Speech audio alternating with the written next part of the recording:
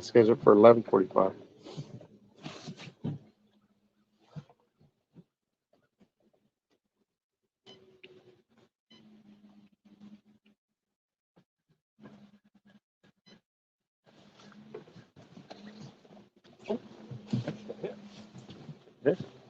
Yeah, on this rock. I heard it and turned around and it was still moving a little bit.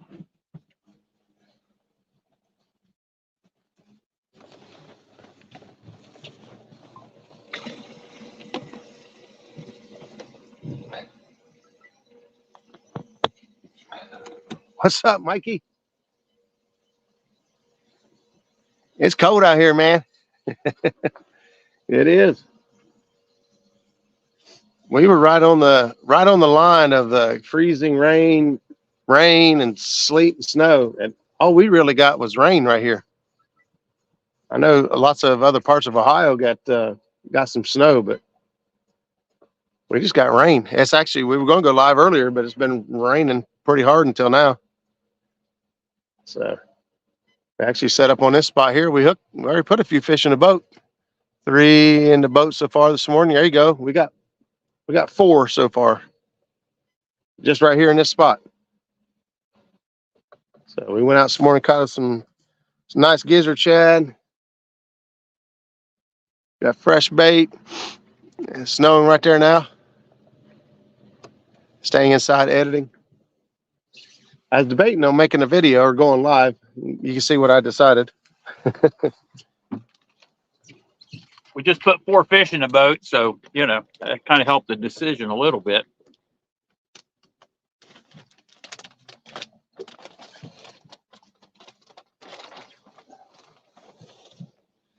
Whew. It is cold this morning, though. I'll tell you that. Took an hour to get enough shad for today and tomorrow. I don't think it's quite took us an hour, but once we found them, it was over. But it took some hunting to get them figured out. What's up, Jeremy? Creole cat fishing. So we had like a flurry of activity right here. We was talking about going live, and the next thing we know, all the rods were getting hit. And we're like, hey, let's just go live. This could be fun. Put 3 fish in the boat immediately and hit the go live button, and nothing's happening. You all know how that works.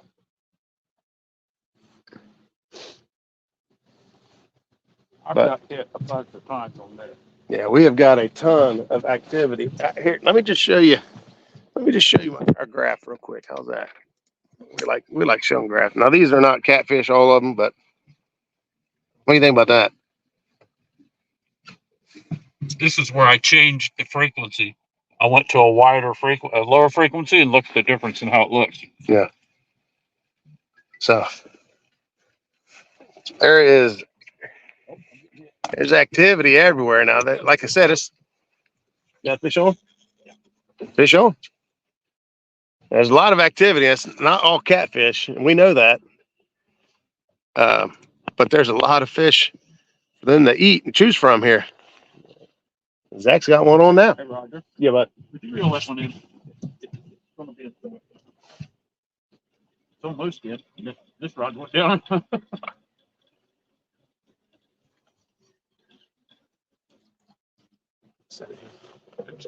Price that bait on. Very.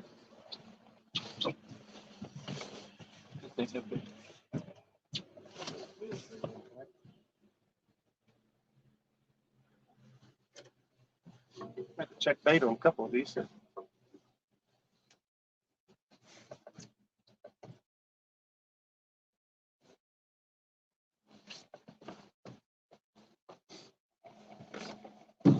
Mikey, if you're out there and you want to jump in here, we can go live together. Unless you're shooting video.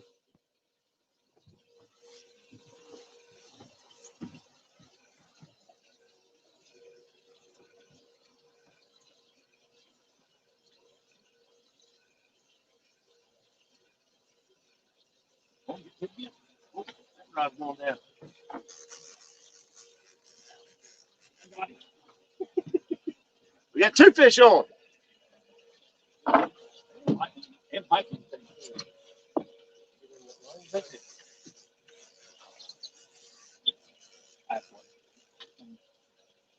Never mind, false alarm. Got the lines crossed.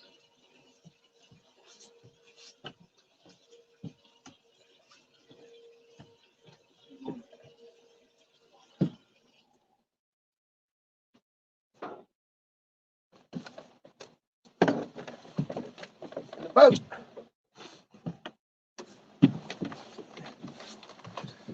Let's see if you go. Yeah, you guys can see it good.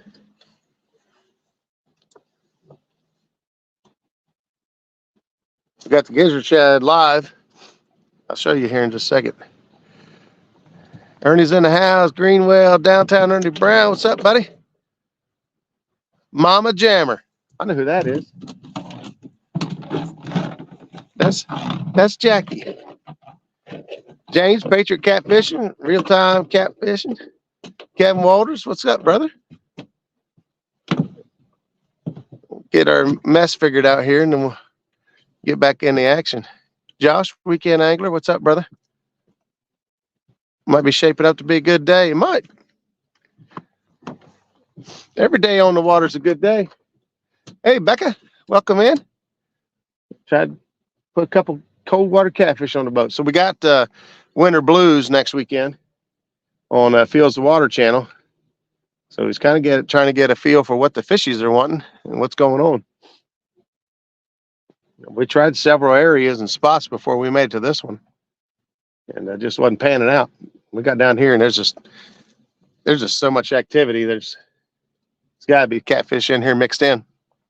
Brandon's Outdoor Adventure. What's going on, Steve Mosley? Welcome in. Do you know why the current gauge isn't working at Greenup? I have no idea, but I wish it was. It's been like that for almost a week. Yeah, over a week. Is it over a week? Yeah, it's been like, I think it's the third week. Oh, really? I don't think it's been that long, has it? Before the Christmas break. Yeah, I don't know what's going on with it. We've got some scouting to do over the next few weekends. There you go.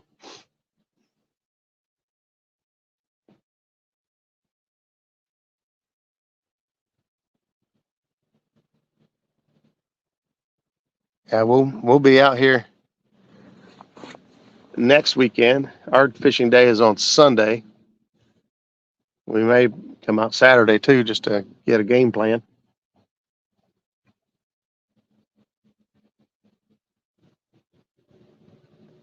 Well, this is my first fishing trip of the year. Zach actually started out the new year on his birthday, which was New Year's Day, hammering some fish. He had a really good day.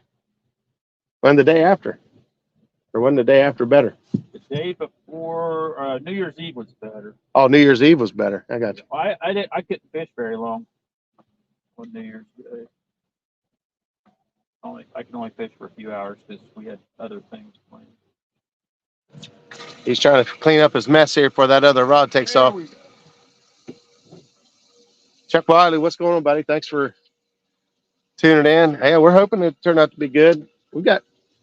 That's fish number 5 for the day so far. And it's only been since we set on this anchor because, like I said, all the other spots didn't pan out.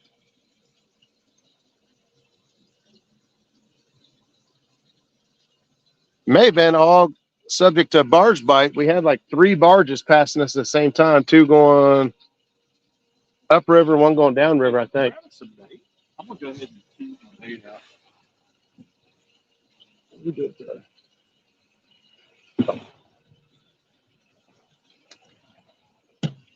You win, Mr. Please.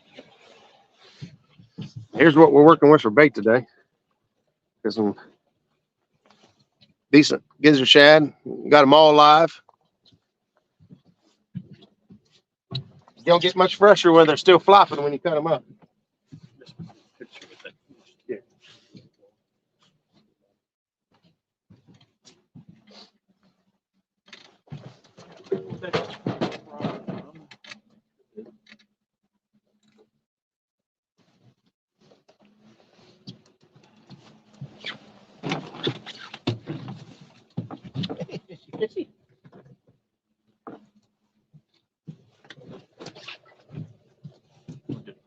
Yeah. Snap a quick picture of this guy here and show you guys at home. I don't know why There you it. You know, big and probably 9 or 10. We'll take them. We'll take all of them like that today if we have to. Let them go. Let them grow. Come back and see us later. Uh-oh. Oh, you're in that line. I seen that rod going down. I was like, what?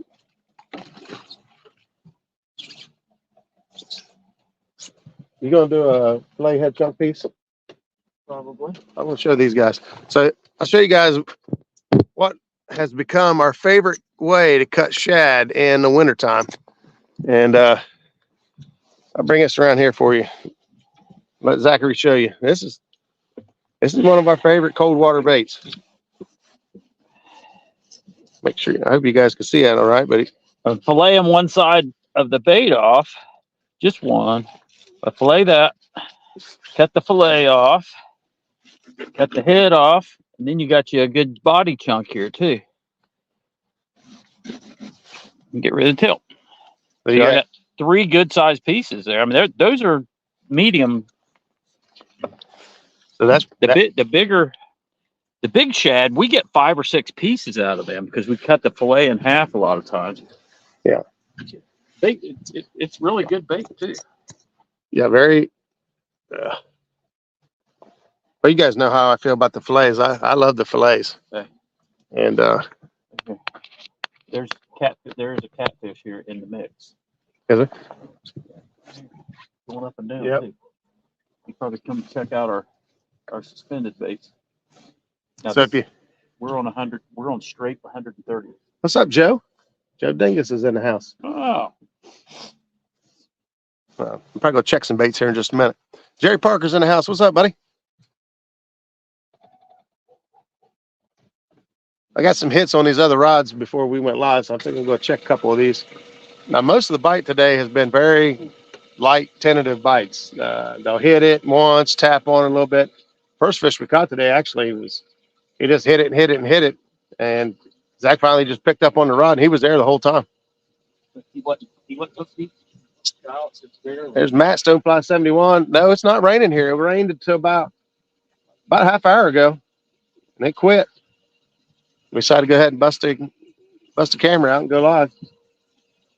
But we had pretty good steady rain all morning. We had to catch bait in the rain, scout in the rain, fished a couple spots in the rain. Had to bust out the buddy heater to get our feeling back in our fingers. It was rough this morning. Cold and wet, not good. Please hit the thumb. Thanks, James. Appreciate that. We have a couple inches of snow here. Wow. I know even northern parts of Ohio, where Jackie's at and the kids, they're sending me pictures and videos out there and playing in the snow. And we had a couple mixed pieces of ice, sleet in with the rain this morning or this afternoon so far, but no snow. You look on the hill, I don't know if you can see it, but clear back on the hills back behind us there. Now they're covered frosted tips. They got some ice and snow on them. But I don't know how many 100 feet, 200 feet elevation. we're going to Check these other rods. Wait.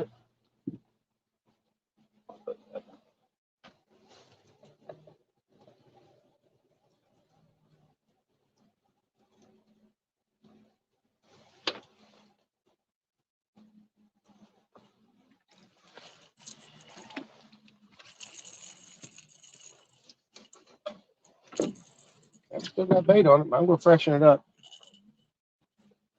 We Got plenty of bait. Lots of bait.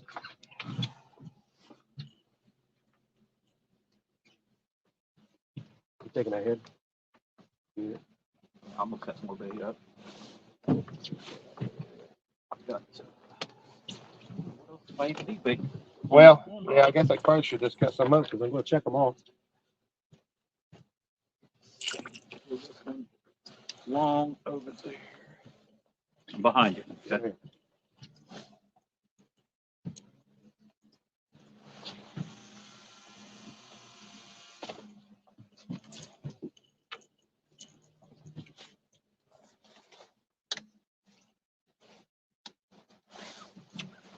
Running a mixture of, like Santee rigs and double Kentucky rigs.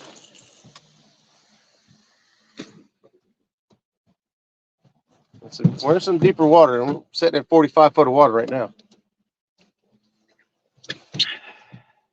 Chad tunes in. He knows this spot. I brought him here for some challenge. I don't remember what challenge it was. I think it was me and Chad versus J Dog and Norm, if you guys remember back that far.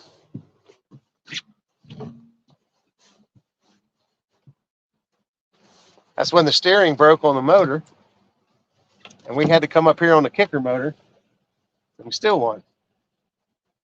Believe it or not, that was 2021, and my steering cable locked up again. I've got the steering cable out of my boat right now. It's down. There's a rod right behind you.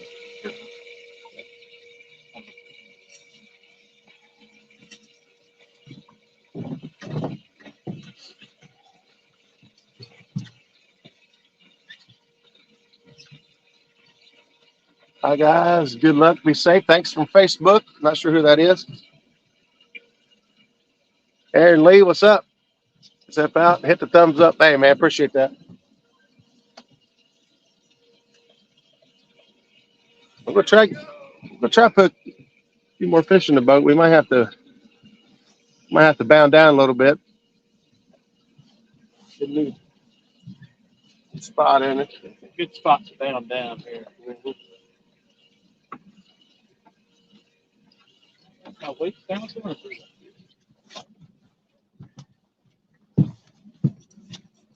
the other.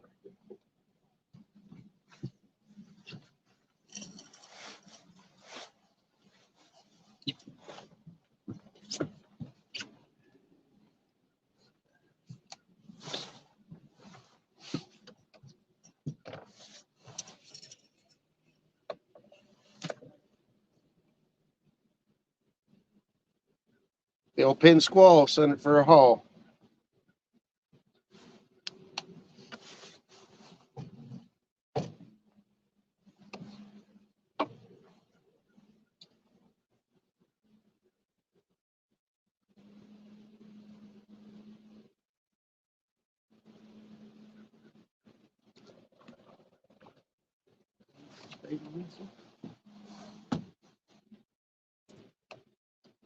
Yeah, change the frequency on that on our 2D. Yeah. And it just changes the way it looks completely. Everything's thicker, you know, all that stuff. It's straight 130.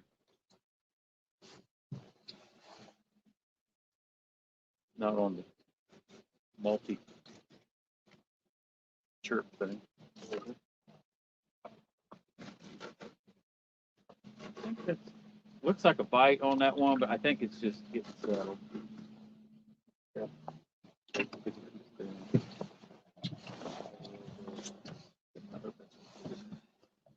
hope it's a fish. I hope.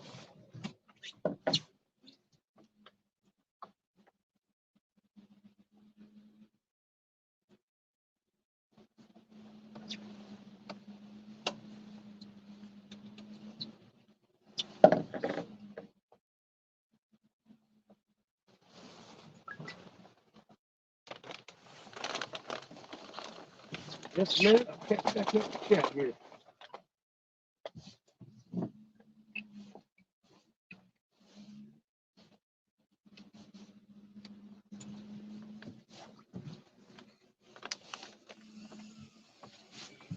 Jack links, hot and spicy, or sweet and spicy, sweet and hot. Sweet and hot. Sweet and hot is what it says. It's pretty good. First time I ever had it. Let me try a piece of that. It's not hot until it's like the aftertaste. After you done swallowed it, then it's a little bit spicy in your mouth. It's really good with shad scales. Yep, river lettuce. A little bit of river lettuce with it.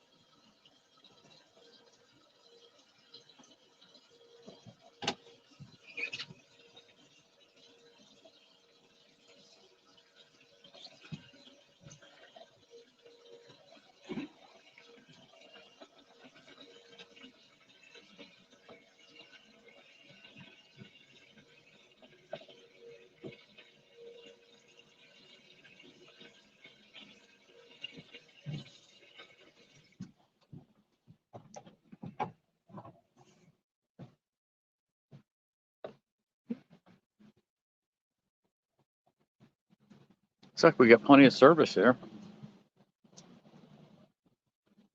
Yeah, for some reason I thought it was spotty service here. I did too. I didn't think it was that strong anyway.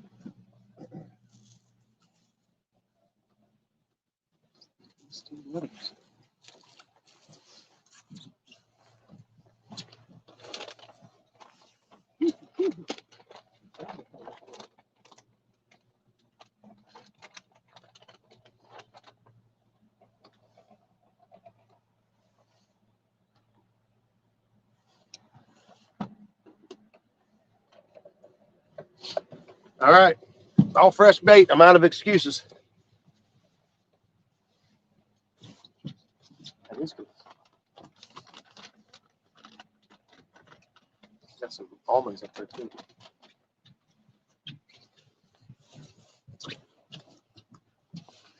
River Junkies, what's going on? Fishing with the squirrel. What's up, buddy? Man, we got 47 people in here. Well, hopefully everybody's safe and warm. A lot of crazy storms. Oh, yeah. Or it could be a stick on line. It could. It's awfully consistent. I did see a telescope go by. Yeah, it's on this one. It's on right there. I was gonna say, I don't see it. Went underwater. Did it? Yeah. Got a couple sticks in the rod. Hey, there's Skip Stewart, Clearview Outdoors. What's up, buddy?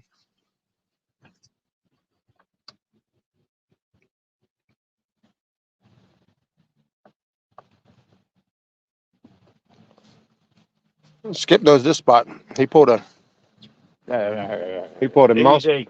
He pulled a monster out of here. Actually, he Easy. pulled two monsters out of here. Easy.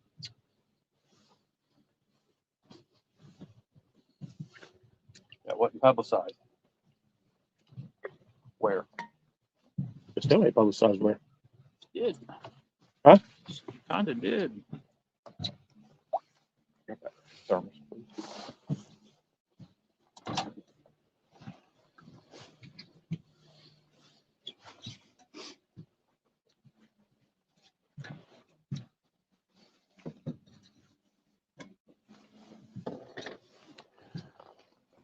Got bait.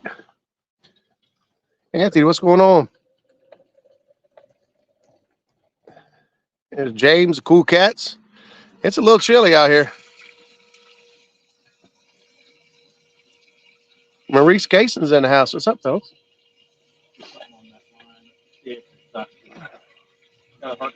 Donald Knight Sr.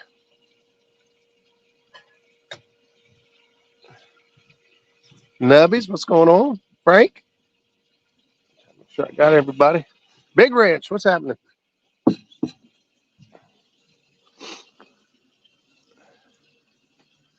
Got you on the big screen while I clean up some today. That's how I like doing it. That's exactly what I do. I turn it on the TV. I turn the volume up. And I wait for somebody to yell fish on. There's some of these channels now are got bells and cowbells and gongs going off.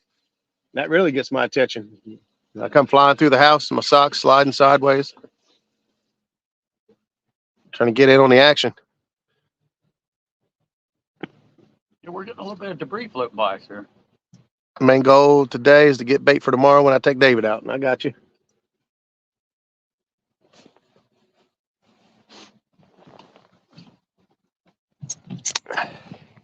Here's our bait situation. We got a few little guys down there not doing so well, but because we got so many in there, but you can see all the big ones in there. It's good lively bait. You don't get much fresher than that when you come to cut bait.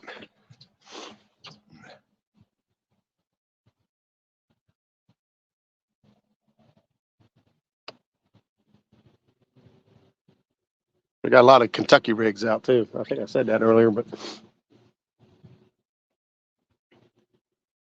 I think I've only got one 3-way rig out. oh really? I've got it mixed. I got 6 rods out. I got 3 Kentucky rods and 3-way rigs. I've been running mostly 3-way rigs now because it's just easier. You get hung up and break off your weight, and Get everything else back.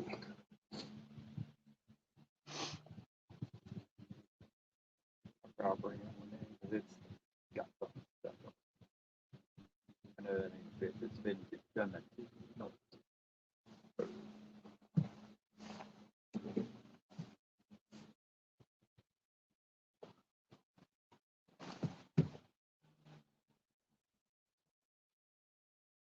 We got high hopes today, I'll tell you that. We don't have 101-pound hopes. We're not down in Tennessee. Is that a stick or? It was wrapped around. Oh, I got you. Down there, it was wrapped around something. Buckman 22, man. 3 inches of snow already. Man. Good luck. I'm heading to the house. Goal was complete. Get bait first tomorrow. Stay tuned on the way home. Hey, thanks. Thanks, Mikey. Buckman said they got 3 inches of snow.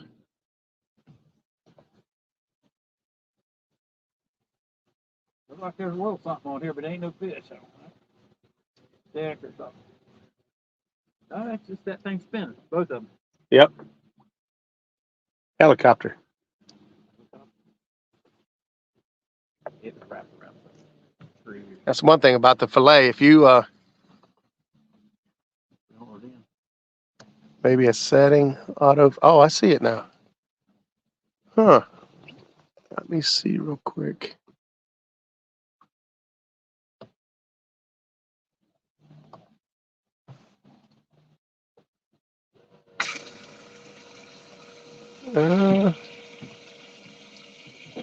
Doesn't give me any options there.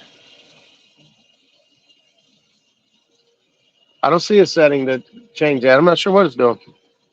It's probably because I'm staying so close. It keeps wanting to focus on me and then back to, if I keep my big head out of the way, I bet it does better. I think that might have been it.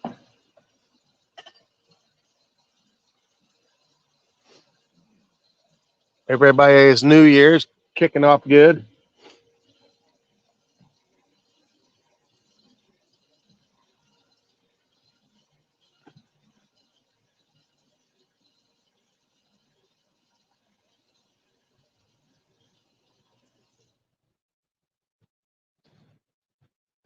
Staying threes in the house.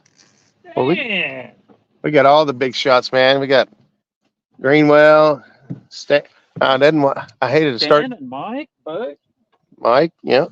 got some high-ranking fellers on there. And up for some Golden Whisker nominations.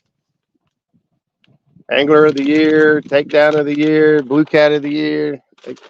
I can't remember them all, so I don't want to try to. I'll leave somebody out and hurt somebody's feelings. Uh-huh. Oh, yeah.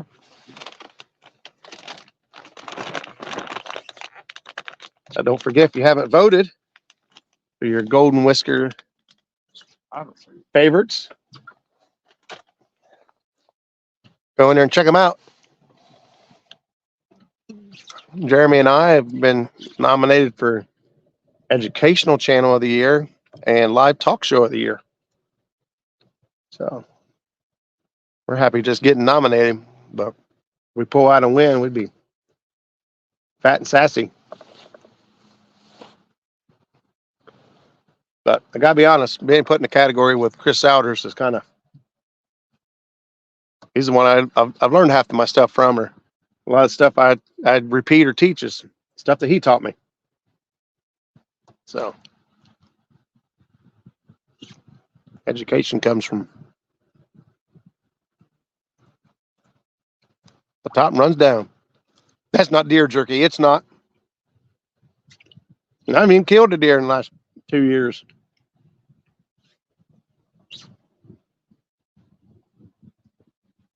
I keep telling myself I'm going to get back after it, but I can't step fishing long enough.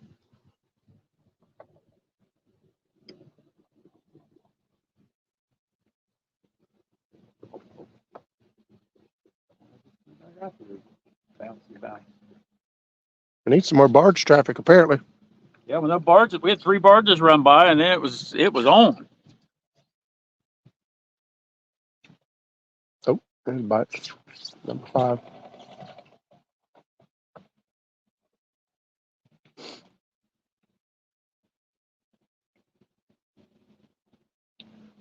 Like I said, most of the bites. The shizzle's in the house. What's going on? Most bites have been real light taps, and eventually hang on to it too long and get hooked. But we did have 2 takedowns. I had one just he dropped it and went balls to the walls the whole time. Even got into the boat. I actually thought he was a striper for a minute because he was went upstream with it before he even reeled down on him. running all over the place. I thought for sure I got a striper. It wasn't like just a rowdy blue cat for the wintertime. I usually cold to chill them out just a little bit. Pontoon Jody's in the house. She's offering bait up. She's offering bait to Fashizzle.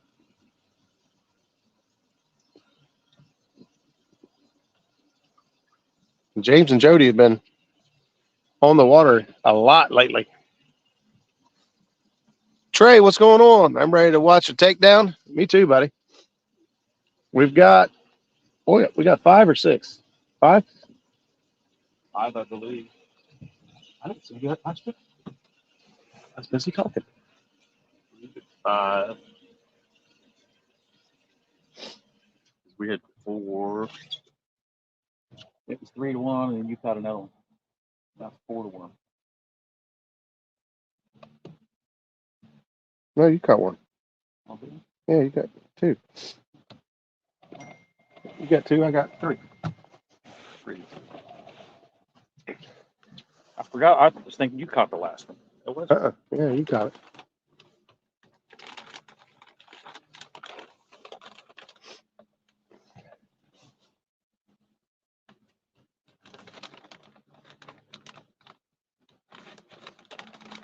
I'm getting hungry. I'm ready for lunch. Up. Sorry? Oh, I got. It's after 12 o'clock. We haven't ate yet. Is it 12 o'clock? 12:18. What you're saying is It's time for lunch. it's lunchtime. You guys didn't think he was going to tune into a live stream and not get some food, did you? Got some pork grinds here too. Barbecue pork grinds.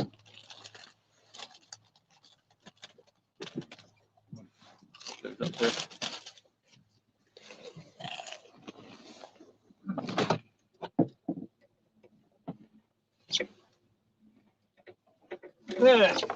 Let's see.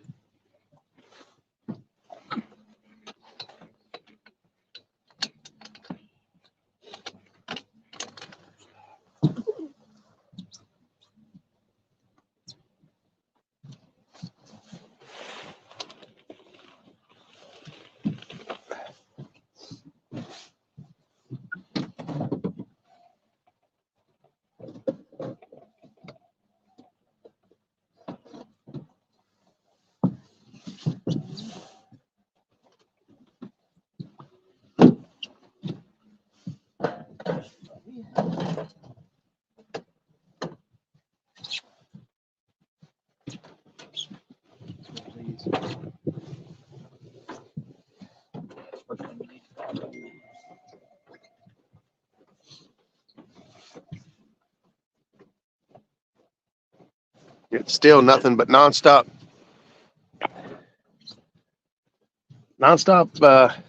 fish underneath the boat. I do have one where I was suspended, thinking that whatever these fish are underneath of us, that catfish and mix in there, looking for an easy meal.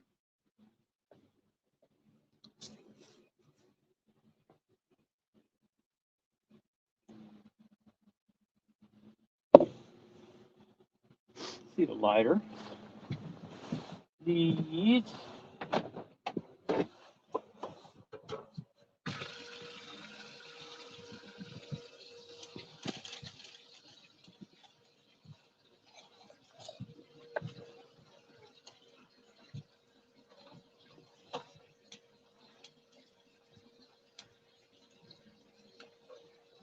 We got some ham steaks for the grill today.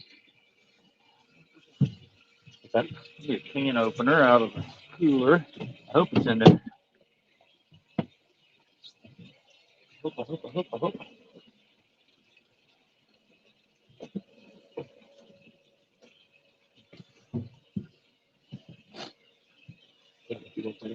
Sure. It's probably not even gonna fit all. I have to put it in the microwave. Well, I left it on defrost for a little bit. Twisted tackle. Any fish yet? Yeah, we've got 5 so far. We caught 4 before the live stream started, and then 1 after the live stream started. But we had pouring down rain this morning down here, so I think we'll try to get the camera out and wet. So we'll wait for the rain to quit. And as soon as we turn the camera on, the fish activity went down. The curse of the camera, they say. They're going to have to get over it, though. We got fish to catch next weekend live.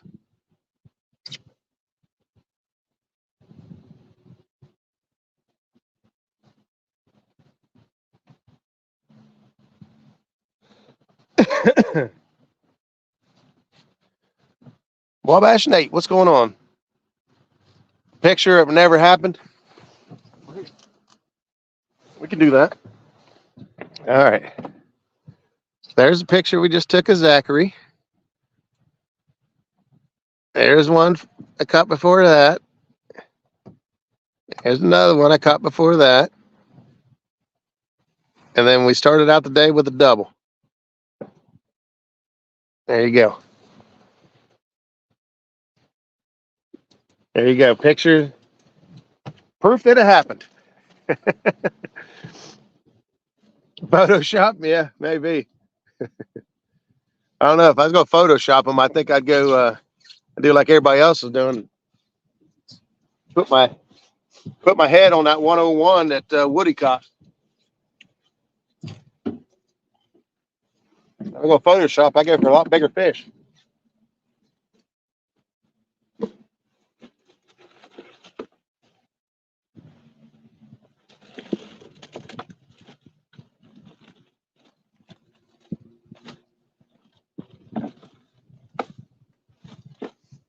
The most aggressive one was the biggest one, wasn't it? Or was it not? I can't remember. I can't either. Two ways about that. Crazy upset. Jerry says had an inch of snow here. It's melting, so going to make it interesting getting to the spot. Uh-oh. All right. Don't do like Danny and get stuck in the truck back here in the woods somewhere. It does make for entertaining live television, but not so fun for Danny and his new truck.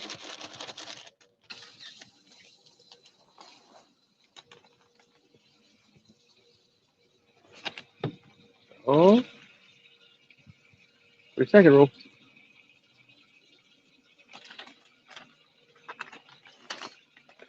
The pork rinds there behind you if you want to.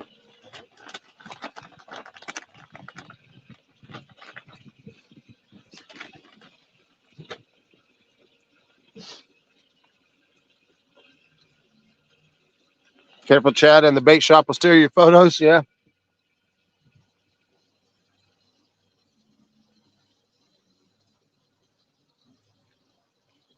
Chad's been catching his own fish now. You don't need to steal my photos. Danny, what's up? Hey, Brandon. What's Cadillac? And that's good. I like that one.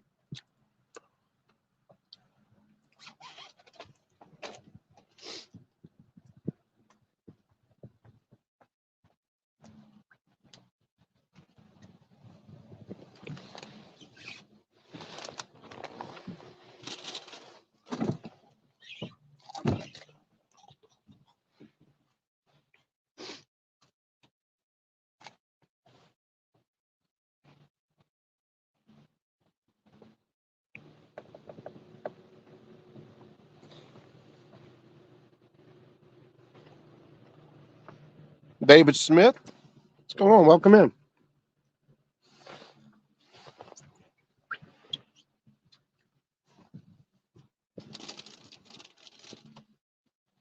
Grind. Mm-hmm. trying to get back on my diet. So low carb, low sugar, low flavor. Brandon says he's doing his fishing vicariously through y'all, almost back to 100%. I don't know if they'd ever get you back to 100%, but that's good to hear that you're doing better. You need to get it together. We got some fishing to do.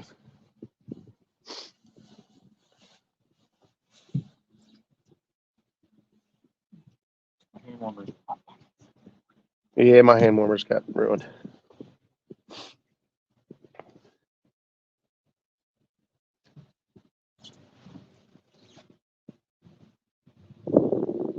There's Freddie, FOA Customs and Gear.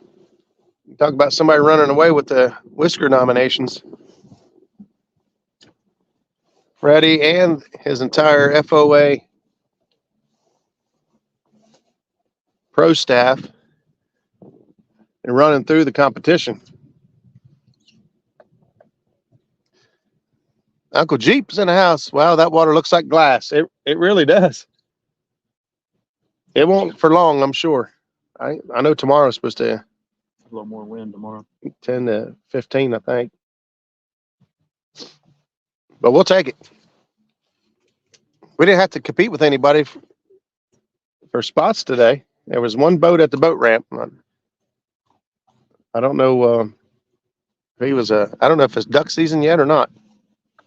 Usually this time of year, the only competition at the ramps is a couple other hardcore cat fishermen and duck hunters.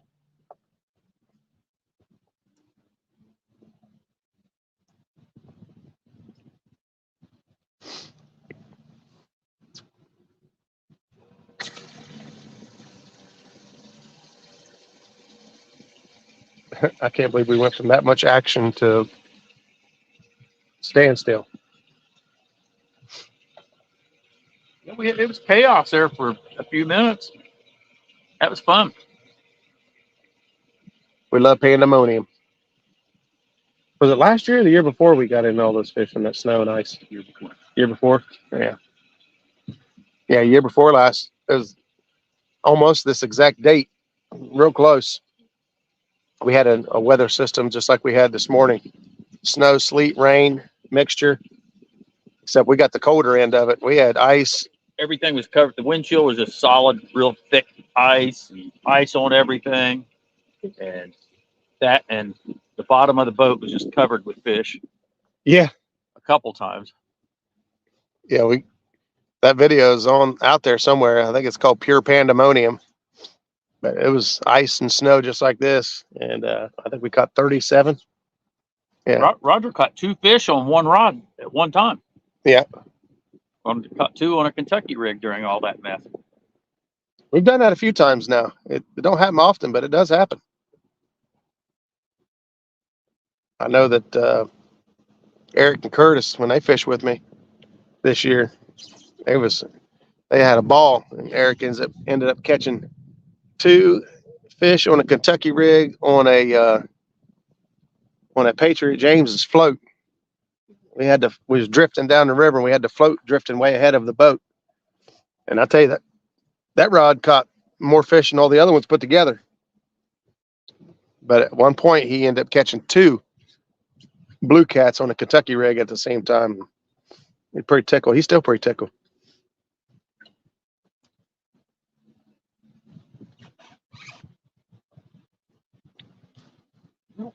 Put the ham on. Michael Williams, what's going on? Thanks for stopping in. There's my brother, Dreadneck Outdoors. What's up, buddy? It's a cold, chilly morning.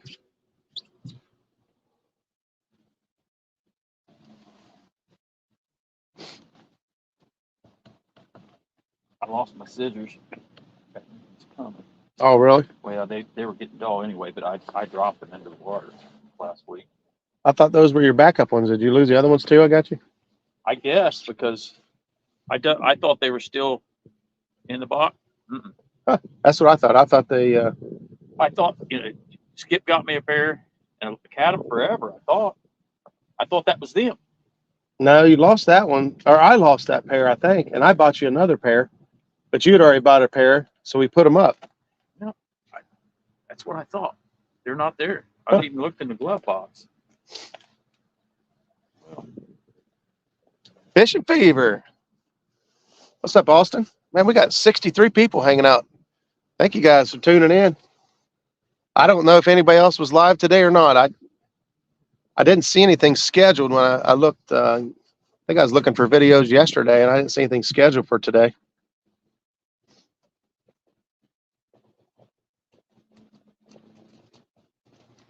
The goal was to try to do some more live streams this year and start putting out some production videos. I'm not going to promise a weekly deal because I know myself better than that. I'm not going to lie to you. But try to kick out some production videos that are fun to watch. The live streams, you know, for the most part, I think everyone's about the same. The live stream, they're great to watch live, but most people aren't going to go back and watch a 3-hour live stream after the fact. Unless you just do a 1 hour live stream. Well, yeah, unless you just do 1 hour live streams. But Limited. It's a little different. And I went back and watched what Chris Souders. He usually does an hour and 15 minutes. Yeah. I've missed his before. I went back and watched the whole thing. Yeah. Because he just does it different. That's all. Oh, Not good or bad. It's just different. no, he definitely does a good job. Oh yeah. A lot of information. Amazing. If we don't get a fish by the time we eat, it's definitely, it's already time to move, but we've done committed to fixing lunch. If we don't really want to move and have that, we could, We could, but then because we're just going to go straight back, I guess. I guess we could. We'll just move back to where those trees are sticking up. You know, the little stump field. Yeah. We move back to about there, and pretty much almost back. Production videos allow me to fish where and when I want. That's the biggest positive. Don't have to worry about cell service. Yeah, that's a great point. Austin, Fishing Fever. Fishes up there on the James. We actually passed him fishing the James last year. We just didn't realize who he was. A lot of people listen to the live streams at work that was aired earlier in the week. That's true. They're like a podcast. They'll just check it out. Jeep says, why is you have to go live right when I was about to leave the house for groceries? Did you? Yeah. Real time catfish. John Parker's in the house. We just got bit. As soon as we mentioned moving, we get bit.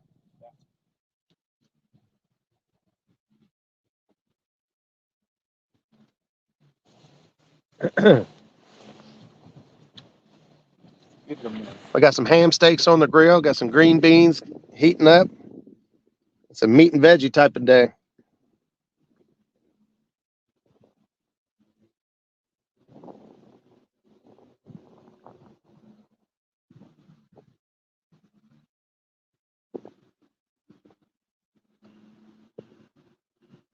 We need some live action.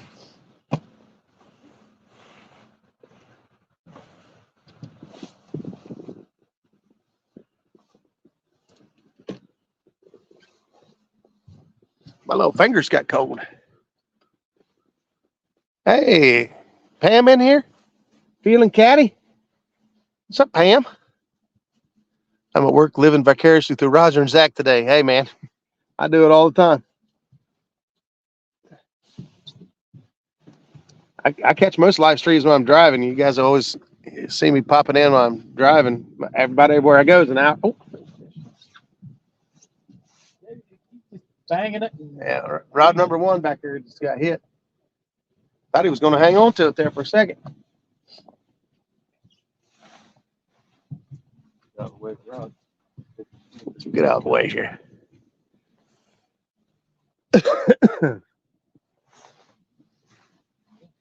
ready to roll up, ready to move back, and Yeah, as soon as we get hit twice.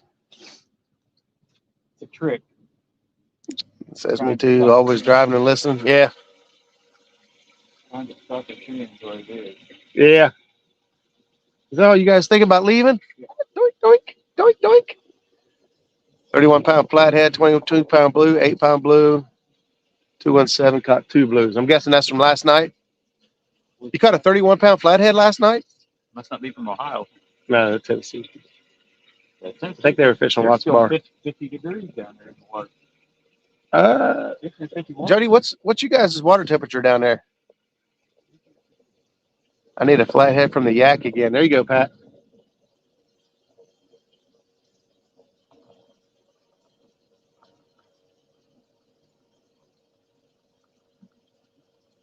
A lot of the bites today have been just like that there. I don't know if you guys even saw it, but just a couple real quick hits, and that's it.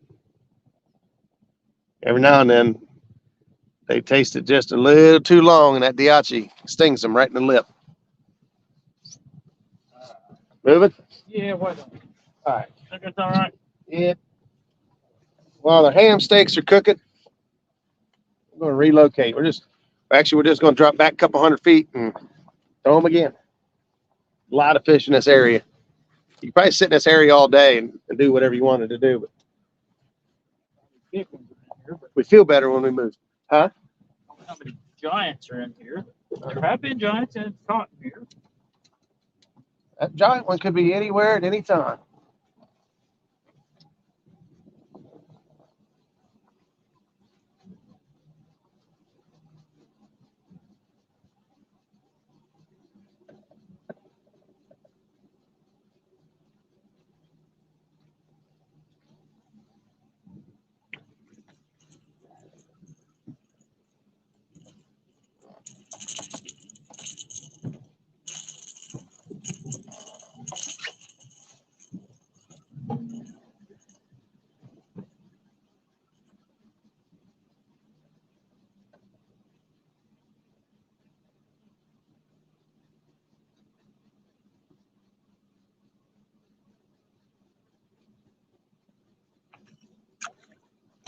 Baitless. Got me on this one.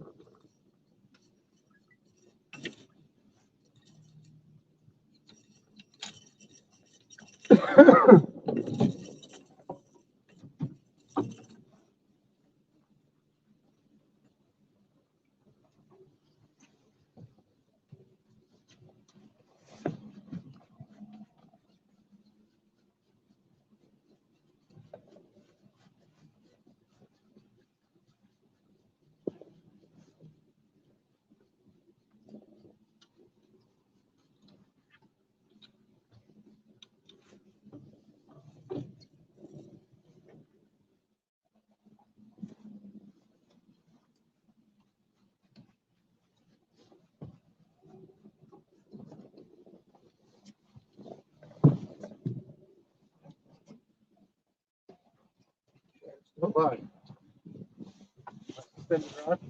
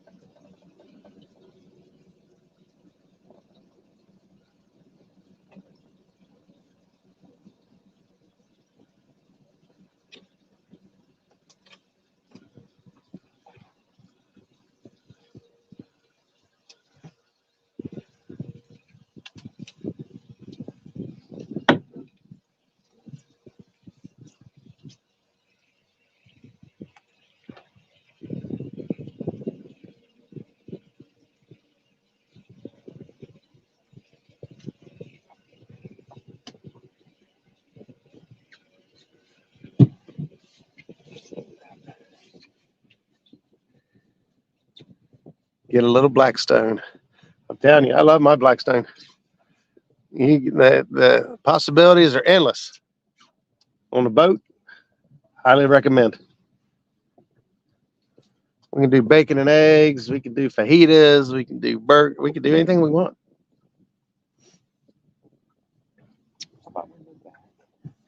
Now, if you got a regular grill like what Zach's got, a trick we use sometimes is we'll bring a cookie sheet with us, like if we're wanting to cook bacon or eggs or something, and put that cookie sheet on the grill, and we'll cook our bacon and eggs on it.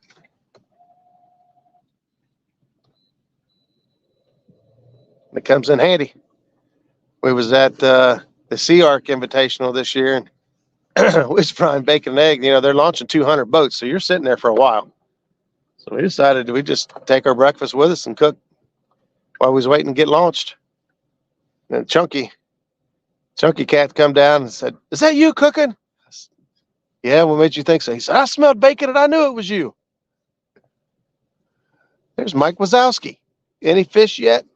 We've got 5 fish for the day. I think we've only caught 1 on live stream.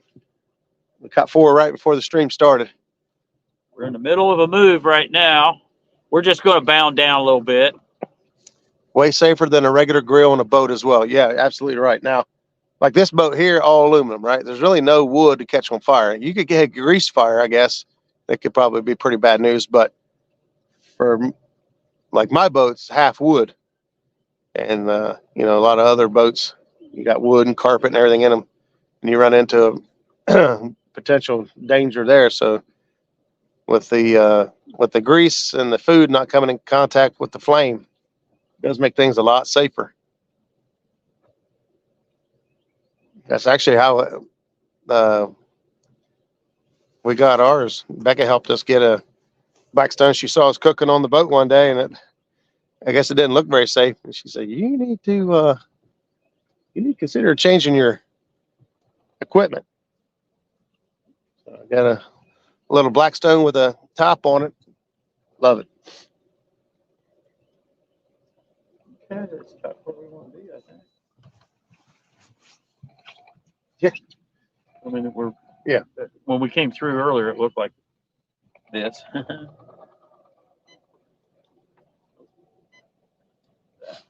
All right, Captain Morgan, what's going on? What is your PB catfish?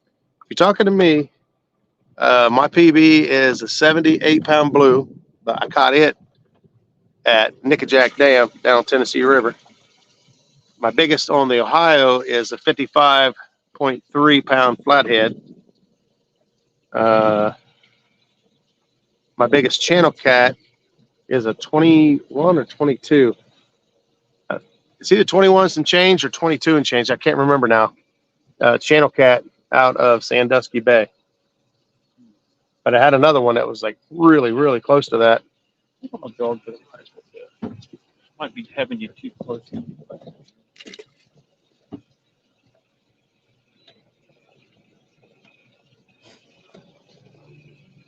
On that flow right there. I just thought it would be too close, Yeah. too shallow over there. You know what I mean? For you, for where you're throwing your rods and stuff.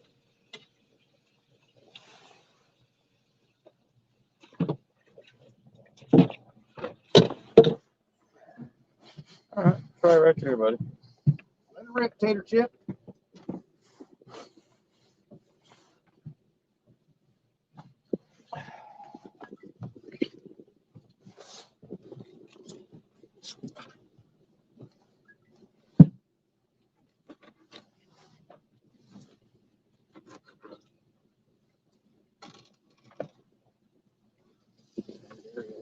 Huh? I'm Hungarian. Hey,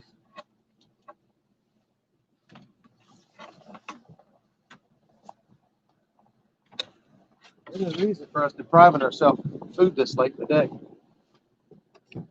there's no reason for that.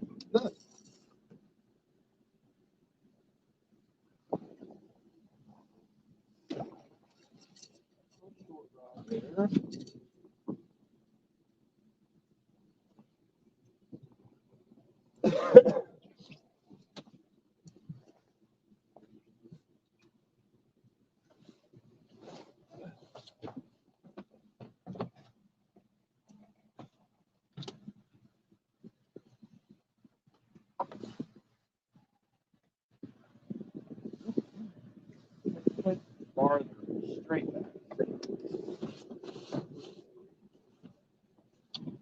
You need to swing back.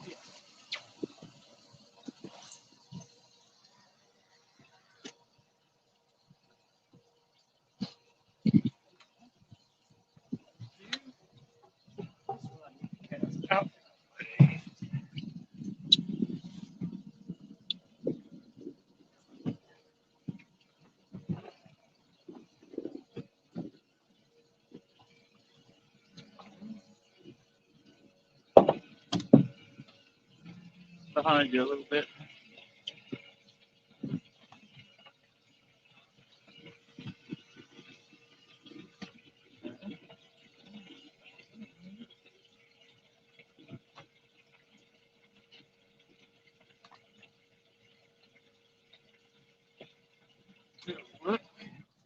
And we gotta get a swing rod out there.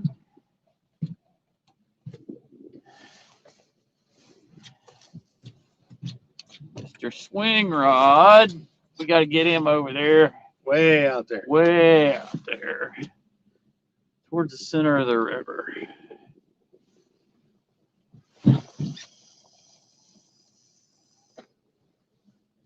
Medium heavy. 10-ounce weight. Yeah. Really don't want to break it. Chili. Brian B, what's up, buddy? Does anyone know the size of the weights they are using? We are using 8 and 10 ounce coin sinkers. Rods I'm throwing back behind the boat using 8s, and the ones I'm kind of throwing over to the sides on where there's more current against it and everything, I'm using 10s. Yep, same here. Suspended 10. Same. These ones out to the side, I'm throwing over to the right. They got 10s on. Although in this situation, there isn't any current over there. Hardly any. That's just how I normally do it.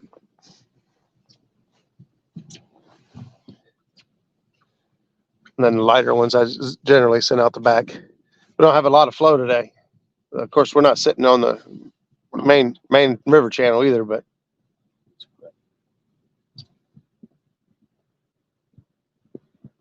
Where I want to go after this. the river's been falling a lot this week. I think it went down 8 feet. What was it, 16 and a half this morning? Yeah. It was 24, 24 last week. 7.5 to 8. Yeah, it dropped 7.5 to 8 feet this week.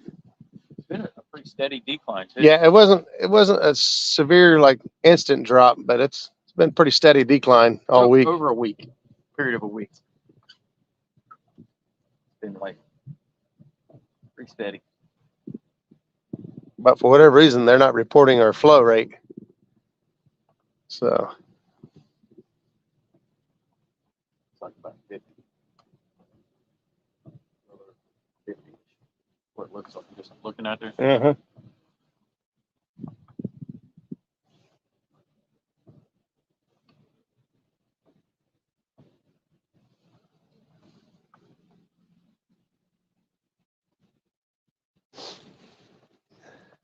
Eddie Gross is in the house. Got to run, swarp some hogs, and stay safe. What do you got it? Pontoon Jody just dropped a video. 22-pound blue cat showed up on my screen. Skip says I'm back. Got you on the big screen, almost like I'm in the boat with you. I wish.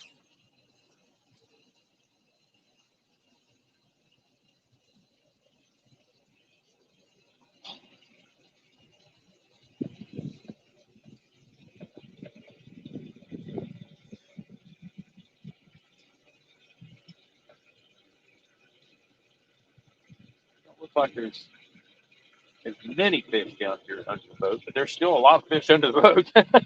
Yeah. Not quite. They come and go. Mm-hmm. They're swimming.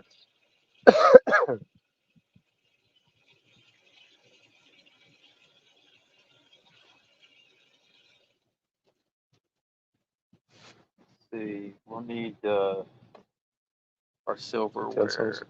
It's in a bag. Some napkin. 2 knives in there. That's only got 1 knife. Is there another knife in another bag? We might have to share a knife. Yes. We don't have to wash as many knives that way or something. I don't know. Just cut one, then cut the other. I had to start putting shorts out. Sponsors like that. Yeah. That's good. You got to keep people happy. People want to know what you're doing, what you're up to. It's your squirrel. I hear a squirrel over there yelling at somebody. I haven't announced it yet to everybody, but I guess since how you're all here, Good time to do it. you guys can keep a secret, can't you? Dude, secret is it? 59 of my closest friends. No, it's not a secret. But I was picked up with Chris Souders for Slunger Cat Outdoors. And so I'm going to be working with Chris on helping his brand and supporting his cause and his dream. Couldn't think of a better guy to back up than Chris. But you guys will see some more stuff coming from Slunger Cat Outdoors from me. And you can get a little discount code to share with you. We got fish? We got a fish? Fish. He hit it more than once. He hit it twice. He's still hitting it. He's still hitting it. He just ain't committing to it. Let's turn you a little bit, see if we can get this rod here to go now. We're looking at this rod right here. That's the rod we're looking at right there. We smacked it a couple times, but we've had a lot of that today, so we won't get too excited. But yeah, we'll be putting some stuff out for Slunger Cat Outdoors. You guys will get a discount code of Muskrat 10 to save you 10%. And a lot of people don't realize that he's doing terminal tackle and basically all the gear that has got him successful to where he's at right now. So is products that he believes in and has been using is what he's selling. He's pre-tying rigs that what he uses and the equipment that he's used all these years to. I don't think he ties anything anymore, does he? Doesn't he use the? Oh yeah, no, most of it's crimped. Everything's crimped, I think. Yeah, his rigs are all crimped now, and basically, if you buy anything off his website, it's the exact same thing you get out of his tackle bag if you got on the boat with him. So, pretty excited about all that. Got some cool new swag he came out with. So, Slunger Cat Outdoors.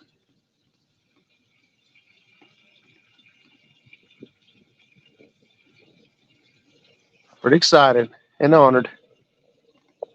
All right, well, that fish, commitment issues. They've been real. I like that a lot today. Thank you, Don. They've been like that a bunch. Not really much.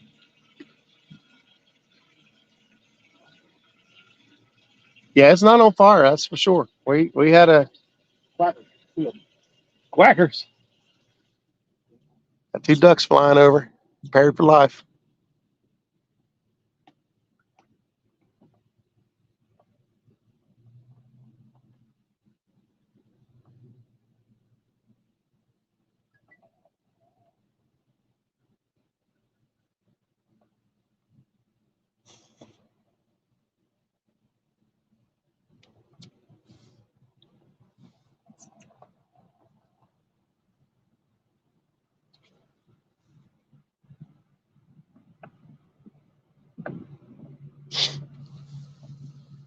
Mosley, I'm back. The kids wanted pancakes for lunch. What did I miss?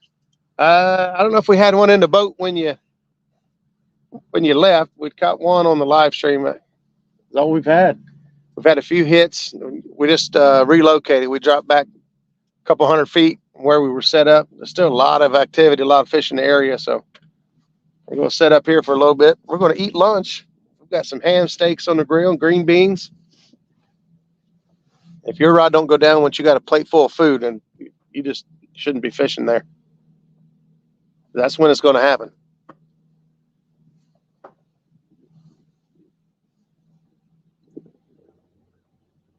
No, I didn't. You said, I know where you want to go next. I don't.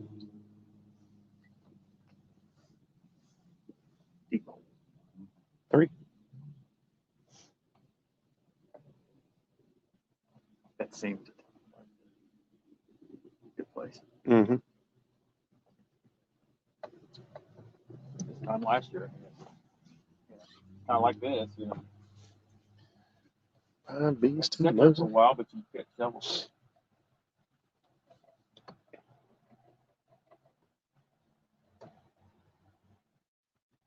The cattle fence is good. That's That's a good time this time of year too. directly across from the cattle fence too. That other bank, that stuff. I remember we had a few really good cold winter days over there. Yeah, Skip and I kind of You guys found it. Yeah. stumbled on that to start with because there's some. We'll go front. Because there's some trees down there. Yeah. We started out this morning looking at creek mouths and current breaks and Not enough current for some of that stuff. Yeah. Now the Kenny Connect should have been relevant. That surprised me. Congrats on working with Chris. He's a solid bro. Yeah. Thank you, Trey. What made you guys anchor up there? Basically, the amount of fish we're seeing. So we marked a lot of fish in the area on side scan, and we marked a ton of bait. So there's basically there's a ton of activity going on right here between the bait fish and other species of fish.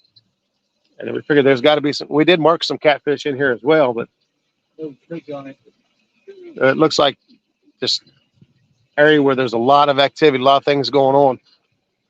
And we put our bait down there in the mix and hopefully get bit. But it worked for a little bit earlier, but not so much since we turned the camera on, to be honest. But honestly, it was just a level of activity. And so underneath the water here, we're in 45 foot of water, and there's trees, stumps, debris. There's stuff everywhere down through here. And there's fish just stacked and scattered all about. So it's good, deep, relevantly deep water to our area here. 45 feet is, we don't get much deeper than that around here. So deep water, lots of activity. Give it a go. Bait, something for the lots of bait. Yeah. So but that's a good question. That's a question I ask a lot of the time.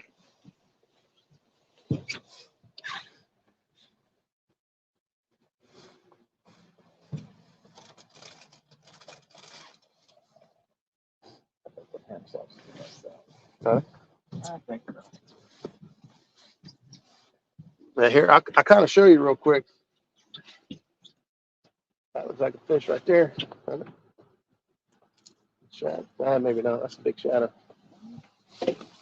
I'll kind of show you real quick what we got on the graph. Some of you guys saw it earlier, but you guys can see here on the down imaging, we've got a lot of fish underneath of us. And we're still marking fish out here on the side. There's a fish there. That may or may not be a fish there, but you can see off to this side here, there's a lot of debris, a lot of stuff landing here. There's some fish scattered in there as well. So we're just continuously seeing marks showing up on the screen as fishing area. Now not all of those are catfish, and we know that, but fish eat fish. So we got down there amongst them.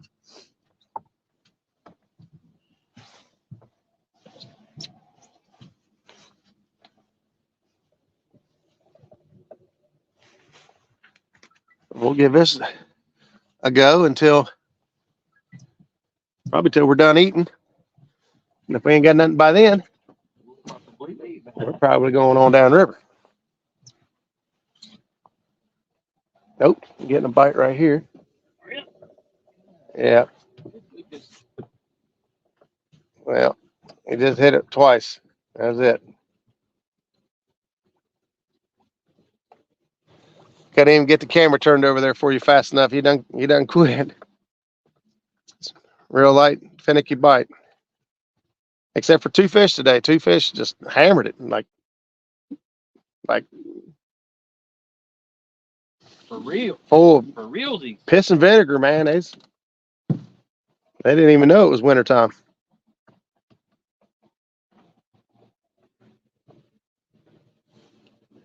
But like Zach said, there's other areas we hit, generally are better in some higher current, better flow. This time of year, our river's normally up several feet from where it is now. It's just we ain't had the rain to keep it full. Jimmy Geiger's in the house, buddy. What's going on, Jimmy? Hope all is well your way. Haven't talked to you for a long time. Had some medical issues. Huh? Had some medical issues here the last few months. Yeah.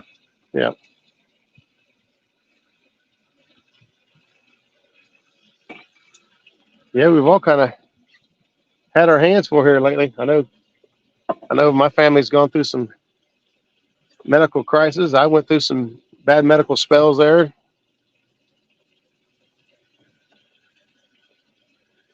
The fish came back and hit it again. I don't know if he's going to commit or not.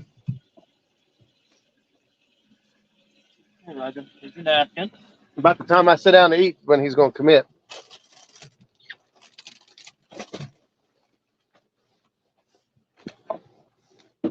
Last we web it.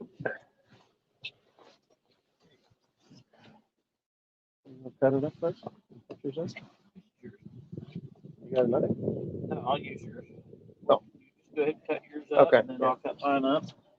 I've been got mine I don't know on the plate. I don't know what you guys call winning or how you guys do boat snacks on your boat, but that's how we do snacks on our boat. What do you think about that? Big old chunk of ham, some green beans. That is going to feel so good going down on this cold, chilly day.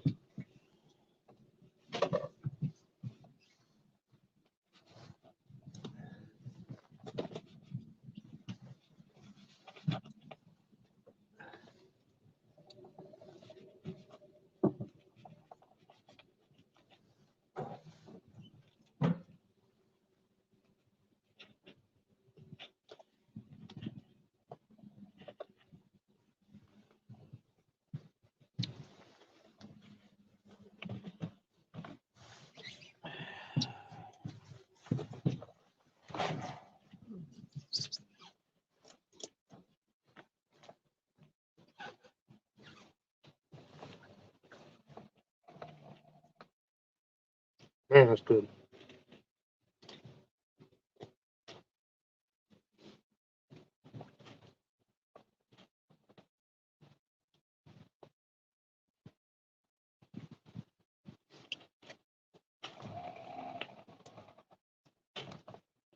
And I know Jeremy wins boat snacks with his boudin or booty or whatever it's called. Okay.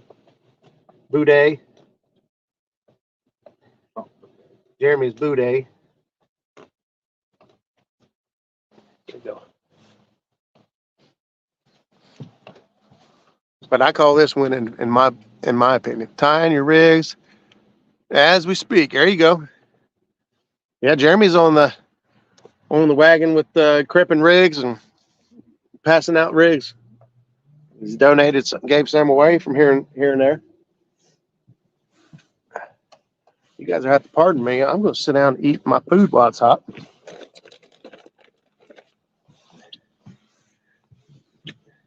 You guys are free to talk amongst yourselves.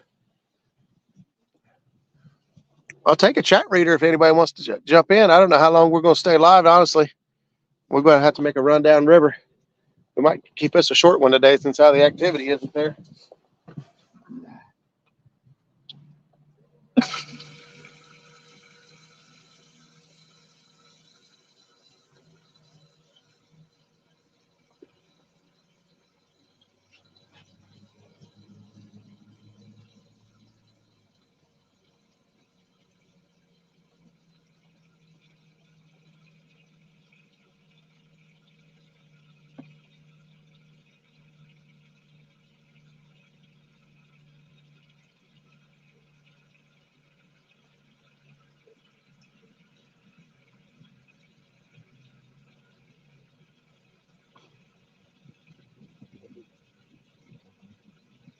24 cents.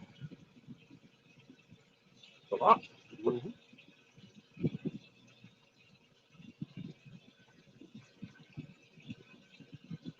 I'll have that on there talking, keeping them entertained. Mhm.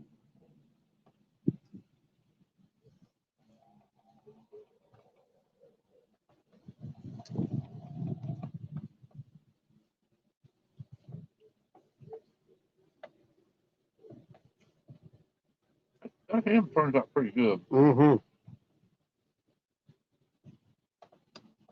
That's real good. They smoke it and slice it and do it and vacuum pack it. You know, serving sizes like that. That's pretty good. I like ham anyway. I like pig, period. Anything Pig, pork. Anything pork, good for me.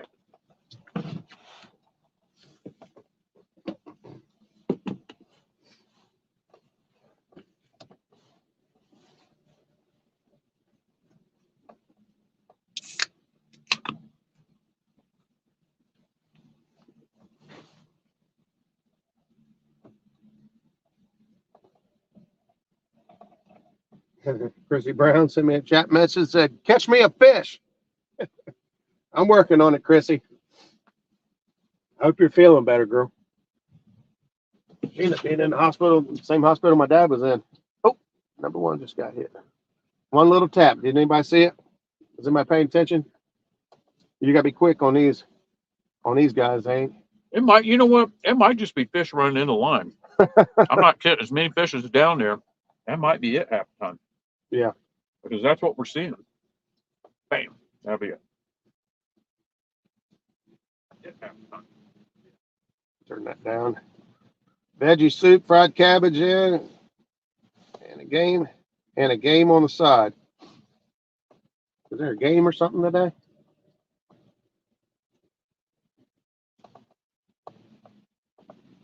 Jackie says we just finished up lunch, but yours looks so good today.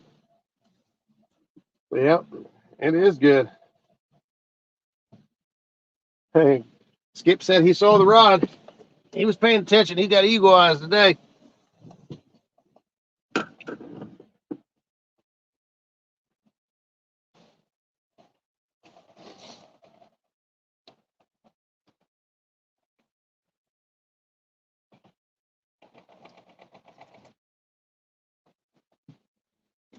Jackie's at home playing in the snow with the kids. We ain't got a single flake of snow down here.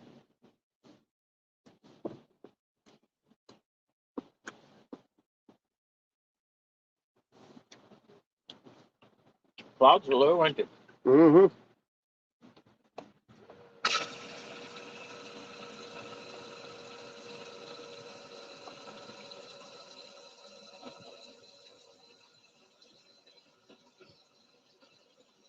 That probably means high pressure or low pressure or something. I don't know which one it is, but probably.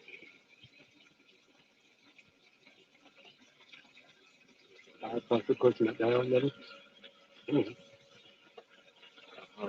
Could be a mix of it. A little bit. You could very easily convince me of that. I have no idea. Well, let's see what the bottom is.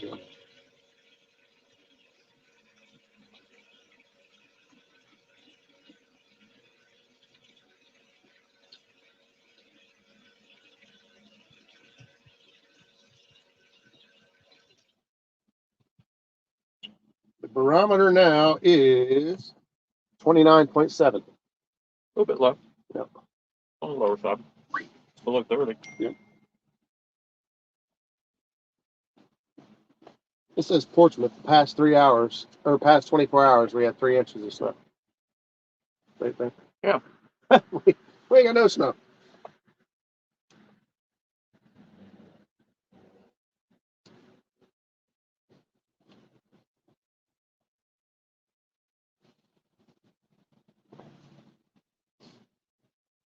Yeah, as soon as we get done eating, we're out of here. Yeah. Kind of. Good. I don't like it. I don't like it when you touch the food. JG Hill says, I think Zach needs to clean that boat up. JG Hill This is how a catfishing boat's supposed to look. That's the time I would spend cleaning it. That's time I could be out on the water. We clean it up every now and then. If it gets stinking real bad and his wife says something about it, we got to clean it. Or if we go to a tournament, we try not to embarrass ourselves. And we'll clean it up a little bit. But outside of that, we only clean it if there's so much slime it's not safe anymore. Yeah, safety is more important than looks. I can tell you that for us.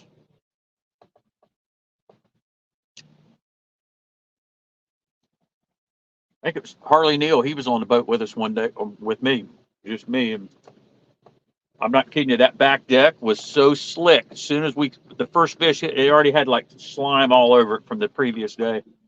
It was so dangerous. We were scared to even stand up there. So we took buckets of water and rinsed the back. And I took my bait towel and scrubbed that off back there just so that you could stand on it safely. That was kind of the extreme, I guess, of how bad it can get.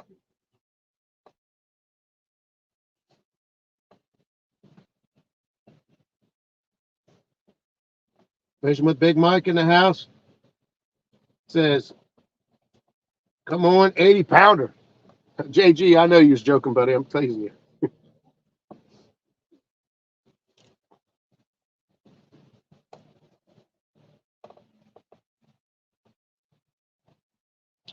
I'd say we need JG Hill in here with the gong for when we catch a fish, but we ain't catching fish. He wouldn't have much to keep him awake, would he? You could just do a couple drum solos just for entertainment. It's pretty good that.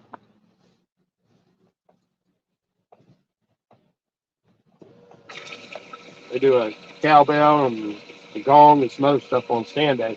JG Hill's been hosting with stand a lot.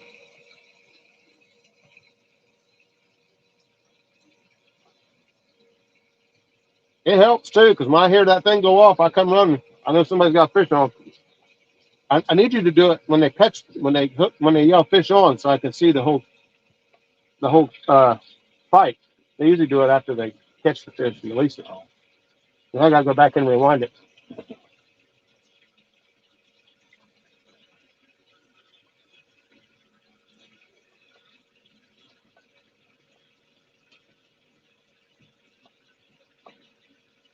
The trouble with that ham is there wasn't enough of it. Yeah. I was like, oh, man,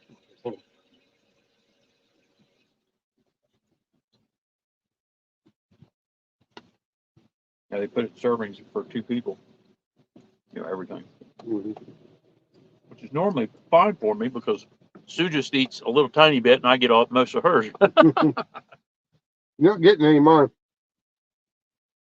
So it don't work out when it's 2 people that really eat a lot. Normal now. I'm spoiled. Oh yeah. All right. All right.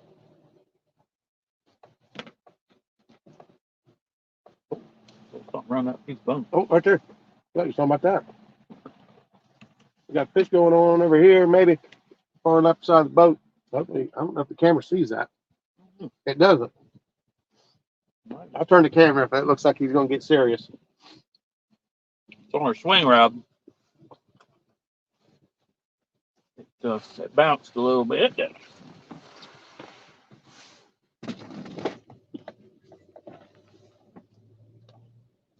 Chum with our straps. Uh-huh. It's good as Peggy is, man. You think them fish like it too. So. Yeah, I'm trying to catch a hog. Maybe feed him some hog. Seen Catfish Dave use pork chops one time, and it worked.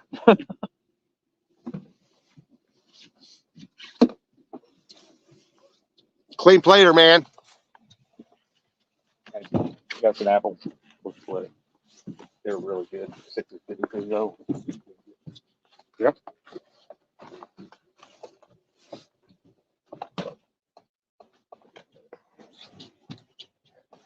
Fishy, fishy. I Dang. left this. Wonder if it might have been where the weight just busted loose and it found Rolled down. Yeah, Possible. because it was, the way his trolling motor moves around a bit.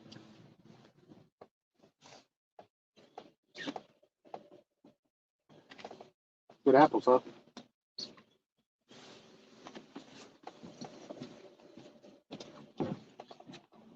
Well, that is good. Mm-hmm. As soon as I bit into it, it had the same consistency it's been having. Takes a second to get the flavor in, but Sampy's in the house. What's up, buddy?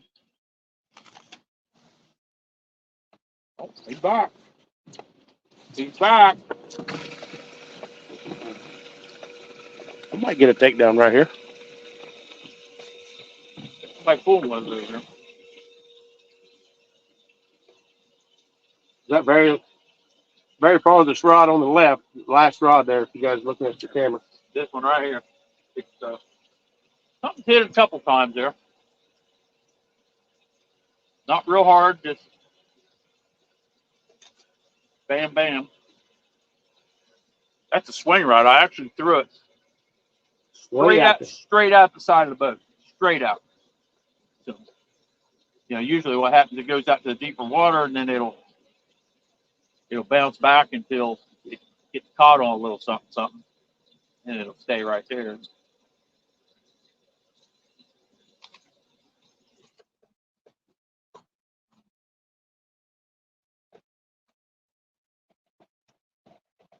That's our swing rod.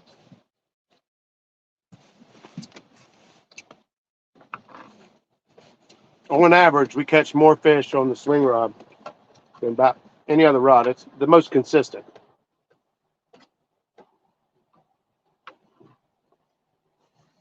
My fish is on too. Yeah, we have. What is that? Is that just the end of the hump or whatever's going on there? This, See how it's got that, and then it looks like, it repeats. Yeah. I think it's because Yeah. as we're swinging, it's in the cone. It's not in the cone. It's in the cone. Whatever it is, I don't know.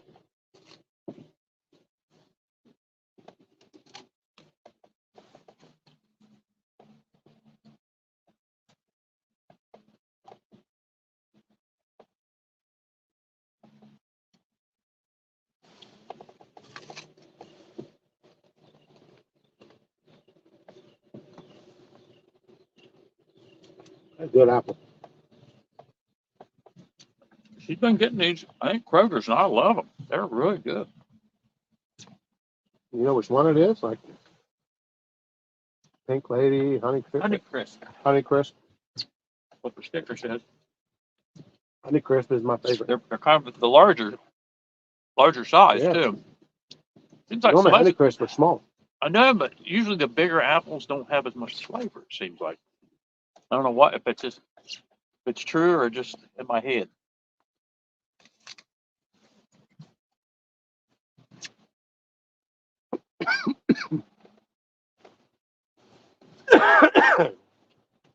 Like a lot of fruit, like the size of it and like the greenery has a lot to do with like a pineapple. You want to buy a pineapple that has the shortest, stubbiest greenery. One that's real tall and real lush and green. All the nutrients, vitamins went into making that green instead of into the fruit. A lot sweeter fruit when it's got short greenery.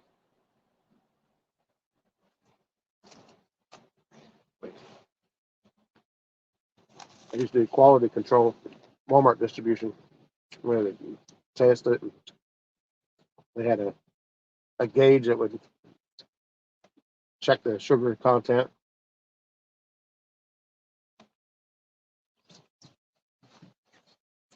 And you got to eat it. Oh, really? Mike Chavez is in the house. What's up, buddy? Mike Chavez. You just missed our grilling. You missed the cooking part of our show. We had some beautiful ham steaks. It's nothing like yours, I can tell you that. When you're on the water, everything tastes better.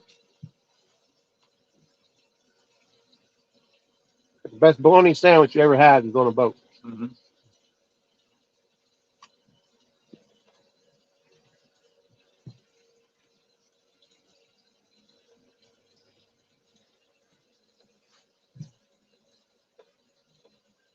Oh, it's just us moving. I think we're moving.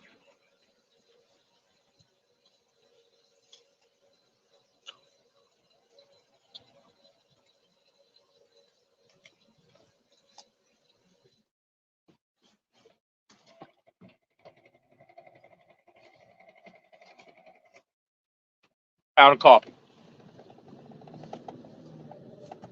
Just about a tragedy. He's out of coffee, guys. I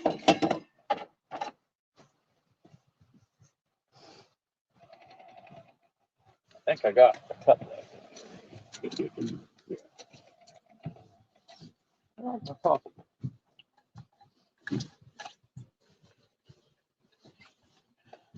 I guess our talk about ham got Ernie and Chrissy hungry. They just put a ham in the oven. At least it's not a bone in the oven. Ooh. What do you think about that, Chrissy? No bun in the oven?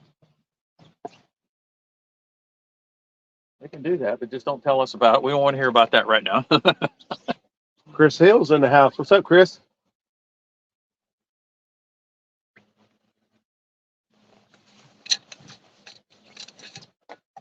Lance McCoo guy. If I didn't say hello earlier, I can't remember if I did or not. He's a Hawaiian something something. Mm-hmm. The name was, that's his name, Hawaiian something.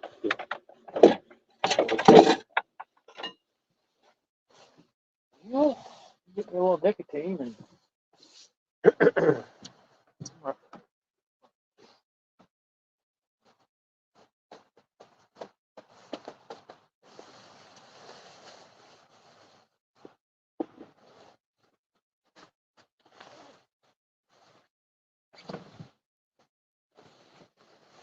Woo! Some food in our bellies. Oh man, the camera's still facing over here. Whoops. How's the weather conditions down there? Light snow here. It's cold. It rained all the way up to about 11:30. yeah, it's pretty miserable up to that point. But now there's hardly any breeze, No. no rain. Pretty good for winter conditions. Yeah. It's nice. I mean, honestly, and we got, of course, we just ate lunch, hot lunch. I always makes you feel better no matter what. Oh yeah, it's like starting the day over. You put something warm in your belly. I mean, you could pack a lunch, go out to fish and eat, and get a cold sandwich or something. But I'm telling you, you put something. Uh-oh. I'm afraid to do this, but there's a rod jiggling over there. Let's see. Number 4 is getting hit. It's still jiggling. It's still jiggling. Hit it more than once. Oh, he's still playing with it. I'm going to sneak up on him. What do you think?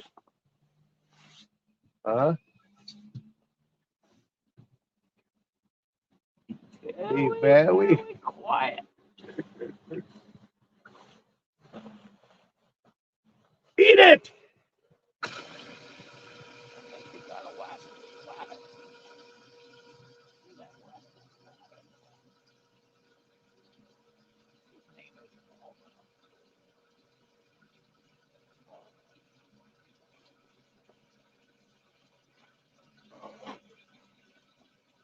Unfortunately, been a lot of bites like that today.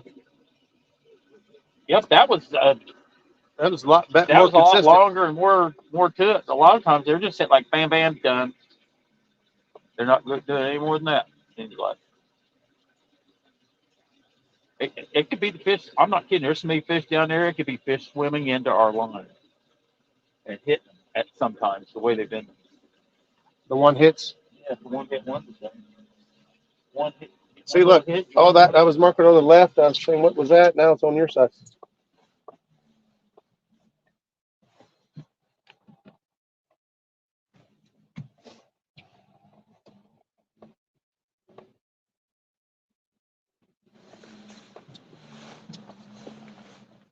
Well, I need to start dinner too. There you go.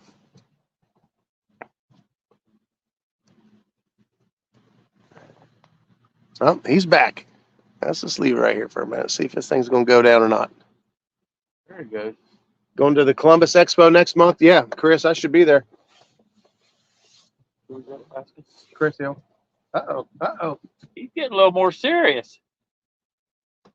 Still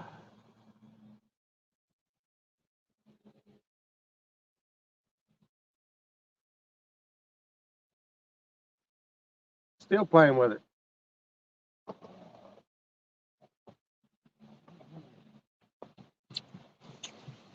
Heartbreaker.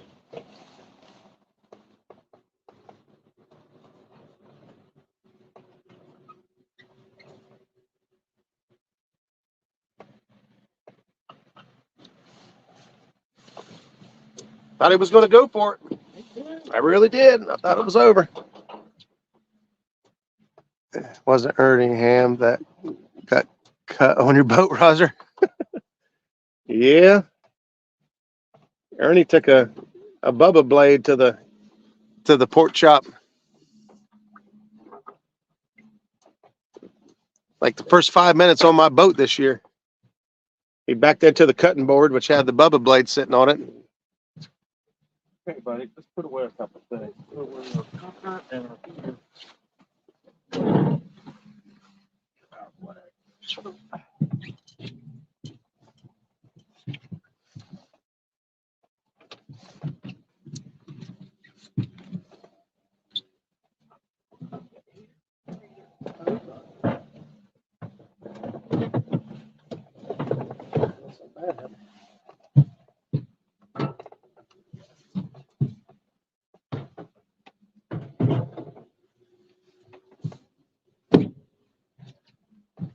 That's the important stuff there, the grill and the Bubba heater. Hi, everyone. I will not be by the keyboard. What's up, Bugman?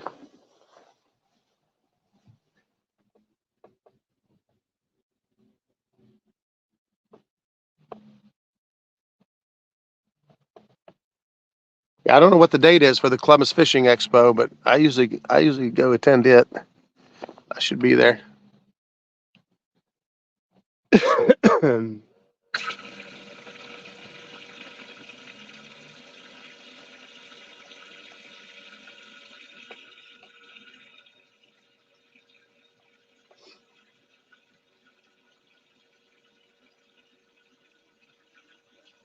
They're still messing with that hole. I believe so.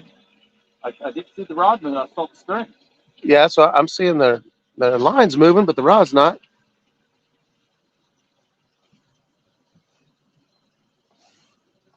All of them's doing the same thing, then it's nothing. That's Right. not the case.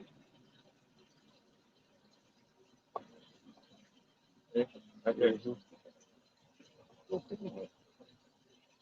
He's going back. Closer to that line, Yeah, it does. That's what I meant. He's going back.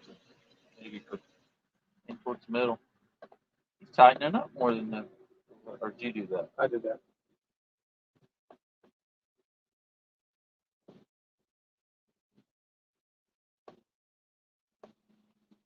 That looks like it's doing.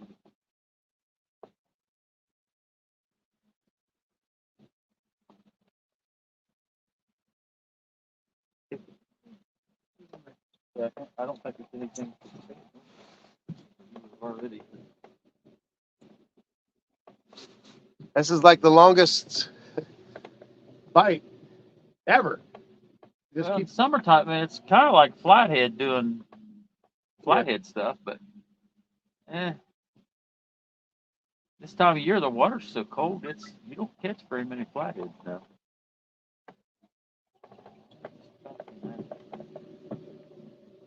Mark caught one last week. Water temp today is 41. Comes a barge. I don't know if you guys can see this rod, just barely. Is that another empty one? I can't tell. I don't see anything out in front of it. You mean just the tug? Yeah. I see barges in front of it. Okay. I don't see them. Just look like the tug to me. Which makes no sense, but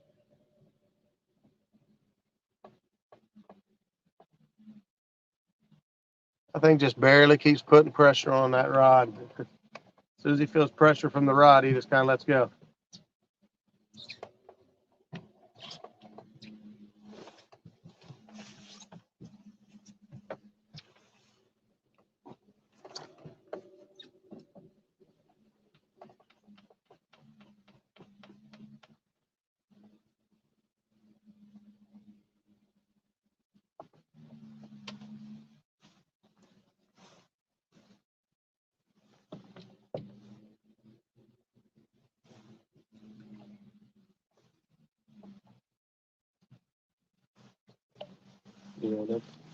Yeah, I'd like to. He's still messing around. We're gonna go ahead and reel in the other rods. And we'll leave that rod for last. If he commits by then we'll catch us a fish. And if not, he wasn't worth catching to begin with. Yeah. Let's keep an eye on this rod and see what happens.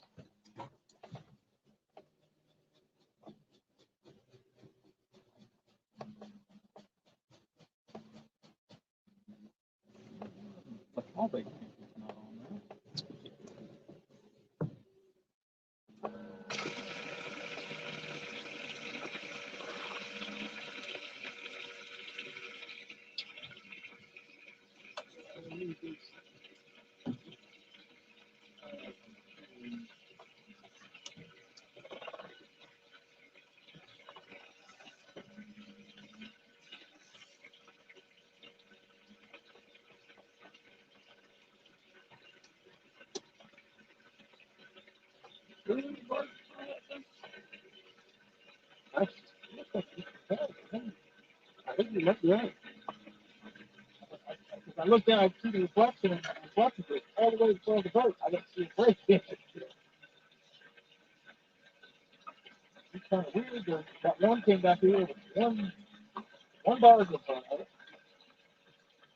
Now we got one with nothing.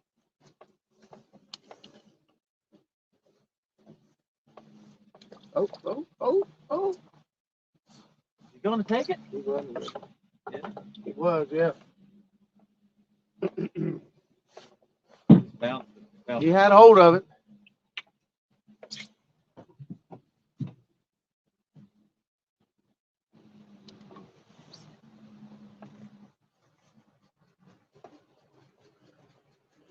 Yeah, look, he went all the way upriver. Oh, that's why it's been looking weird. I don't think he's even on it. Got him. Got him! He's hooked up! I don't know where this guy was going, but he took the line. He started running straight upriver with it.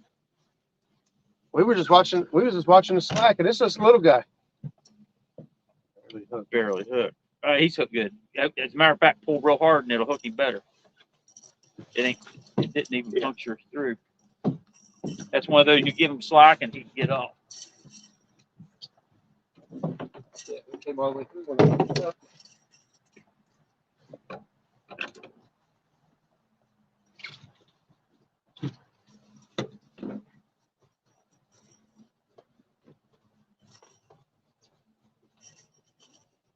He may have been on there for a while. Yeah. All the little bumps we were seeing, just him swimming around. That bait mouth.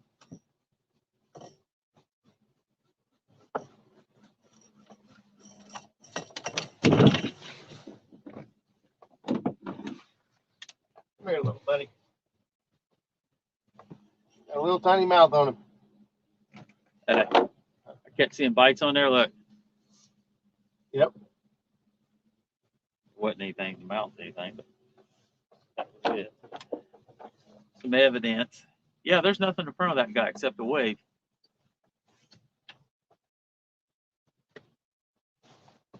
Or if somebody broke down or something downriver and he's going to catch it. Look at that little fella. Birdie though, ain't he? I like how they cold water, they start turning all pink, blue. Oh. Take a picture of him real quick. I'll show you guys how to make these fish look great. I don't do that. Take it like this right here. Yeah. And keep your elbows bent.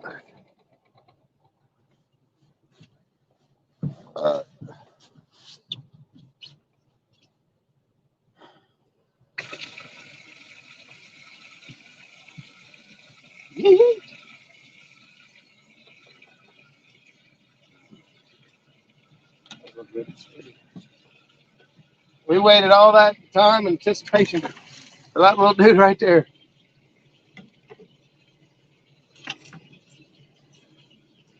But better than nothing. Yep, We'll better take- than what I caught on my side right then.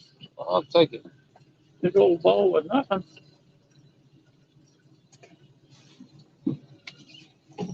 Well, there's something you don't see every day here. Tugboat with no margins. Just cruising. They're gonna wave out in front of that dude. Wait till that wave gets there. Yeah, that's gonna suck. It's reeled in and ready to go or not. Look up one more rock. My life.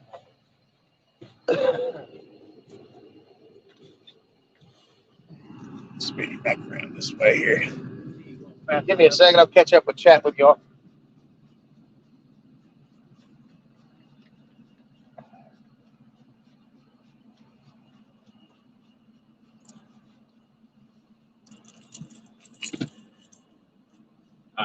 They done stole my bait. Stole your bait. Ate it. I had a bite on it. A little nibble.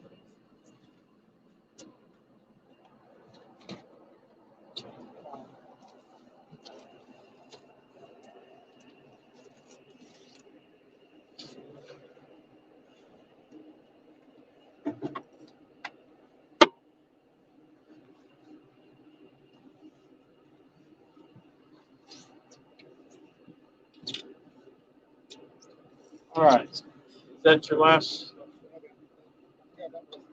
Well, that's. I'm gonna turn the trolling motor off. That won't hurt it.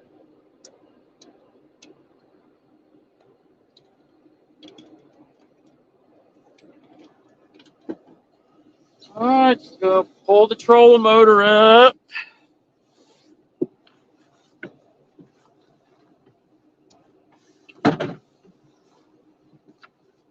And the waves. Comes. Hope it don't fall. Burn the phone.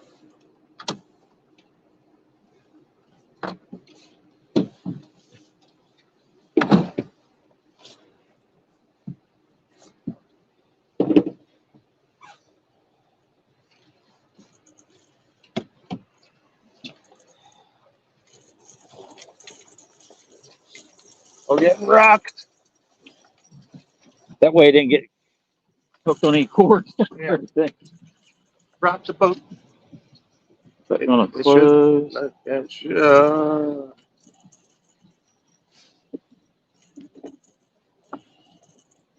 Just tip that thing up. Minus.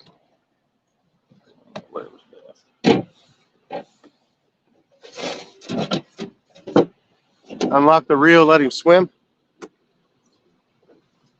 We're gonna run all the way down there. Go down to the place on the Ohio side. Get the brush. I'm trying to decide whether to shut this off. Okay. Talk to them or something while we're not going to that part. It's not that far. We're not going down to the far spot today. Gotcha. Get these ready. All right.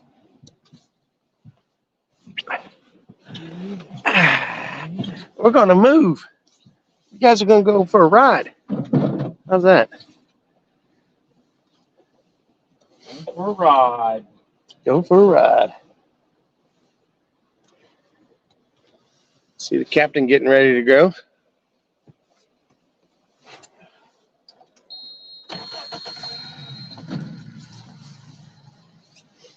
See that what he did just there? Turned the steering wheel, the motor moved.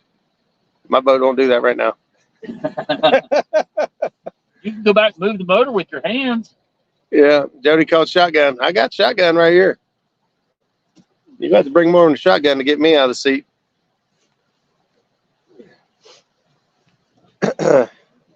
Yeah, those of you remember my steering cable freezing up and locking up and going through all that, it just did it again.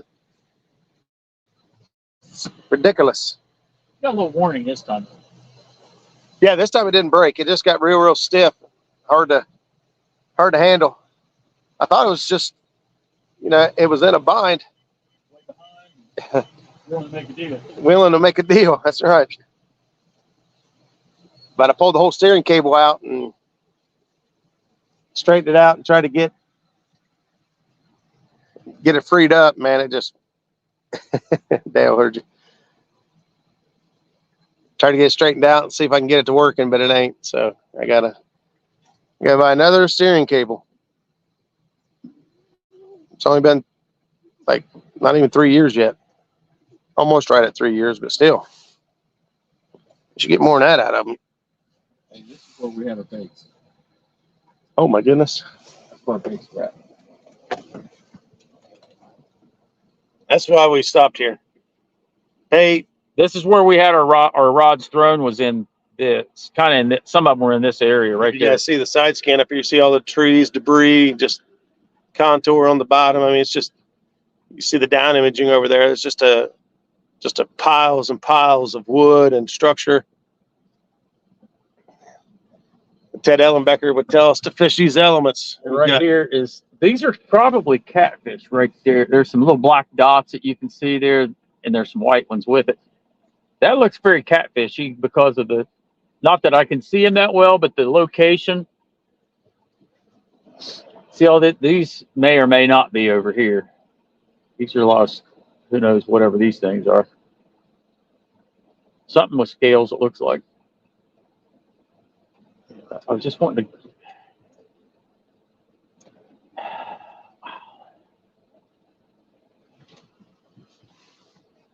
So I know earlier they were asking, why did we choose this area? And that right there is why.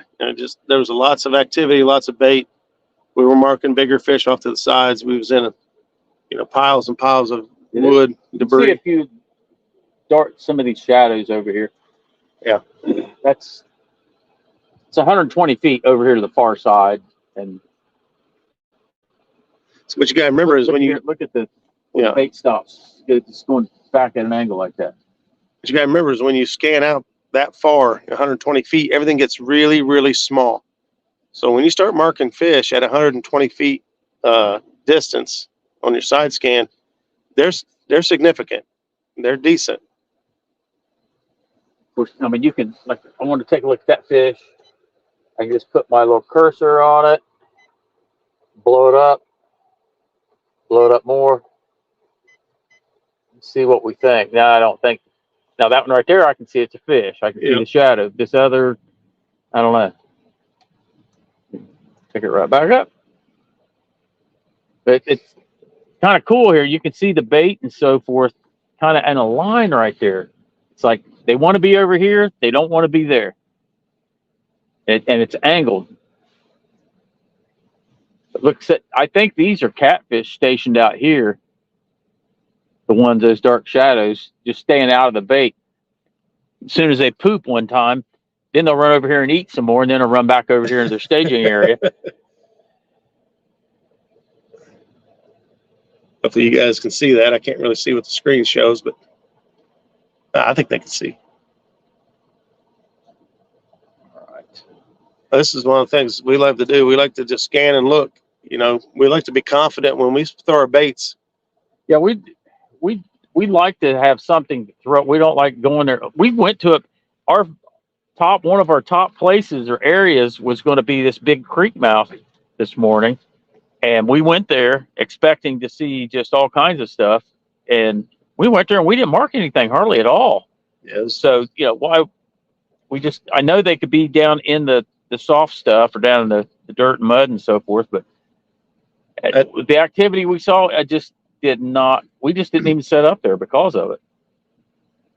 Now you see how few fish we're marking on screen now that we've gone to the left, how that bait was that big line. We're almost completely out of it. And as you could tell by looking at the down imaging and 2D sonar that We're going to hit an angle and see if we can get back, because I think we're going to get back into some stuff.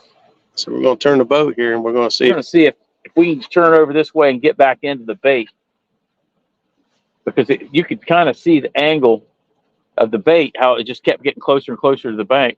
I'm gonna head towards the bank and see if we get back in some of that small stuff. I mean, may or may not be over here, but okay, starting to see some. I think this is sand. That's mud, dirt, and rock and stuff.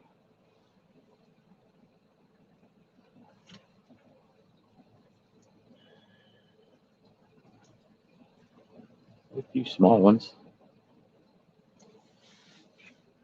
There you go.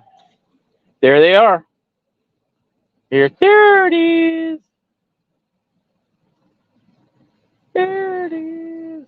Well, we really have no intention of fishing here, so we're going to go get underway and go down. We've got a couple spots that we're going to take a look at. So there it is.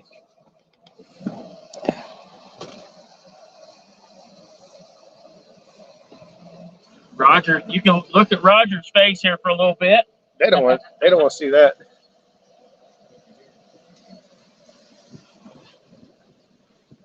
Start dropping off. There was fish right there.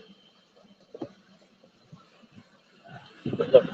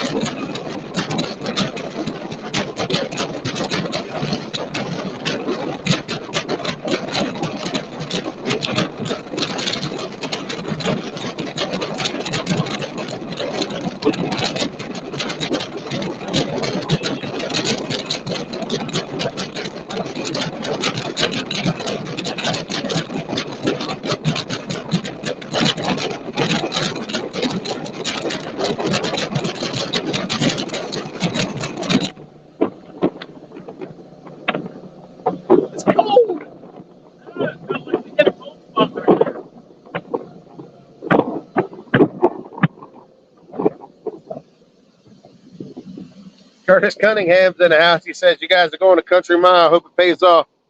Get a big one. We're already 16 miles from launch.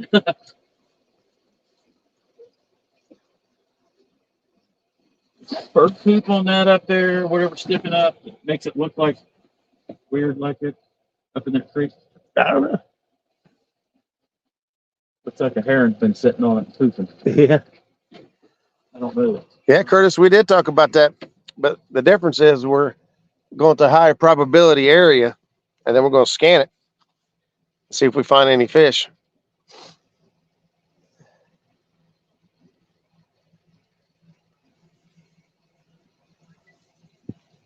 Look here, hiding behind that little Yep. little sand dune right Look there. at that. Can you guys tell that that's sand? These are sand. This is waves in the sand. One little fish. And there's one little fish right there at the end of my finger, right on the back side of that little dip. The bottom, when you got big sandy bottom like this and make all them waves, the contour just. We're going to go right at the edge of the sand and there's a tree or two up here. We're going to check to see if we see any activities. Technically, we left a lot of fish to go find active fish. There was lots of fish there. We don't know how many. There's a tree.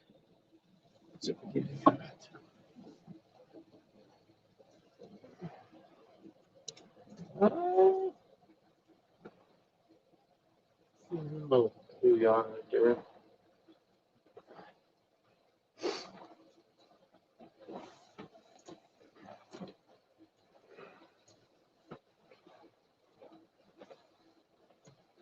You're marking some bait or something up there on the bank to the left. A couple of little pieces here and there.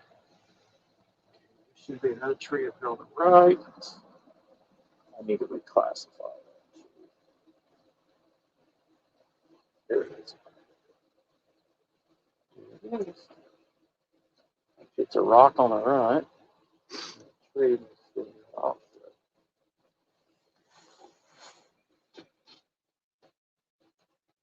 I really don't see much of anything there, to be honest.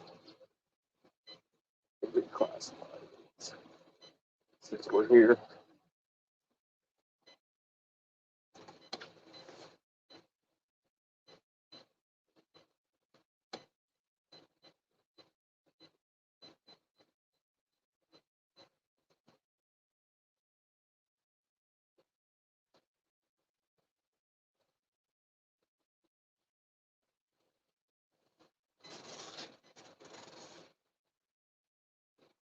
Okay, got it. What he's doing is he's editing some of his waypoints. It used to be he would just drop a waypoint. Now I'm trying to classify them better. The icons are just all round dots, whether it was a tree, a rock, a stump, a hole, or a fish. And now he's getting himself in the habit of Trying to do better. classifying the icons as he drops them so that it's easier when he comes back to them. All right. Let's go look at something else.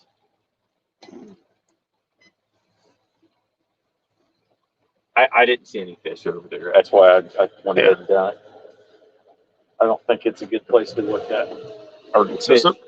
It don't look interesting enough. I mean, there's cover, there's rock there, there's tree, but it's not like it's a big pile of them. It's just one little thing, and sometimes it holds fish, sometimes it don't. So I feel like we're limited on time, and we don't want to take, we want to make the most of our time out here. So we're not going to set up on that. Nearby, there's another area that has some cool looking stuff on the bottom, some features that we like. And it's got some current, it's got bottom contours, structure. It's got a bit of a drop off, and it's also got some trees and stuff over there. So we're going to go over here and glance at it. We're familiar with the area, so not that we know everything but down here, but we do have some favorite little things we like to go and look at.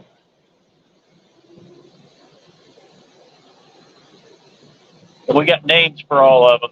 Yeah, like we got the skip spot. We got area number 1, area number 2, area number 3.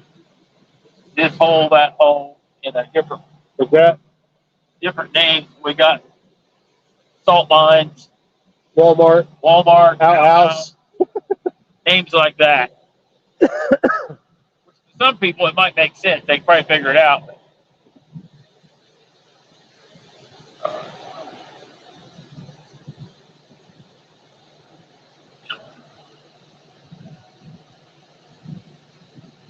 I'll start there. We'll get it comes out, but sometimes it doesn't.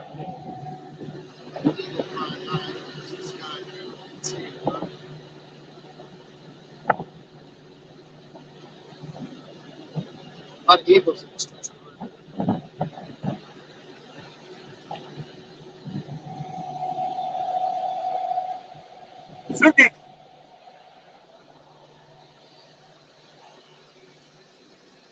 Steve Branson, what's going on? Justin Spanish, what's up, buddy? We are fishing the Meldal pool. Meldal pool. We're down below Portsmouth.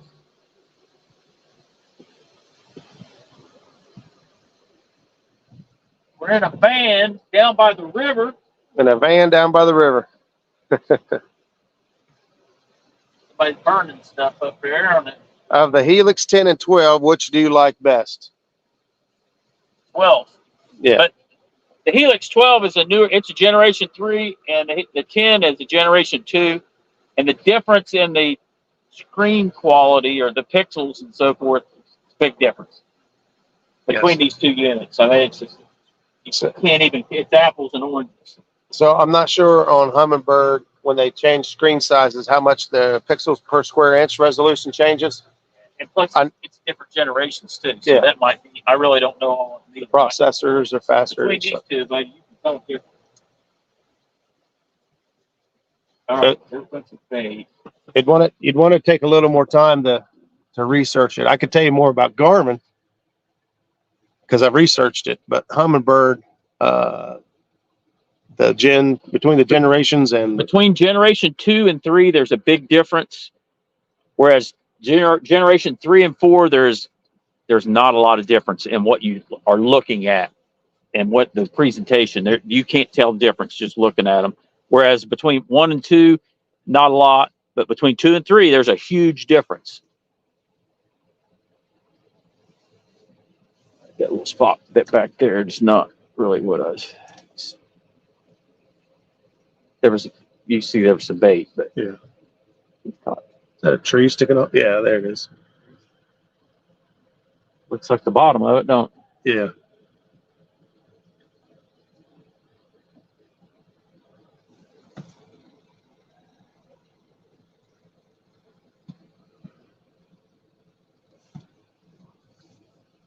Cruising along about 2.5 mile an hour. That seems to work pretty good. Yeah, right around that 3. If you're just looking for structure, you can go up to 6 mile an hour and you can see everything pretty good, really good. But if you're looking for individual fish, you need to, seems like it works better at about 2.5.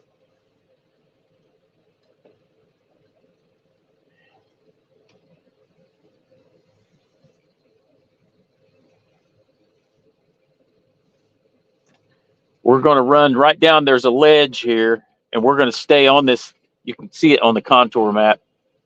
We're just going to kind of run up through there. I've got some waypoints there already, but I'm going to run up through there, and then we're looking out 120 feet both sides. There's looks like a fish right there. As that, it's behind that tree. I'm gonna mark this tree. Well, I do have it marked, sort of. That pile of stuff. It's marked already. I'm gonna leave it alone.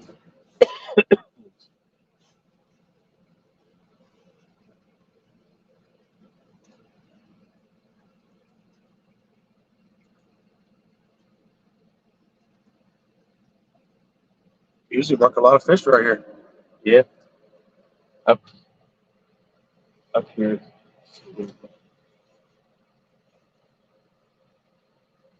It's just a couple of things. It looks like a few something, nothing big. See the grains of rice? Look here. Yep. You look like little grains of rice in there in the mix. Those are fishes. Those are fishes. That one, the little guy right there, he's big enough to make a shadow. Some of them are so small they don't even make shadows hardly. Looks like somebody drug up through there. Yeah. Look under. We got fit. We were driving over some small fish. Actually, that one right there might be somebody. Yeah. You're That looks like a stump on the down imaging. right. It is. Good example of why you need down imaging, because that looked like it. I would have guessed that as a fish, but it's not. I can see it really close there. What it is. If you guys aren't following the Muskrat Adventure Facebook page, I dropped a video from Mike Smedley. It was also really, really good. Yes, he is. Posted a really good video a while back about the exact thing we were talking about on Tuesday night, about the importance of 2D and down imaging, how to confirm your thoughts and the importance of having both. And it's a really good video. If you guys get a chance to check it out. That Mike Smedley he's talking about, he's just primarily a striper fisherman. He's a guide. Yeah. And he gives tons of information on electronics, general information, not just about his Simrad, but in general terms. He gives a lot of really good information. So I've learned a lot from him. Looks like a gooder fish. The left. Yeah, that right there. Right there. Yeah, remember, we're going through some waves, and it makes everything wavy on your screen too. So you got to get creative with. There's several fish here. Yeah. I'm gonna throw a waypoint here in the middle of that, and I think we ought to set up there. Is what I think. Throw our baits Yeah, that's right about there. that's 3 big fish. It's in the same area of each other. So we marked 3 decent fish right there all together. They are suspended up off the bottom. One is pretty close to the bottom. The other 2 look like they're up off the bottom just a hair. So they're in a feeding stance. Yep. They're in an active status. Drop it. All right, you've got the camera. Drop it. So I can We'll go ahead and set up on them because that's kind of the end of everything we're in. Let me check, guys. Stuff looks like a beaver thing up in front of us. A mound. See it? Yeah. I don't remember seeing that up there. Get this camera turned back around. We're gonna try to drop some baits.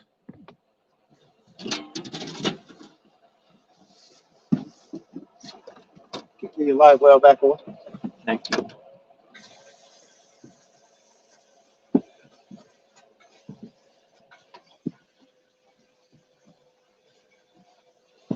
All right, we'll let the trolling motor get settled in.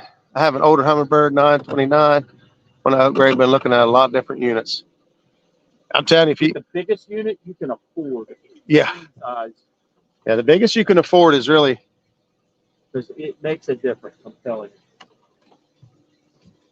I know that's like most guys like mentality that I want the biggest truck, the biggest, baddest everything. But when it comes to this, what you can see makes a huge difference on how you spend your time. And you spend a lot of time and money out here on the water, and your electronics help you make it worthwhile.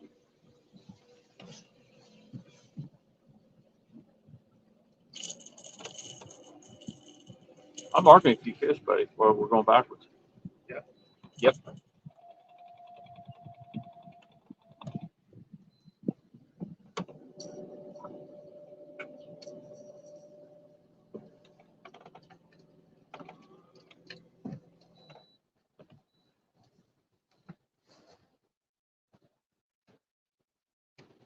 Okay, I got us directly above, just straight upstream from our mark, from where we marked the fish. I spot locked. We're going to let the spot lock settle down. Looks like we're going to end up being 80 feet from our target. We normally go 80 or 85 feet because we know what that looks like. We're used to it. we're accurate at it. It's kind of good, you know, if you pick a different number every time, then it's going to be a little more, you know, difficult. Repetition makes you a little more accurate on this stuff.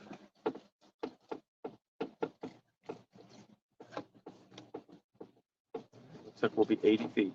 It says we're 2 feet away and we're on 78, so it'd be 80. I tell you, have you caught any fish on the little guys, on the little baits? No. I haven't either. It's got all big. I think I'm just gonna go with all big. Yeah, we've been using a mix of cut bait, and we've got some, you know, like these little 4-inch shad. We've just been cutting the tails off, and I haven't even caught one fish, and he hasn't either. So I think now's the time we're just going to go ahead and go with our bigger baits, the bigger chunks, body chunks, and heads, because that's what we've caught our fish on. So yeah, that helps you.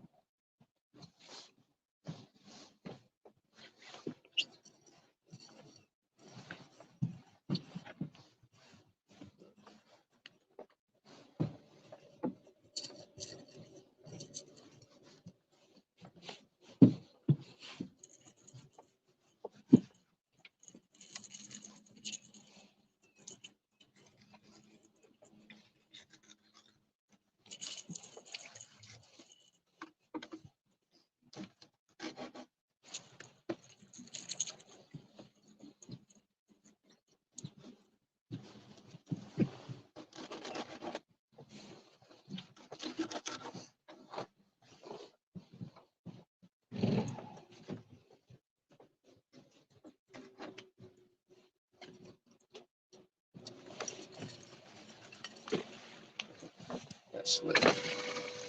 Wearing gloves.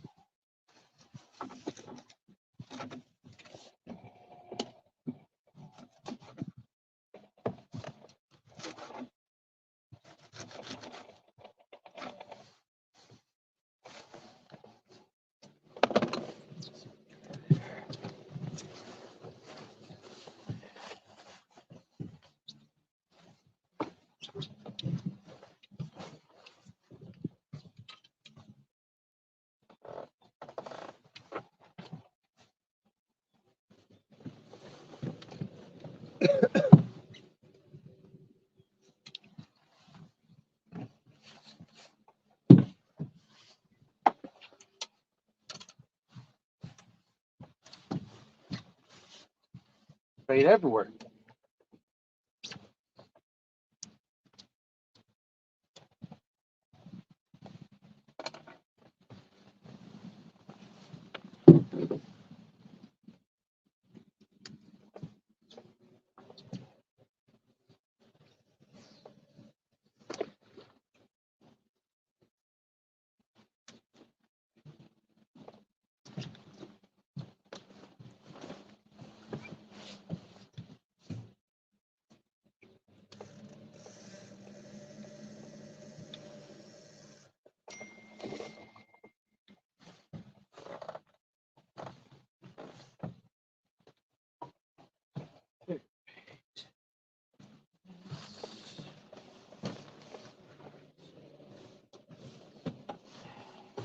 Put two smaller, they're a little bit bigger hole sheds, and I split them. They're ripped open. I sliced them.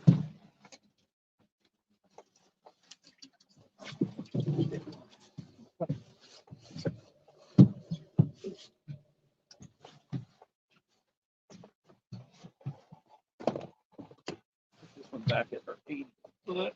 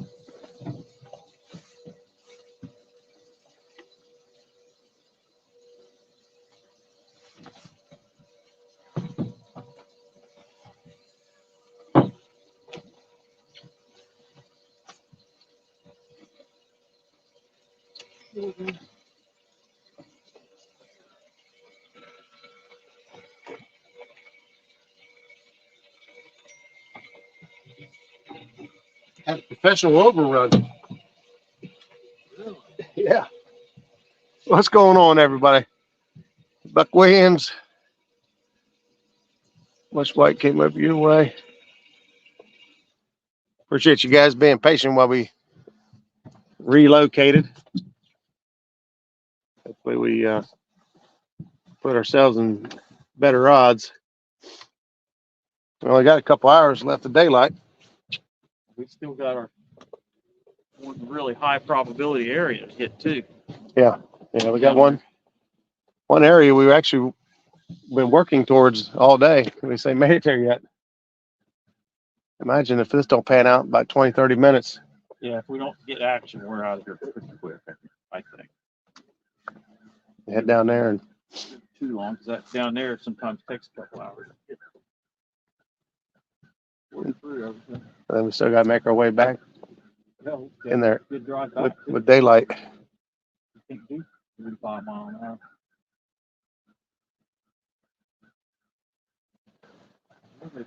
72 Nova, what's going on? What are your orange rods? My orange rods are a mixture of Uncle Lou's and Mad Cats. So I got the Rocky Baker Signature Series Mad Cats and my Old Faithful Uncle Lou's rods. I like them both. Of course, I like orange altogether, but I like both of their rods.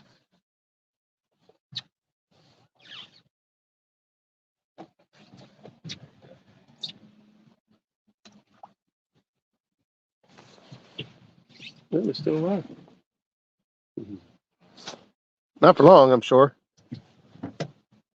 Injured like that, like an eagle or anything, come to see that guy eating.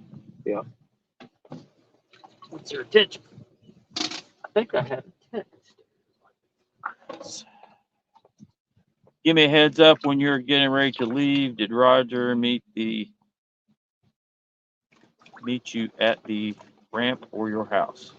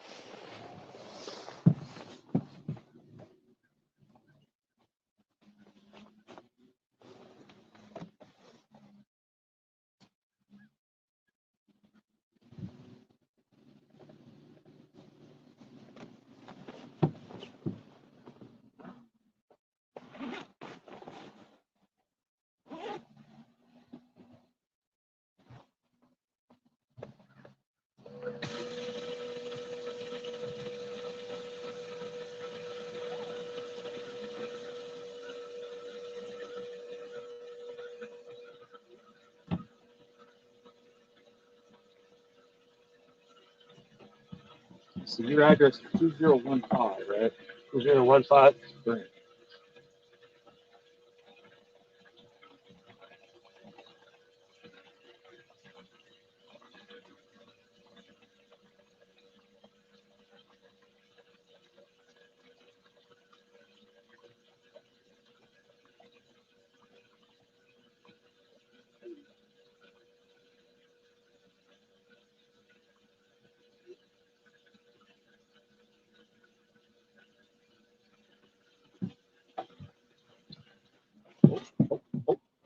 Getting bit? Yep. You're getting bit.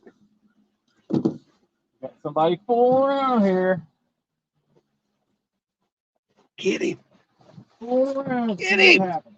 What happens when you fool around? Mess around and find out. Ain't that what they say? Yeah. Mess around and find out. I'm telling you, it can't be.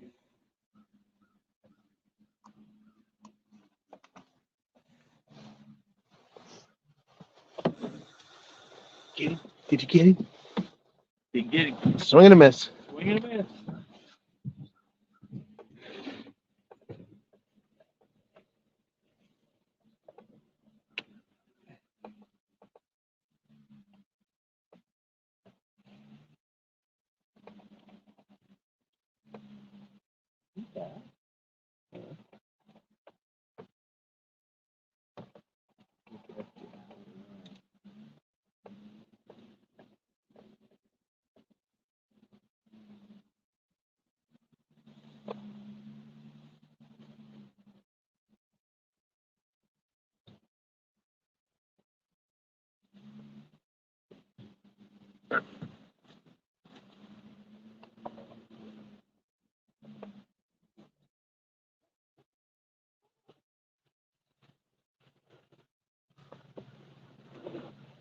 That's what I thought. He was coming at me the whole time.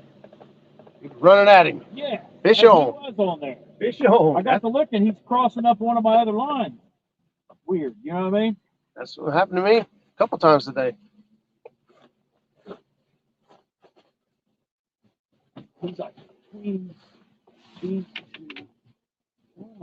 Get a hand? Weird.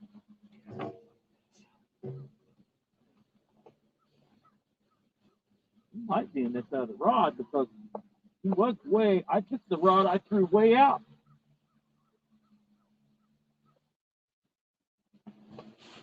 Catfish was playing fetch. He threw the bait all the way clear back here, and the fish brought it clear back to him. I really like my Uncle Lou rod. Yeah, no kidding, man. Amelia says hi. Hi, Amelia. Hi, Magnus. What you need, boss? Oh, man, you're barely hooked. I mean, barely hooked. Barely. Well, because he was running at you. It's hard to hook him that way. You don't catch very much meat like that.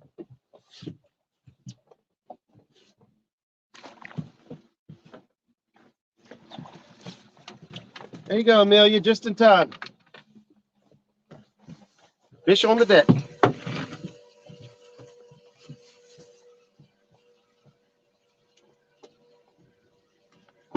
He done fooled me good. That was on a fillet. Fillets. Piece of filet.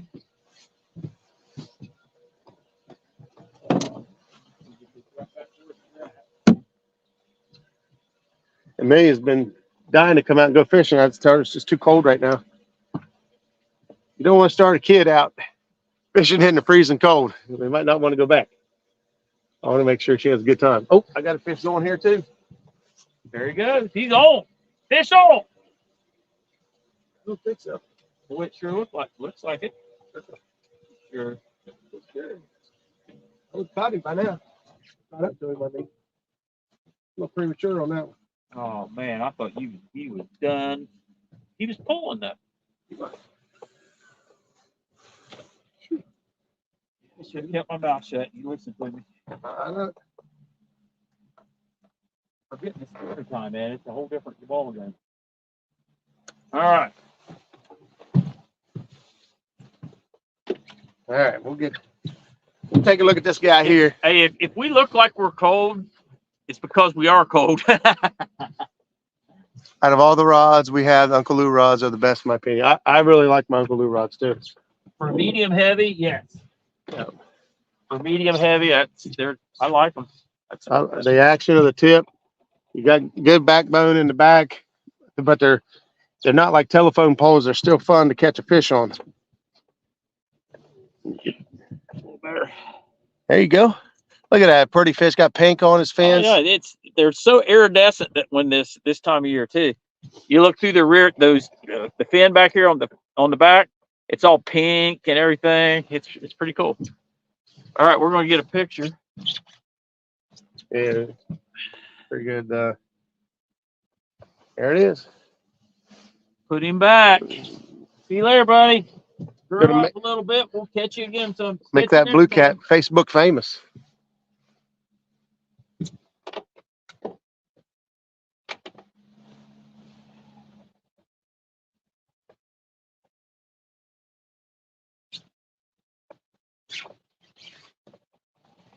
Well, we saw like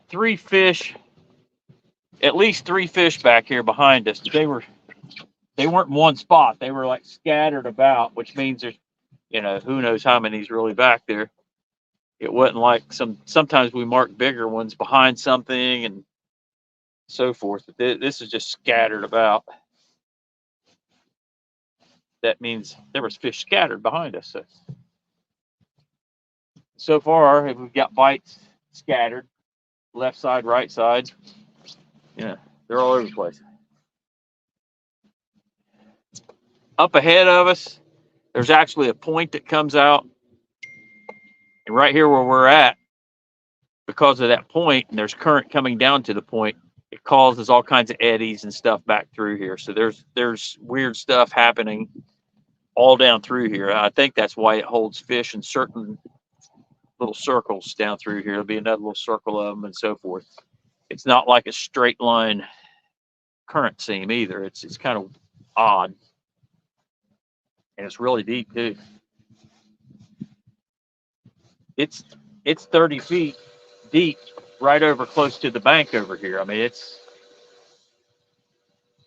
because of the back current. There's actually a reverse flow, I believe, over on the bank.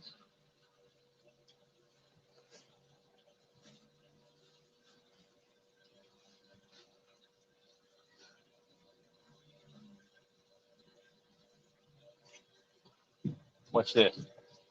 1, 2, 3, 4, 5, 6. I was counting crows. Oh God! Did you see that?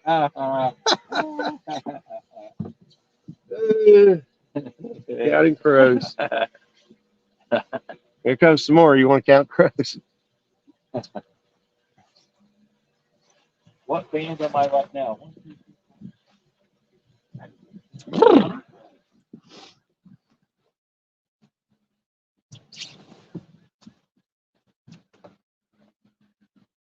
Yeah, to me, there's a ton of good rod companies. It's all personal preference. I honestly, I like Uncle Lou, but I like these rods so much that even if it wasn't Uncle Lou selling them, as long as it was somebody decent, because I always want to support good companies, good people, I would still have that rod. It's probably easier, and I can't even tell you one right off the top of my head, but it's easy. It would probably be easier and quicker to count or to point out the bad rod companies, because there's so many good ones out there, really. Yeah. It comes more down to customer service than the actual rod. Yeah.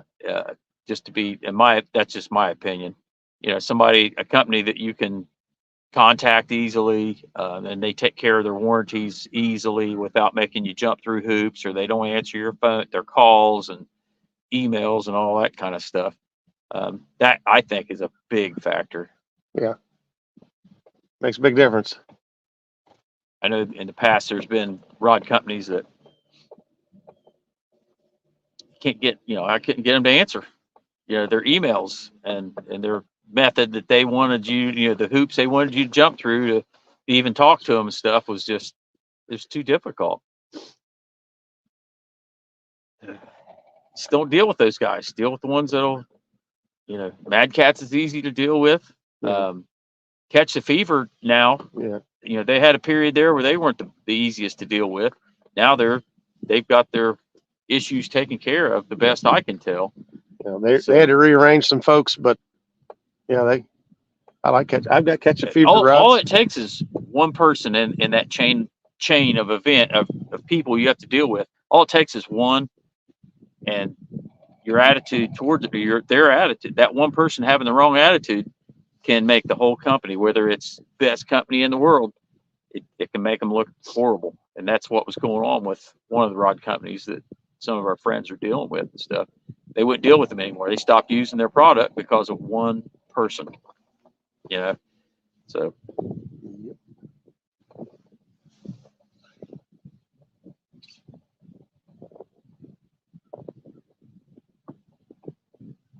I know down there at the catfish conference last year, Mad Cats, good grief, they were sure easy to deal with. They had Oh yeah. all kinds of people down there selling the rods. You didn't have to wait in line. I mean, it was just like they were helping you. One of our friends had an issue with a rod, and it was he broke it.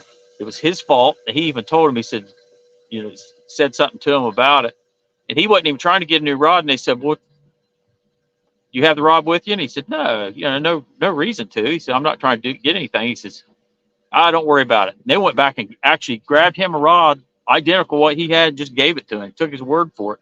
And it wasn't even their fault. Hey, you want to hear something funny? This hat right here, you guys know, right? I like the orange. I just like orange, right? So I was looking for this hat, and they didn't have any in stock. So I went and asked Matt Knight, the owner. I said, hey, you got any more orange hats back there? He went back there and looked. He said, I don't think I have any more. He asked one of his employees. He said, hey, give him your hat. I'll get you another one. I said, I don't want that guy's hat. I said, man, don't make that guy take his hat You off. have cooties. Yeah. But I mean, he found one. Obviously, I got one now, but he found one and gave it to me. But I thought it was crazy. He was like, he asked one of his employees, like, hey, give him your hat, and I'll just give you another one when we get back. Because he wanted me to have one. I was like, nah, go on. But yeah, just stuff like that. And then Uncle Lou, I mean, you don't get much better than that. His willingness to help and take care of the people is same with FOA. I don't have an FOA rod, but I would. I mean, I wouldn't mind having a couple just for suspend drifting, for casting and stuff. I know everybody says that they throw them okay and all that, but We got something going on here on rod number 1. uh-oh. That one right there, it got bumped. Bang, bang. Bang, bang. It's old Cactus Jack in the WWE world. Bang, bang. Like I said, Freddie, of course, that's why he's nominated for so many Whisker Awards this year. He's just done a lot and donating stuff, working his tail off. I mean, he's putting everything. Oh, I got hit behind you. Again. You got hit again. You got hit here. I got a hit here now. They got rod number 1 now. Now 1 now 4 4 4 4 now 1 now 4 now 4 4 1. Come on now 1 now. Take it down. Take it down. Take it down. Take it down. Take it down. Take it down. Down. Down. Down. Let's go. Oh, going down slow. He's got it. He's real on him. He's got it. No, he did not. Did he let go? Let go. Man. Already. And did you guys see what he told me to reel down on earlier? That's payback. It's payback. I thought it had it too. I thought he was hooked. I was like, all right, well, He was doing the steady pull. steady, slow takedown, man. I was hooked. I thought it was a done deal. Chrissy, he doesn't let your fish get away. Chrissy's watching. Sorry, Chrissy. 163. Hey, take it out on Ernie. Take it out on Ernie. There you go. Dale Hayslip says 163.854 got hit. If you guys remember, it's been a while since we did some live streaming. So we go left of the boat. Those are Zach's rods. He's got rod 1. Of course, those 2 sticking up in the air don't count, but starting from the motor, we go out 1, 2, 3, 4, and then right side of the motor 1, 2, 3, 4, and 5 for me. Of course, you can't see all 5 of these. I gotta give it just a little bit of a.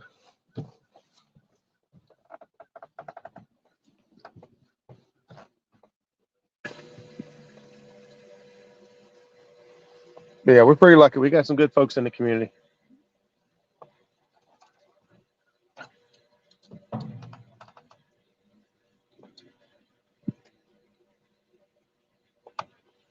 What are you doing?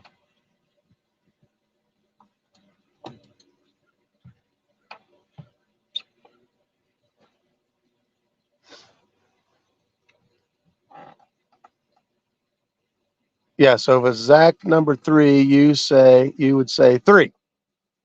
3L. Hey, he's back. Yeah, I usually just say Zach. You're- Back on number 1. Zach's number 1.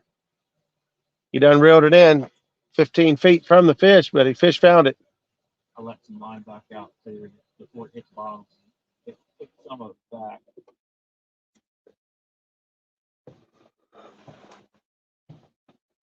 A little bit of action. Little bit. It makes us want to stay here a few minutes. Not many. I really thought I'd pick up something on them outside rods. A lot of times we do here. This is a good spot for Swing rod. swing rods getting action. Fish traveling by here.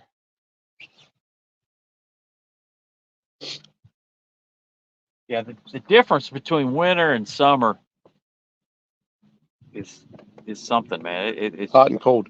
it's just a whole different world for us. I mean, even if the current is the same, usually in the wintertime you got a lot more current, and I understand that makes them, it pushes them out of the middle of the river and stuff. But we don't have that much current today.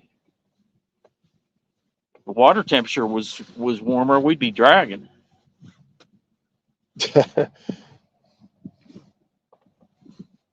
So I asked if we was in Tennessee, and they said no, they're fishing the Ohio. Chrissy said they're trying to get a 100-pounder on the Ohio.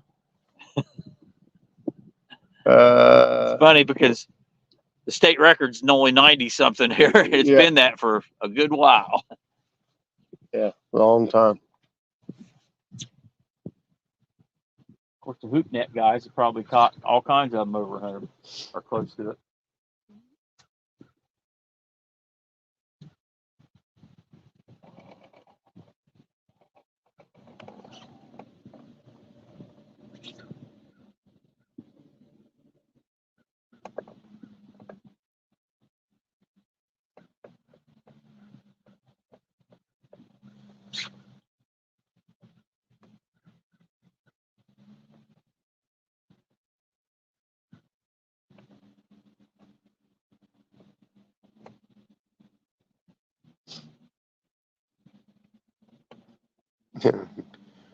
Chrissy has high hopes, she said.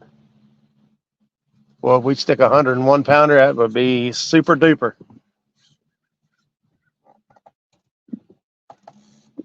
Be a record for both of us Mm-hmm. and for the state. Mm-hmm.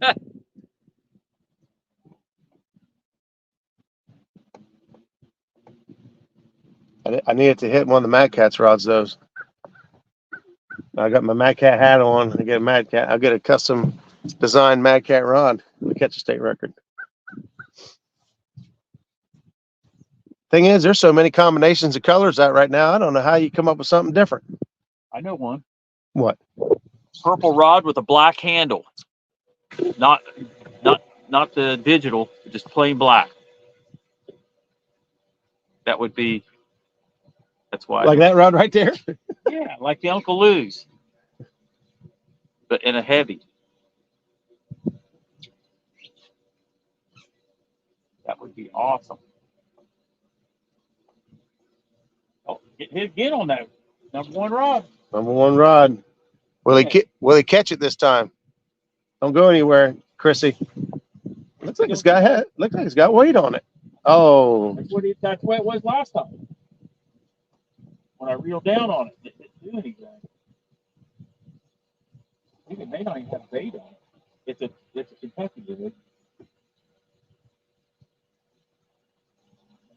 Number 2 is a 3-away. It's got a whole fillet on it.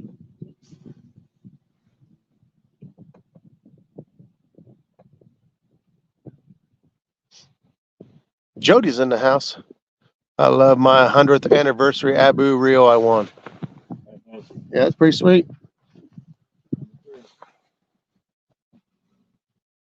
Number 3. Oh, it might be going down too. There he goes. Uh-oh. Uh-oh.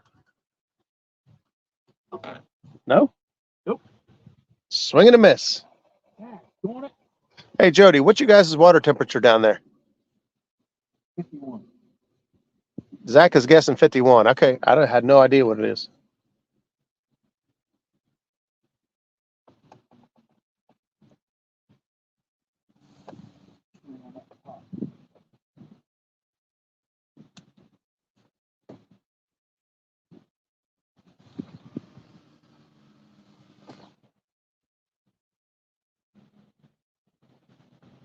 I like the 6500s, but Jody said 48 degrees. I was off with 3. Well, I could drop 3 degrees in a day or two. 6500s just don't have enough line capacity for me unless I've got braid on it. It's okay, but as soon as you break off once, Yeah, I run 30-pound Andy Monster mono, so one break off, and you're getting kind of short. 2 break offs, and you are short for dragging. Yeah, if you for dragging, that's just not enough if line. you're outside board or something. I mean, it's. Well, Jeremy's been showing me these Ancient Mariner 7000s, which I know that's what Doc Lang runs. And they are some big heavy duty reels, and they hold a lot of line. Kind of like the 7000 Catfish Specials, which I gotta be honest, I really love my 7000 Catfish Special. At first, I didn't really know I didn't really have any feelings on it, but the more that I've used it, I really like it. And I know it's not the Sweden made one, but it's held up really well, and it casts really, really well. No complaints. It just kind of flies under the radar. It's just been a consistent, good reel for me. I still like my Penn Squalls. I like them probably the most. But I've even tried the PC Fun Chaos 60s. That's what Zach's been running for like 2 years on these. About 2 years on these reels. And real last Zach 2 years, it's saying something because pretty hard on them. They get used a lot more than what most people's get used. Not everybody's, but a lot. I tore one up. I damaged one bumping with it down at Wilson. I hooked into Doc and I were bumping, and I hooked into a 60-pounder, and I had both thumbs on that thing trying to slow it down because it wasn't locked yet. You know, when it hit, it was still in free spool, so I was trying to stop it, and it was burning my thumbs, and he stopped. As soon as he stopped, I grabbed that handle and tried to turn it, and right when I done that, he took off again.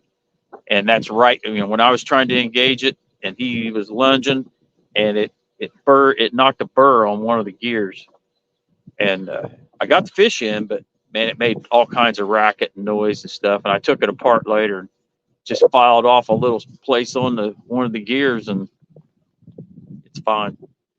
There's better reels for bumping with than that, but that's just what I had at the time,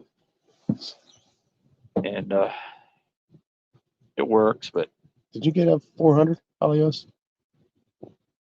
How do you like it? I've never used it. Well, I mean, but does it look?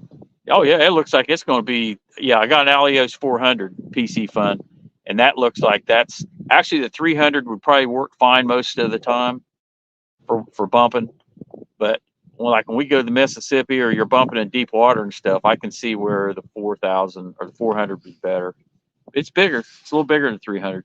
Yeah. Yeah. It probably weighs a little bit more too, but it's got more line capacity in that 3. You can get by with the 3 pretty well. I think that's what Chris uses is 300 most of the time. I haven't used it yet, so we'll, by this time next year, I'll be able to tell you what I think of it. Yeah. I mean, just getting one and using it once or twice is not a good test. I know I got some reels one time I thought were just awesome.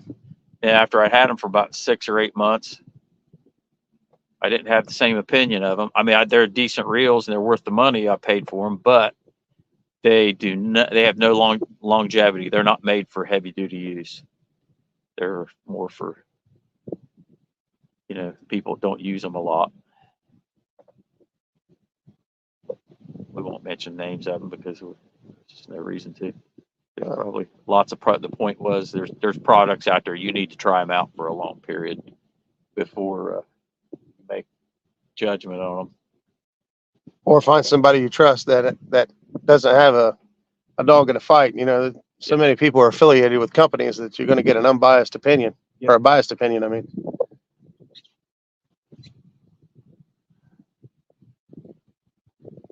Yeah, I can tell you, Ryan Bortz, he bought a bunch of them too. Those reels I was talking about, and he didn't like them. he had the same exact issues that I did, exact same issues.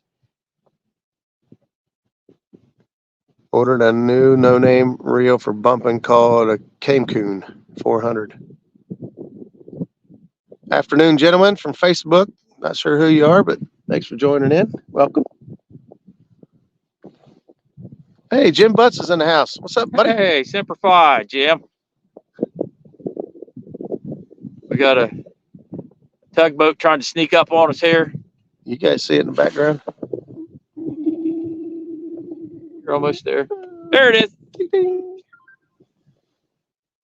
Well, Yeah, I think we need to move on down if we're going to hit that other hole. I think we need to reel them up and move downriver a little bit. I agree. Do it. You can do it.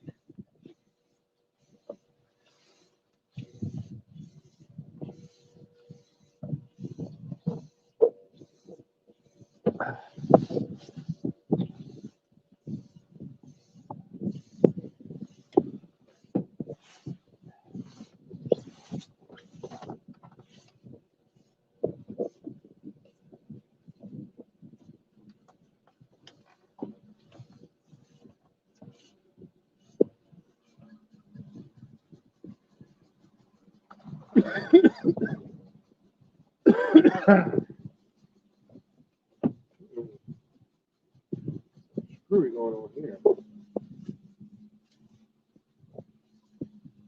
No bait. Fillet. They took the fillet off in there. Filet? No. No fillet. Somebody likes fish fillet. I like to fillet a fish. That's what I had for supper last night. I had me a fish fillet. 2 of them.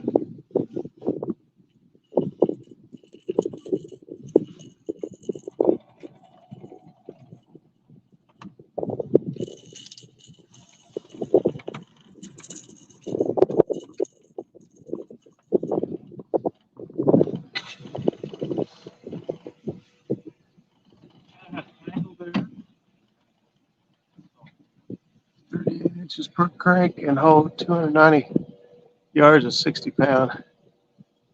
Piece of fun alios. Yeah, I'd be anxious to know too.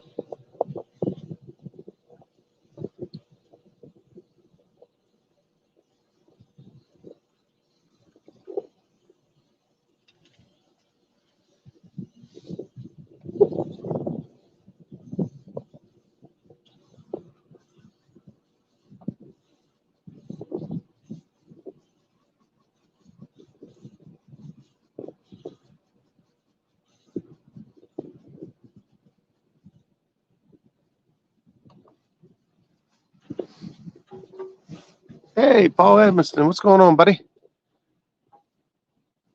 It ain't been very good. It's been pretty slow. I don't know how many. I think we've got 6 or 7 fish now for the day, but it's been pretty slow go. We had one flurry of activity before the live stream started, and that was really about it for the day. The best part of the day. Oh. Yep. It's facing the wrong way.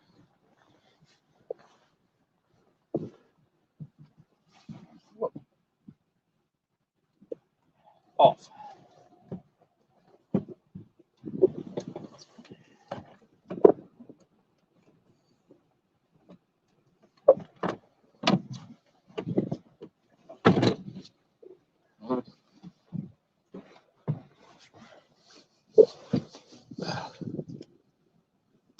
Man, my stomach.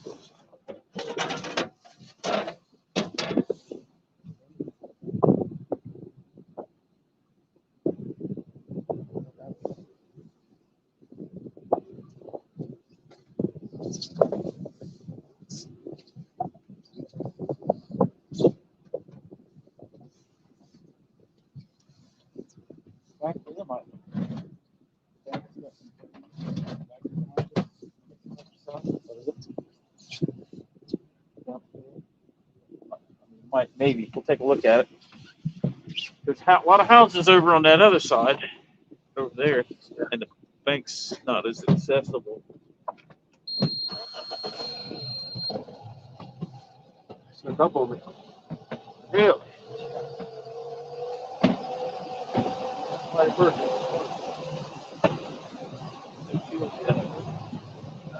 Borderline.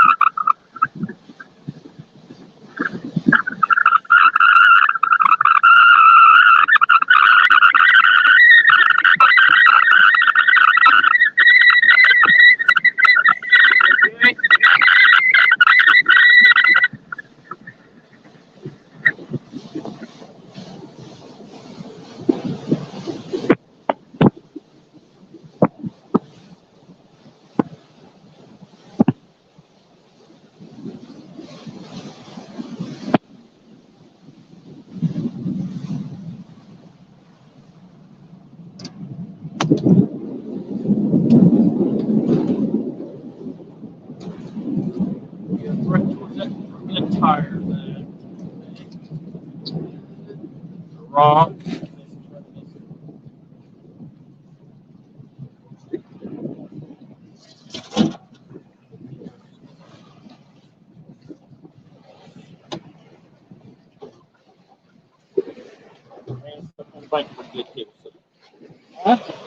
That ran us up on the bank far enough where it's not too bad.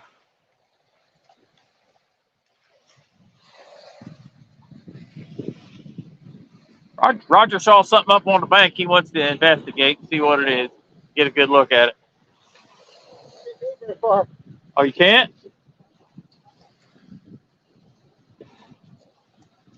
Go over that way. Got, see some trees and stuff. You can lean up again.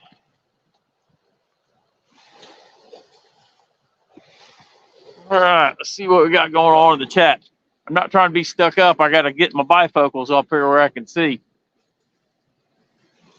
Alios 400 to 129. Now they do have some PC fun at $30, but not suited for bumping. Yeah, you don't have to have the Alios 400 to 300 works pretty good. It's a little bit cheaper, but they're a decent reel. When you go in there to buy anything from PC Fun, there is a discount code. They've always got that PIS 15 is their discount code for the 15% off. They also have one that's PIS 18, and the last 4 times, even though they don't publicize it, I've typed that in and got it. The 18% off, like for the last 8 months. Every time I've ordered stuff, I've ordered a bunch of stuff. Hi there, Miss Becca. You need to be on here talking to everybody. You're a lot more entertaining than what we are. Plus, they probably like listening to a girl's voice rather than 2 old guys out here.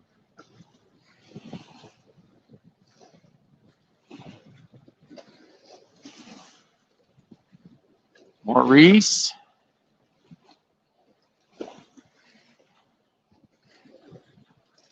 Becca, this is one time you probably would not want to be out here with us in this weather. We got soaking wet well, we got rain suits on, but still we were wet all up until about noon.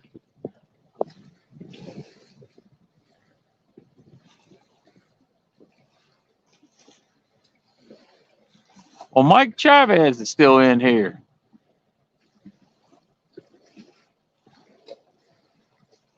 Mike, what'd you make good for lunch today? I bet it was something awesome.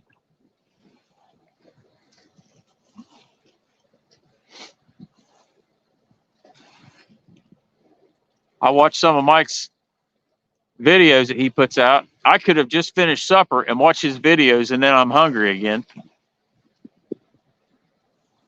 It definitely makes me want to cook something, whether I'm hungry or not, just because it looks looks like such a lot of fun the way he does it. Chicken Alfredo. Yeah, there you go. Making pot roast. That sounds good. I'm sure Mike's got some kind of really good, cool twist to it too. Probably got biscuits with it, or some kind of good cornbread.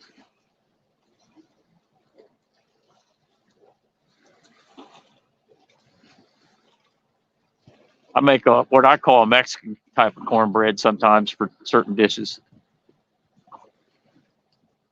Throw some peppers and corn and stuff in it.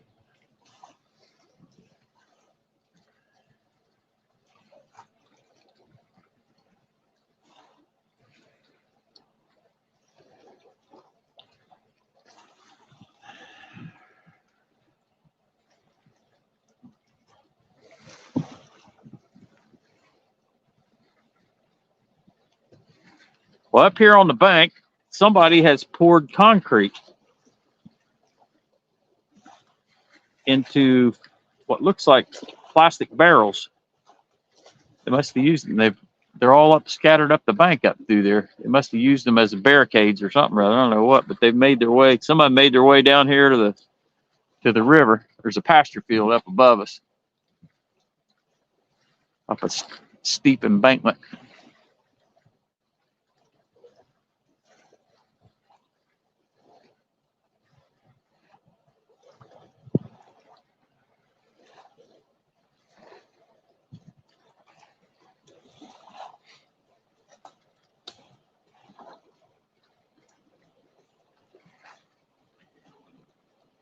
Mike Chavez is making pot roast for supper. Oh boy. Sounds good. Stonefly Matt's in here. Stonefly 71.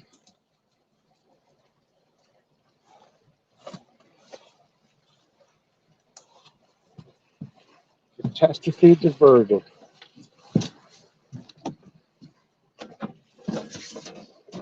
Probably both have to go to the back for this.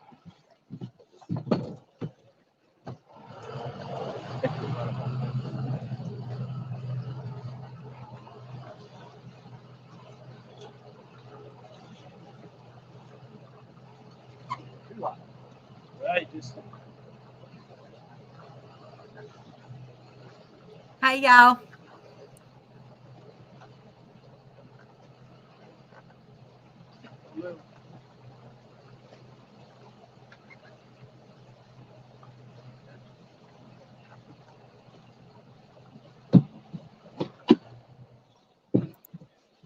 We had to rock the boat. Run up on the bank pretty good there. Hey, Becca in here? Yep. Hey, Becca. Yeah, Zach asked me if I'd come in. Yeah, we had to. I seen something on the bank there I wanted to take a look at real quick. So I ran over there, checked it out. Everything's good now. Let's get the ones that I didn't say to. Huh? Hey I there. didn't see her on there. You Hey may there, not have the volume turned up. Hey there, Mr. Matt. She wasn't on that show. I just seen her talking on the chat. I didn't know she was on that. Well, I got the volume up. Hey there, Mr. Buck. Volume How you up? doing? Yeah. We muted? We're not. Volume. We're not muted. Here comes another. There's another tug. Going down. Can y'all hear me out there in the chat box? Bunch of- We've gone through She's this. talking. I can't hear her. This ain't the first rodeo, you know. Y'all already know that. They can't hear a word I'm saying.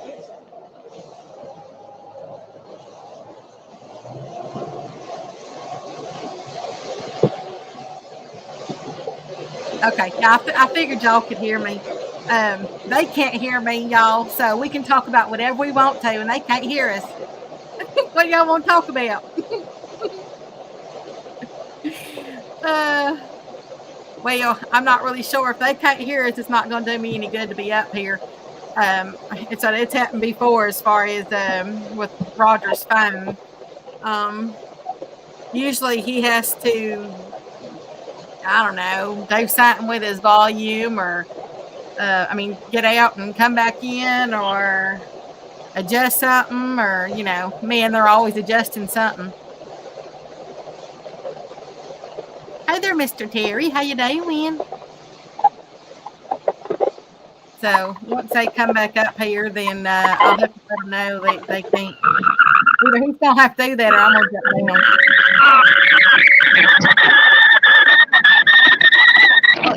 What, y'all? That hurt y'all's ears. Whew, let's mute that. That's like on a chalkboard, huh?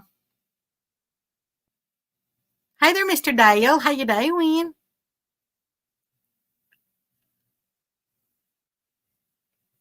I was putting together a little new short video for my channel, and I was putting it together real quick, and thought, well, Zach asked me, so I thought, well, I'd come up here for a little bit.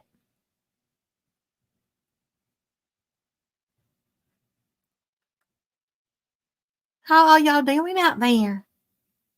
Is everybody having a good New Year so far? I mean, we're only 6 days in. Y'all, I'm getting so close to being able to finally move. I mean, it's so close now I can taste it. Been going back and forth, taking stuff over, but it might be it's almost to the point now where it's gonna be that final, that final one, that final truck, that final, all that stuff. Mr. Donald, did you see that? That cow is such a hoot. I love that cow. She does that when I talk to her. She moves her ears like that, and she actually knows when I say certain words that she'll turn her ear a certain way. Like it depends on what side I'm on, but that cow is such a hoot. I go out there to feed them and everything, and she automatically, I think she thinks I'm one big old cattle cube. she just starts a bailing, or I'll be walking down the road or something down there, and it'll be just about that time for feeding time, and all of a sudden she'll be, I mean, you can hear her like a mile away. You can hear her bailer. But I ain't taking them. I ain't taking those cows with me though. My place in Arkansas, it's not set up for cattle. I mean, it's woods. It's all woods. It's not where they'll have like a patient. I'm not going to just feed them, just to feed them. I'm not just going to sink, more money into more money. But they are a hoot. The one that that black one is actually the one. Hold on, let me unmute them. Okay, can you hear me? Okay. Can you hear me Hold now? on. Can you hear me? There. Becca, Hold can on, you hear y'all. me? We'll work this. No, I can't hear you yet. I don't know what it is with this phone. I mean, let me play with it a couple more times here. See, y'all, I told y'all this is not our first rodeo. I already had a banner pre-typed in. How about The now? joys of, I don't know. Can you hear me? Can you hear me? I don't know what. It's just this phone. Oh, okay. Testing 1 2. Testing 1 2. Yeah, I don't know why it does this to me.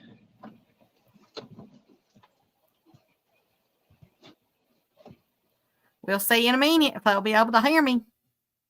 Usually he does I something can to hear you it. now through the headset earpiece. Let me see Yeah. if it'll take you to speakerphone now. That's what usually happens.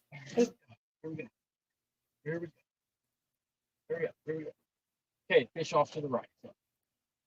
Ooh, I heard fish off to the right. Hey, I hear you now. I hear you There now. we I go. hear you now. There we All right, go. over there. I knew right. y'all would figure it out. This is the right side of the hole, which is way over there. And there's some fish. All right. So There's the fish over here. There's fish directly under the boat. Get one of these little thingies here. we got some fishies. I want to set up there. Oh, those look like catfish too. I'm going to set There, y'all. Now y'all can see them. But anyway, Mr. Donald, that one cow that you see, that black one that you see on those videos, that's actually the one that broke my ribs. She lucky she didn't end up one of my steaks. She make a big ribeye. She made one big old hamburger patty. Sometimes I call her that. I tell her, she'll start bellowing at me, and I'll say, "You ready to be a hamburger?" She looks This at is me like, "You're crazy."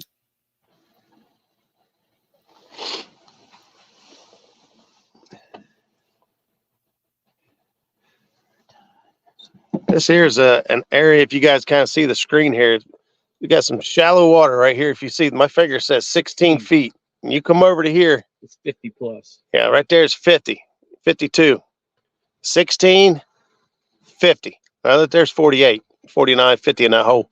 So you get this big flat and it drops off in this big hole. And it's like out here in the middle of nothing. Yeah, there is some stuff. Well, That's how I found it, but it's odd. It's a strange. There used to be a boat landing off over on the bank, and it came out in the waterways, and that's why it's got a big deep spot here. I hate to tell y'all what that actually looks like. What does it actually look like? Well, it starts. Yeah, I don't think you want me to tell you. Think about it. It starts off as yellow. It ends up as brown, and it's green in the middle. Oh boy. That's what I'm saying. Mr. Steve, how long did it take to get over the broken ribs? I broke one the other day and still can't move. Oh, Mr. Steve, you're going to be hurt for quite a while. Yeah, that ribs are bad. Mm-hmm. It takes months before they'll actually, and that's like not doing much with them.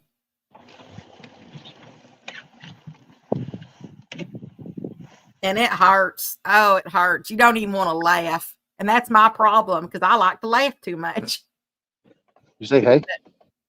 So there's going to be fish. I feel so sorry for you, Mr. Steve.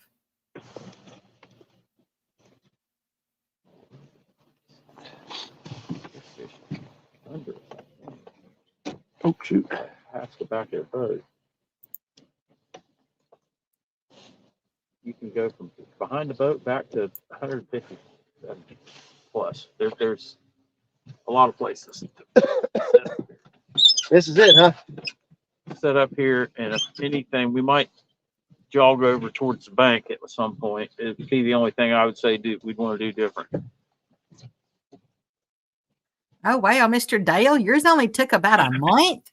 Mine took way longer than a month, but maybe it's because I had to, I don't know, like what your situation was, but mine, I still had to, I had to do a lot still with it, a lot of heavy stuff. So I'm not sure if you were able to kind of baby it or what, because mine actually took a lot longer. Okay, Mr. Dale said his shoulder's still messed up. Mr. Curtis, he says he hears both, and we went through that a little bit ago. Can someone type in the chat box that Mr. Curtis might want to refresh his screen? I think he's behind.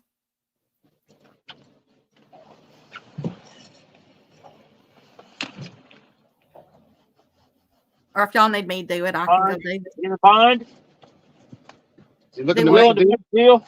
make a deal? What did y'all say? He said he was behind, and I asked, is he in a bind? Looking Willing to make a deal? a deal? Oh, okay. Now I couldn't understand the words you were saying. Yeah, I was in a bind. He's way behind. He's ready to make a deal. Okay, I get it now. Hey, you know what? I just sang that song on someone's panel not more than 2 weeks ago. Your version or the real version? The real version. Original. The Charlie Daniels version. Yes, the real one. I got you. Thank you, Miss Chrissy. Thank you, Mr. Dale. All right, the world feels right now. We got Becca on here. We don't feel sideways anymore. That's a good thing, because if y'all did, y'all be tipping over. Felt like we had a hole in things. Something was sideways.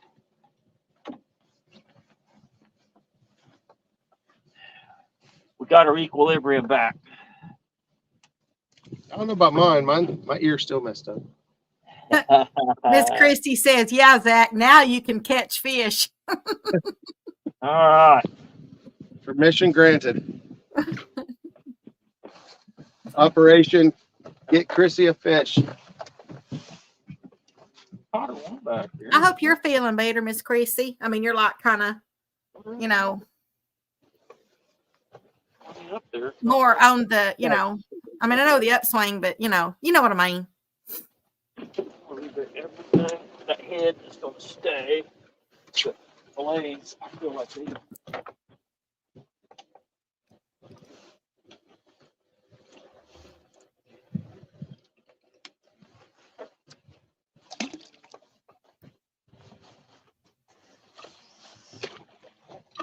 that and give it.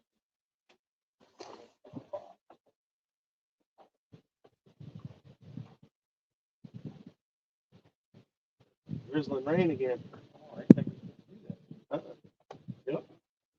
If anybody, as I said, I was actually working on this little short in between doing the other stuff, and if anybody likes eggs, if they eat a lot of eggs, because I like to eat a lot of boiled eggs. But this thing, I did one that was using boiled eggs, but you kind of elevate it some, and it involves cheese and that kind of stuff, and it's really good. As I said, I don't know when I'm gonna drop it, but I'm still working on it. You've been on a roll with the shorts. But it's really good. I saw your cow one this morning. I didn't see the cow one yet. Yeah, that cow. That's what we were talking about when y'all couldn't hear me. He's such a hoot. Those big old ears. Commentating on what the cow was doing with its ears. It's just funny because I said I was trying to teach her to move her ears certain ways when I said certain things, and she's actually. I mean, she's. I always thought cows were really stupid, and they really are. but she, I guess, because I repeat it so much, maybe she really is like learning. I guess we could all learn, even if you're a cow.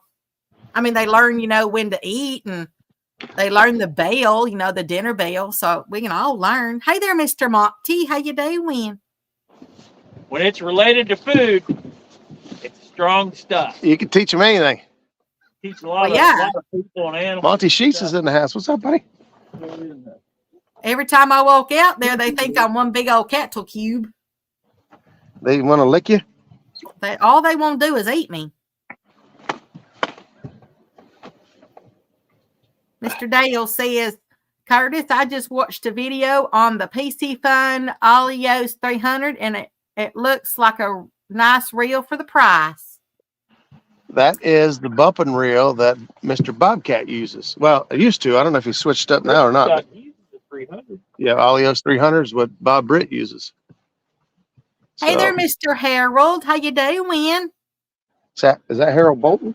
Yes, sir. He says, is it cold yet? It's cold. It just started it started drizzling again. It's got moisture moving back in. You guys can see it downriver there. It's got like a mist and a fog moving up the river. Coming right at it. Well, somebody put Mr. Curtis in there that I think he's still behind. If I just mentioned he was behind, then yes, he's still behind. So can someone put it back? Tell him he needs to refresh and move it all forward.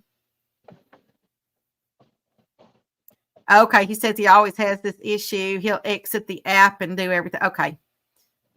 I did that the other day. I was watching somebody's live stream and I was commenting like crazy, and I found out I was like 45 minutes behind. I'm like, oh crap. Make no sense. Okay, Miss Christie. She said she took Ernie to the toilet. Oh, Did you flush him? yeah, it's Was big he toilet. being a bad Bowie?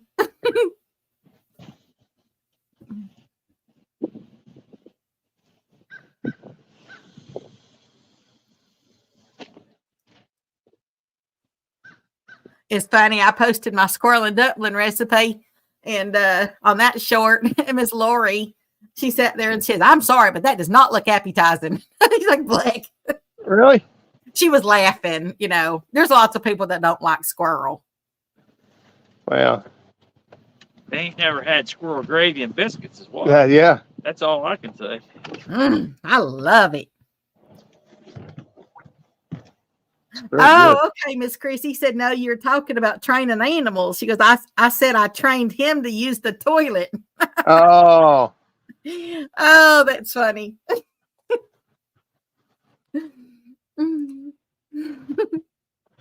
That's a good thing that you don't have to clean up after him anymore. oh, I just got hit. I got hit. Something's going on right here. One off the right? Yeah. That's what I was wanting to move over. Maybe it's sweep. Move, that would be where I want to go. Maybe the current's sweeping it. It don't look right. It looked fishy, but I'm not convinced. Did a fish just jump? I heard something. I heard something surface or something over there. Something just happened. I know, right, Mr. Mike? He said, don't like squirrels. That's un-American. There you go. Doesn't everybody like those tree rats? I like a squirrel.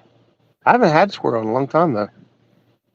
I haven't been hunting at all. Like squirrel, rabbit, turkey, deer. I haven't hunted in like 2 years. Let's see, Mr. Dale said that's what is the never had the squirrel and biscuits. That's what it is. They never had the squirrel and biscuits. I think that might be what he's saying. That's good. I mean, making gravy out of squirrel. The whole thing is good. Mm-hmm. I used to have to kill squirrels for my grandpa. My grandpa would say, "Bring me 2 squirrels." Okay. I bring him squirrels and he'd cook them all up and make gravy out of them. And we'd eat it up. And a lot of people say it tastes like chicken, but it does not taste like chicken, y'all. Yeah, nothing like it. No. I don't think nothing like it. I just take the little. I used to take just the legs and fry them up like little drummies and just have a big old pile of them.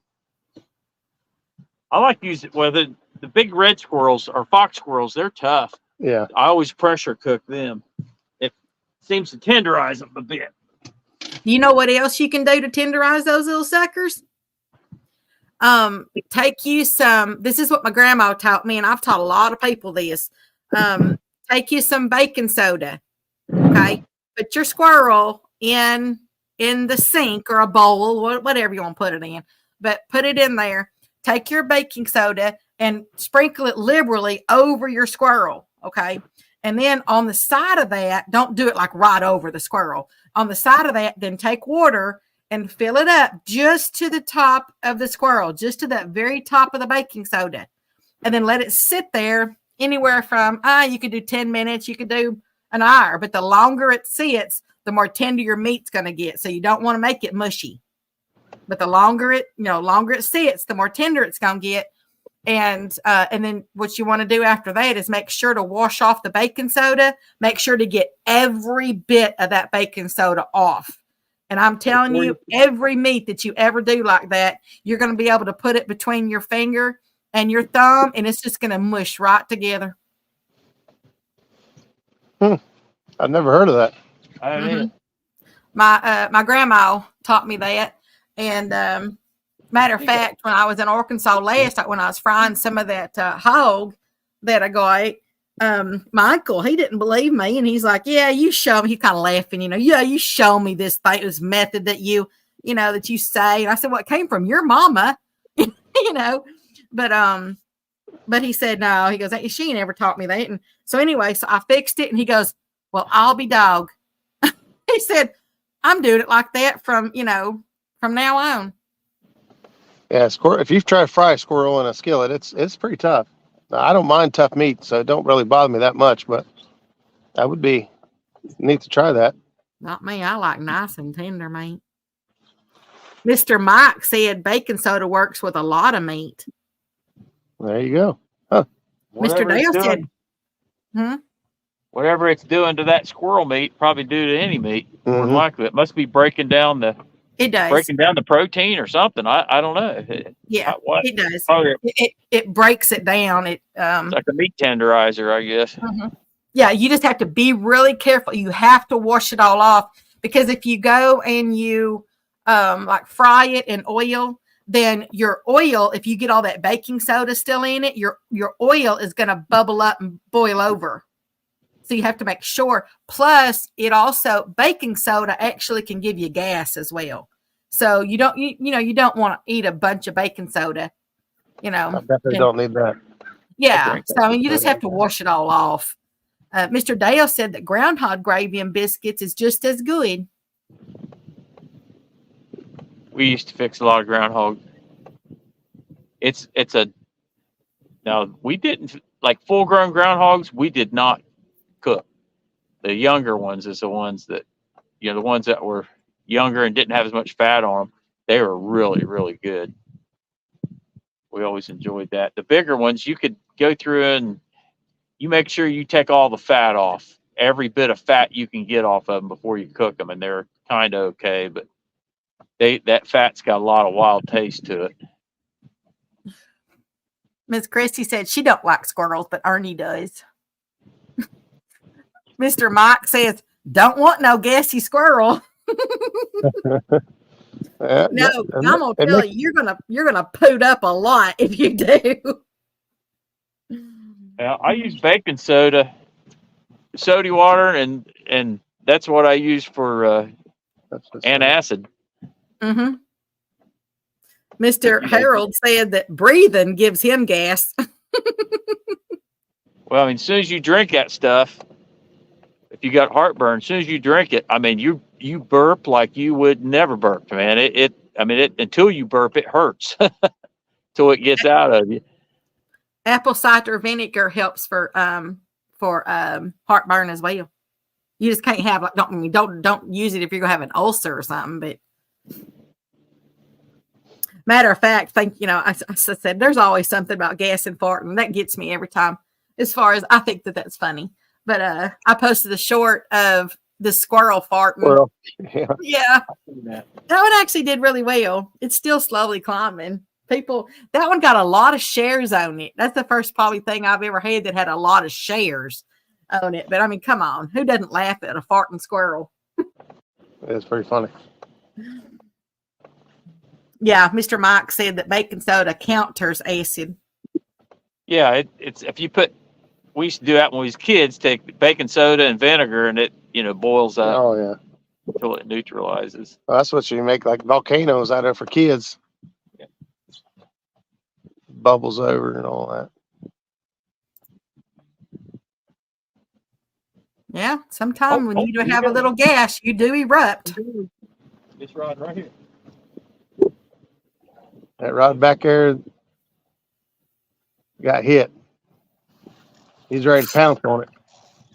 You got a fish on that one? Oh, it snuck a fish in on the down rod. There we go. We got a couple rods suspended. It's not suspended, but it's close. I didn't throw it out very far. Oh, I got you. Miss Christie said she just got a ham out of the oven and it's so tender and juicy. Fish. Mr. Mike said, "Did you say barking spiders?" That's what they're calling, ain't they? That's what I said. Farting just makes me laugh. I don't know. Well, y'all know me. I mean, I'm not. Well, I kind of am weird, but he does make me laugh. Miss Chrissy says, "Let's go, Zach." One getting hit too? No, Oh, they're just dropping that. maybe. I didn't even see the purple one go. Oh. I seen the full one. I don't know if it might just been this one. Yep, Mr. Harold. Yeah, they've. I don't know how many that's been caught so far. Bottom hook. Yeah. No, I can't see it. I know at the very beginning of the stream they caught one. I'm not sure about the middle.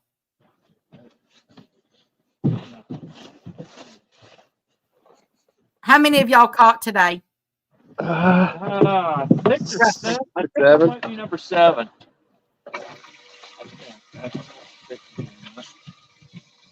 What would y'all say is about the largest one that's been caught? Mid-teens. Okay. So about the mid-teen. One of Roger's catches. Man, Miss Chrissy, now you got me wanting some ham. Woo! Oh, they just got trucked by the pot roast. Actually, no, I like ham too. Actually, can I have a little bit of each? I want that pot roast too, Mr. Mike. Good old carrots and onions and taters. Oh, yeah. Couldn't tell that, Yeah, better safe than sorry. We worked this hard for the fish today. We want to make sure we get them all on the boat. Have they all been blazed? Yeah. Yep. All of them been blues.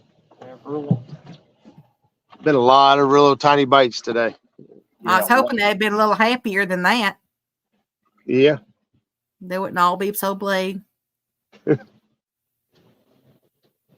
did have a couple earlier that were really rowdy. One of them in particular, he was like a striper. Yeah, he was going crazy. I thought it was a striper there for a second.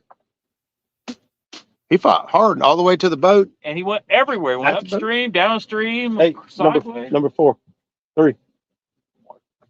We got Miss Rod Chrissy going said that Ernie made a pot of veggie beef soup today too.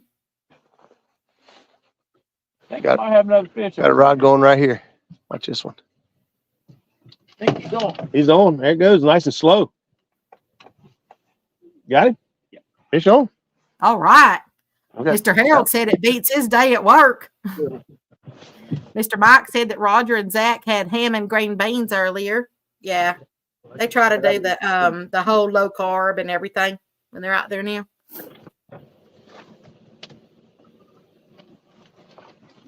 Miss Chrissy said, yeah, they were fixing their ham when I was making the glaze. You know, that's one thing I've never really liked glaze. I don't know. It's always like too sweet for me. But maybe, it is because I've been diabetic since I was young, I don't know if that's just it, but I'm just not a big glazy person. My daddy was the same way. There you go. You gonna hold him up sideways? There you go. Okay. I wanted to see him. We'll check him out here in a minute. I'm going to see what's going on with this other rod. If he needs a net for this guy. I might. He's been taking his time with him. Might be a gooder fish. Every once in a while, it feels like a bigger fish. Like 12, 13, but then We're current that we haven't been in today, so it doesn't. It does and it doesn't. Looky there, Mr. Harold. You came in and they caught 2 of them back to back. You asked that question, and then there they go. Miss Chrissy says she makes her own glaze, so it don't. Oh, okay. So it's not like it doesn't have a lot of. It's not real overly sweet. Then, yeah. 15, 12, I bet that is good, Miss Chrissy. Mr. Mike says, "Dang, my stomach is growling now between the food talk and the smell in the house." Oh, I bet so. in the boat.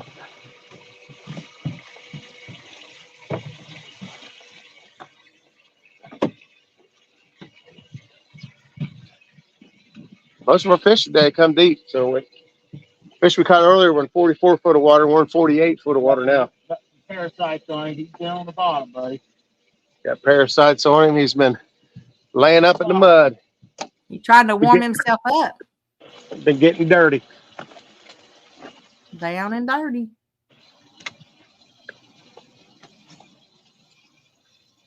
That sounds like a YouTube channel name. Down and dirty. You said it is? No, I said it sounds like one. Oh. My bait back. Look at my bait. I'm trying to hang on to it. I don't want him to hang on to it. I didn't have it. No.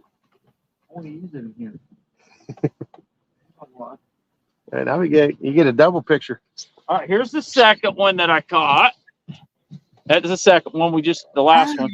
I It's a like little that bit bigger. color on that one. He's a little bit darker on the top. This time of year, they're really cool colors. Very, very much so.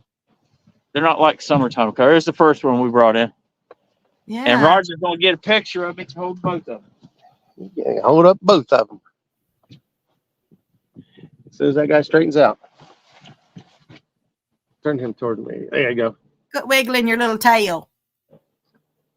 What are you trying to do, you little female? That's a girl and that's a boy. That's what I said. That little boy was trying to get him a little bit of nookie. Little tail. A little bit of nookie. I like a little tail. I told that to one of my neighbors the other day. I was out walking and he drove by and it was him and his wife was in the passenger seat and they were fixing to go out to their ranch. And I said, "Are y'all going?" He said, "Just to get away for the weekend." I said, "Uh-huh." I said, "Y'all are gonna go get y'all some nookie." This was my. I counted up the pictures. That makes number 9 for the day. That was on the swing. We'll throw it back out there on the swing. Yeah. Hey there, Mr. Michael. How you doing? There's Mr. Murillo. So, He said he searched Down and Dirty on YouTube and it doesn't look like anything I want to see. Lots of rap music. I prefer the old rap. Oh, okay. I was just thinking Down and Dirty is something else. Like maybe it could be a fishing or something. Because, there's all dirty I stuff. like tortilla wraps. Mike likes old tortilla wraps. Oh.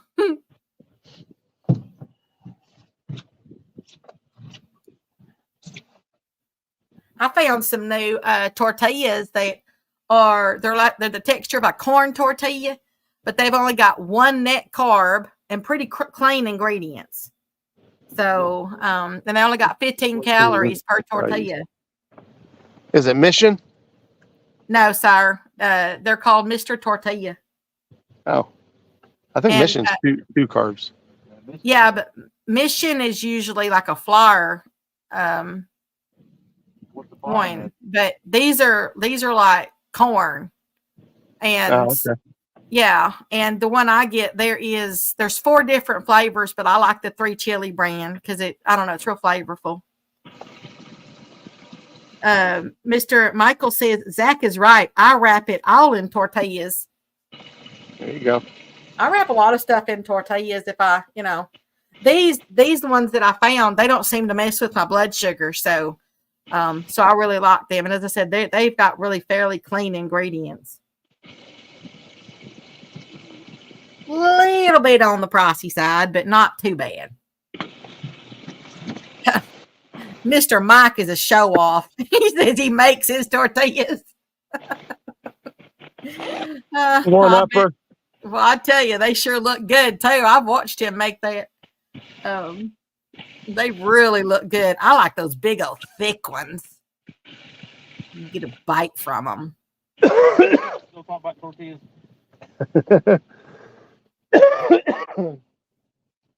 I hope so. All right. Here we go. Yep, he makes both corn and flour. That's because Mr. Mike can make it all. This was not bad. Man, he made this green what'd you call that? Green chili stew with pork? Is that what I'm trying to think. I just remembered we talked about it once. It looks so good of the way that I used to eat it. That's his mama used to make it like that. He said the corn tortillas are easier to make. 2-story. Got a truck sitting up front. Red truck sitting out front of it. Yeah, they're great to make chips with. No. Those Mr. Tortillas. You don't leave stuff unlocked. And you don't have to. You don't even have to. I mean, you don't have to. You just pop them in the microwave. If you set it on You the don't porch, have to behind put the any brick wall, oil there's a- on them. You don't have to put any of that stuff. Just pop them in the microwave. Something like that where you can't see it from the street. You don't put it up at the door. Yes, chili verde. That's what it was. I knew it was something like that. We You know, always thought- called here, it green okay. chili stew, but with pork and taters. What's up, buddy? Do you need me to mute you while you're on your phone? Yeah, go ahead. Just stick it on the porch here. Okay, y'all. They'll be back here in a minute once he finishes his phone call. Yeah, the green chili stew. Golly, that was so good. So I said, I'm going to try that once I finish my move. I'm going to try that recipe because it does look real similar to, to what we used to eat, when I was younger. We had this one little Mexican restaurant and, we didn't really eat out a whole lot when I was little. It was more of a special thing that you did. Nowadays, everybody goes out to eat. It's like nothing. It's just everybody they either go get fast food on the way home or, they go out to eat. Well, back then, I didn't really, we really didn't do that. And so whenever we would sit there and, my daddy would say, hey, y'all want to go out to eat? I mean, we knew that it was something really special. And we would always go to this one particular restaurant and they had that green chili stew. And it was so good. That's why I told Mr. Mike that video that he put out that reminded me of my childhood. There's not any more. I don't think those restaurants are around anymore. There might be one, but no more. There used to be everywhere, or at least around here.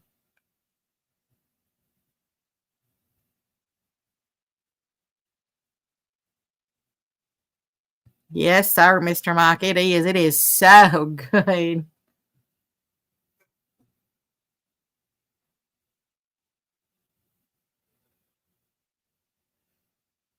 But I know in your video, you said that typical, that's not, I think, a traditional way to fix it. And I wouldn't have known the difference, because I said that's the way I always ate it.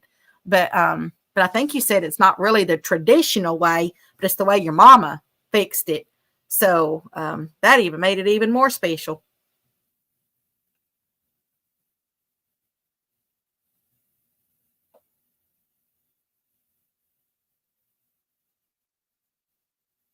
Uh-oh. Hang on, y'all. They lost their signal for just a minute. Let me get us back to... Let me put them back on solo. Okay, there we go. Now they're back on solo.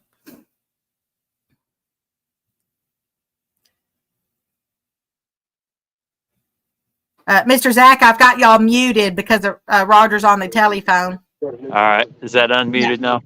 Yeah, it's unmuted. He just said to mute him while he was on the telephone. Yeah, it's not. He's just giving a report now. The business is over. Okay. One of our friends called and he's just wanting to report on how the day's gone, like we do to each other all the time. Yeah. Oh, I know. Those Find phones out are always- where they're at, what they're doing, what kind of conditions where you're finding them, and all those kinds of things. The checklist, the rundown. Yep. I know. Sounds good. Yeah, Mr. Mike. Yeah, I remember you saying that. Yeah, the mom's was the best, and as I said, that's exactly the way I learned. That's the way I grew up eating it.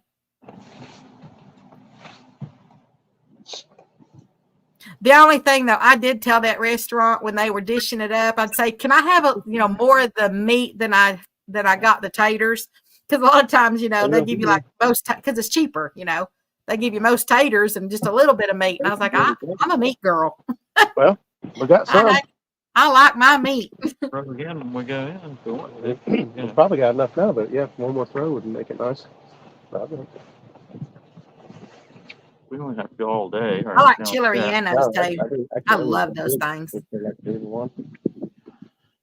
I used to grill those for me and my daddy. I think it's supposed to be. Of all things, I did it on the George Foreman grill, or at least if I wanted the quick method. More wind, but fishing at the dam, we can handle wind. And I'd even do the peeling and everything. I know a lot of times when you make those, you bleach them, or you have to put them in the oven and let them char, and then you take the peeling off of them, or whatever you call it. But you take that off of it and all that. But I would just put it on there, and I'd leave the peeling would get soft and everything, so I just leave that on there. And then I would stuff it with some cheese and some chicken, or some cheese and some beef, or just some cheese. What is it? It's about time for a bite. Yes, sir. I'm gonna get my stick in my hand. Midstream. Time for one of my rods to go down. Mr. Mike said he believes he's gotten 3 or 4 green chili stove videos. Okay. I got them saved. I mean, the one I saw, I got it saved.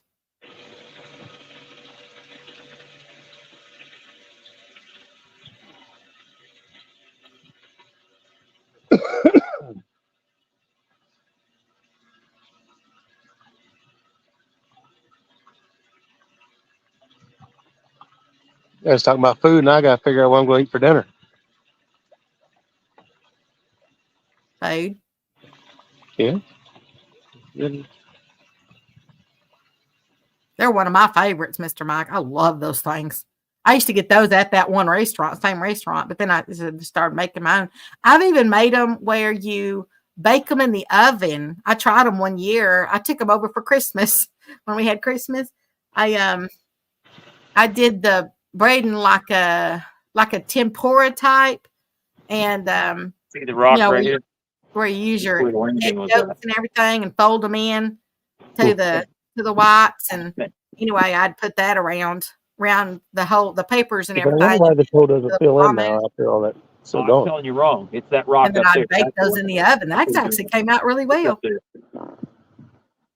That's I knew I've seen the rock before. This is just the hole back behind it. Well, I sure would, Miss it Chrissy. doesn't fill in because as that current hits that landing sticking out, does that. That's why there's a hole here. Okay, Mr. Mike, don't let that. Yeah, he's got to go turn his roast. He'll be right back. Oh yeah, that's important.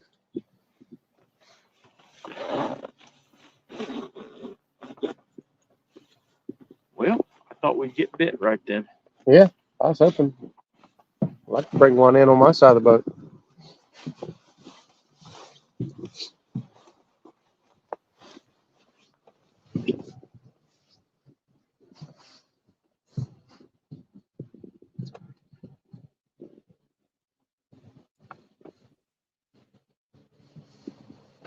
I almost stepped right on a scorpion What? a couple weeks ago.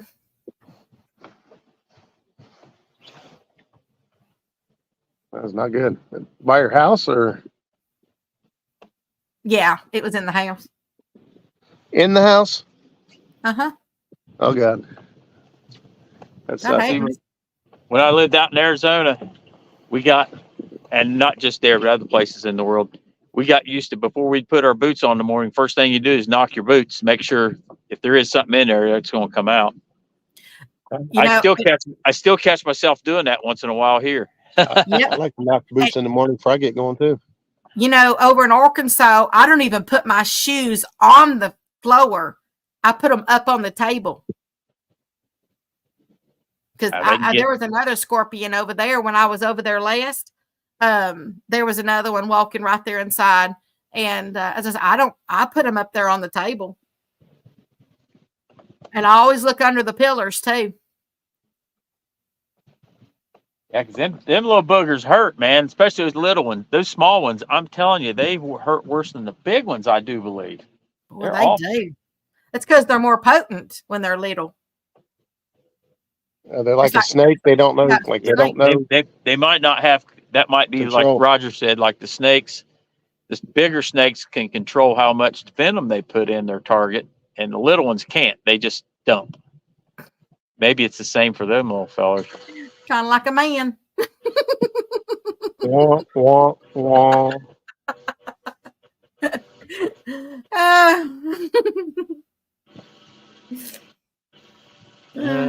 I killed a snake. I was just thinking, man, the control part. I don't know.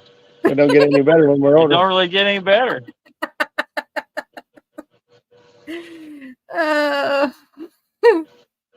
I did kill a snake the other day, about a week ago, I guess.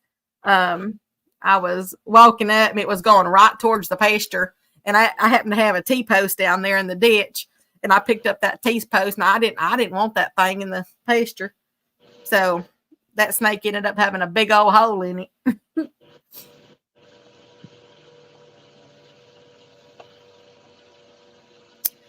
Mr. Mike says, "Here, fishy, fishy, fishy." That's right. Bring it on, man. Where's Mr. Harold? Yeah. We'll run out of daylight. These guys don't come on with it.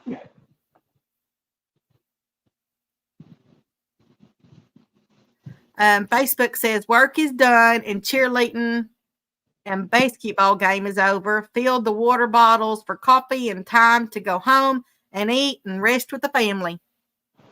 Well, I'm not sure who that is, but it sounds like you got a full day. I'll find out who it is. Let's see.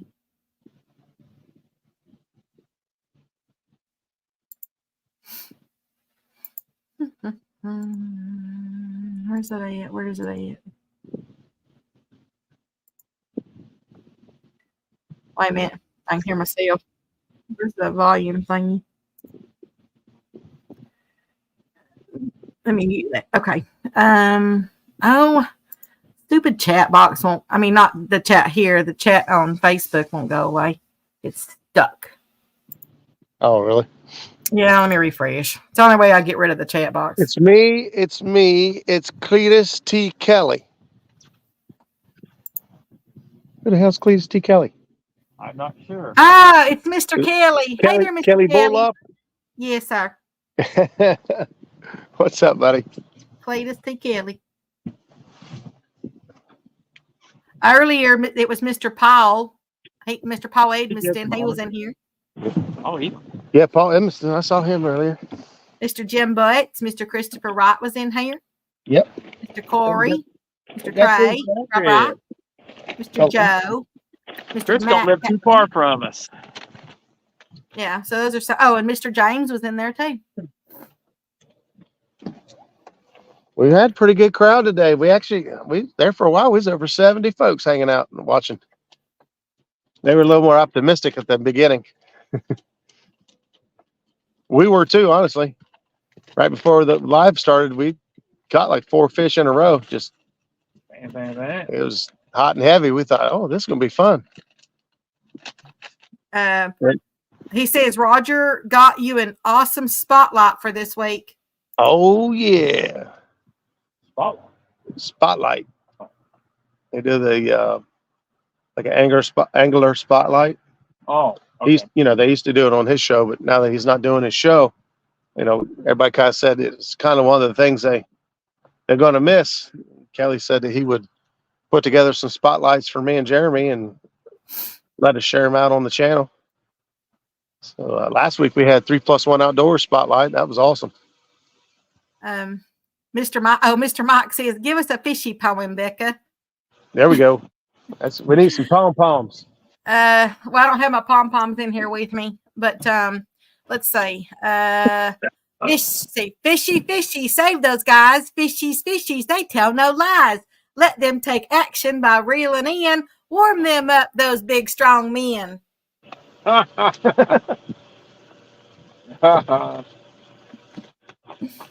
know by the time I go home, you can put something in my belly and get warmed up.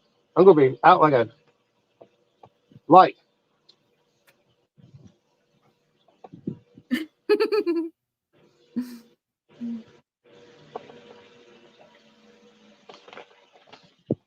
Tear 'em up. I do miss my cheerleading days sometimes.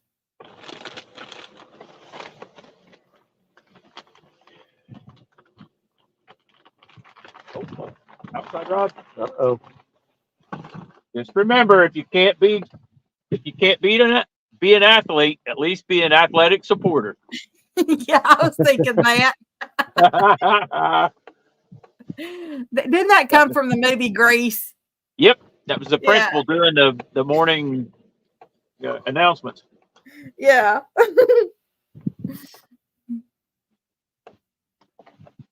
I thought there was something about ready to happen there.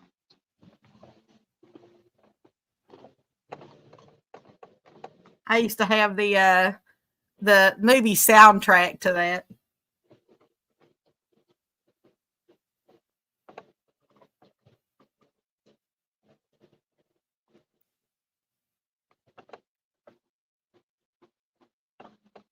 Of course, I don't know if that really brought the fish. It's just what came to mind.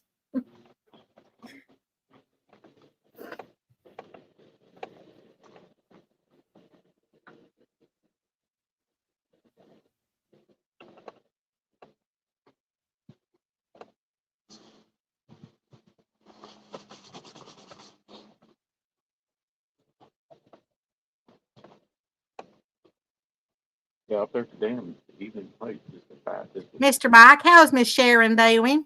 Like 3 weeks it has been. Will you make sure and give her a hug for me? Sleep in and go out in the afternoon. Mr. Kelly says he danced to that soundtrack in high school for his dance and drama class. Oh, wow. I did that with Eye of the Tiger. We did dance routines to the Eye of the Tiger song. Yeah, New Year's Eve, man.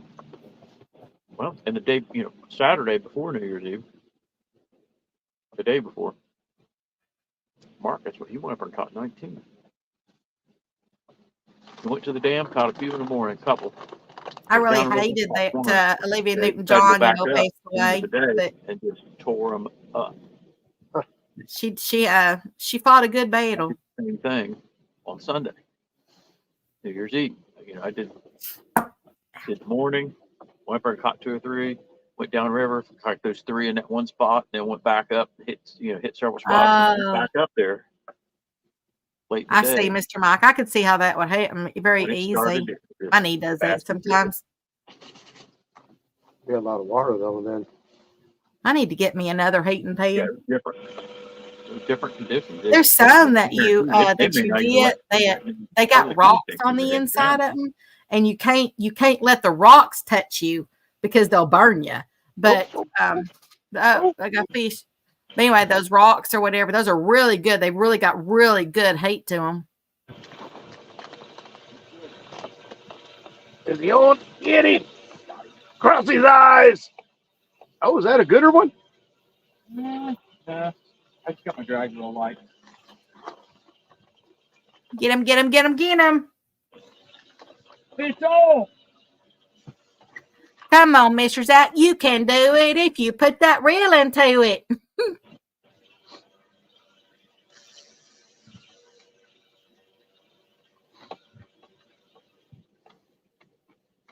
That's right. Fish on. Miss Chrissy says, okay, let's go. 100 pounds of 10 pounders. We already got 9. Oh, we had it. Okay. Well, hey there, catfishing with Cahoon. How you doing? Did you say catfishing with Cahoon? With Cahoon. Willie, what's up, buddy? I like his videos. I mean, he's got His good- name is Willie. Yep, Willie Cahoon. Well, hey there, Mr. Willie. How you doing? A good fella. Long time friend. We gotta get Willie in the boat. Is what we gotta do. That's true. That is true. That'd be fun. I think he could appreciate a good meal. See what we got going on back here. Beba, what you doing? Oh, he's tangled up. Do you need to go outside? It's not raining. Oh, yeah, I'll be right back. She does have to go outside. I'll be right back.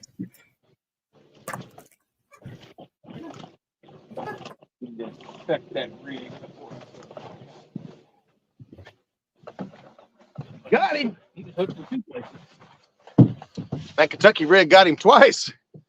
You done lassoed himself in the line and hooked himself again in the back with the other hook. He wasn't getting away. You're all cold and everything. Man, he's really cold. That's right, Willie. Catfish community is the best. He's really cold. Did you hear that tip that Doc gave when he was on the show the other week about using the thermometer gun?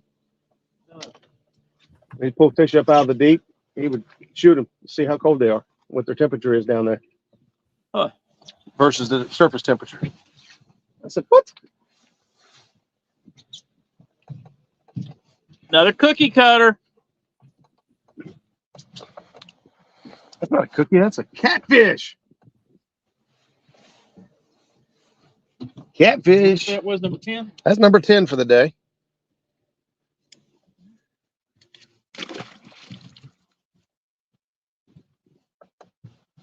Taking some work, but Yeah, it's not been on fire today by no stretch of the imagination, but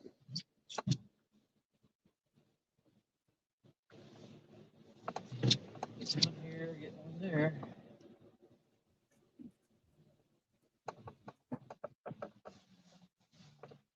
oh my goodness.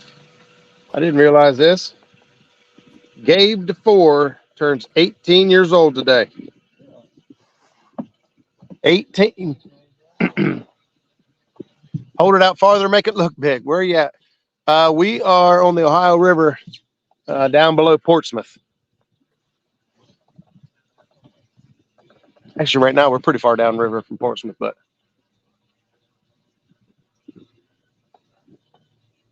we is in the mighty Ohio. Meldal pool. Yeah, in the Meldal Pool. Up moving or is that somebody?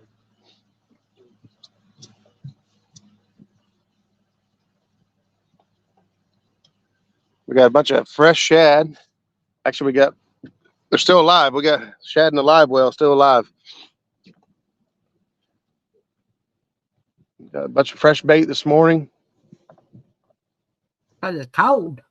We tried to, yeah, you're right. It's a lot easier to keep bait alive when it's cold.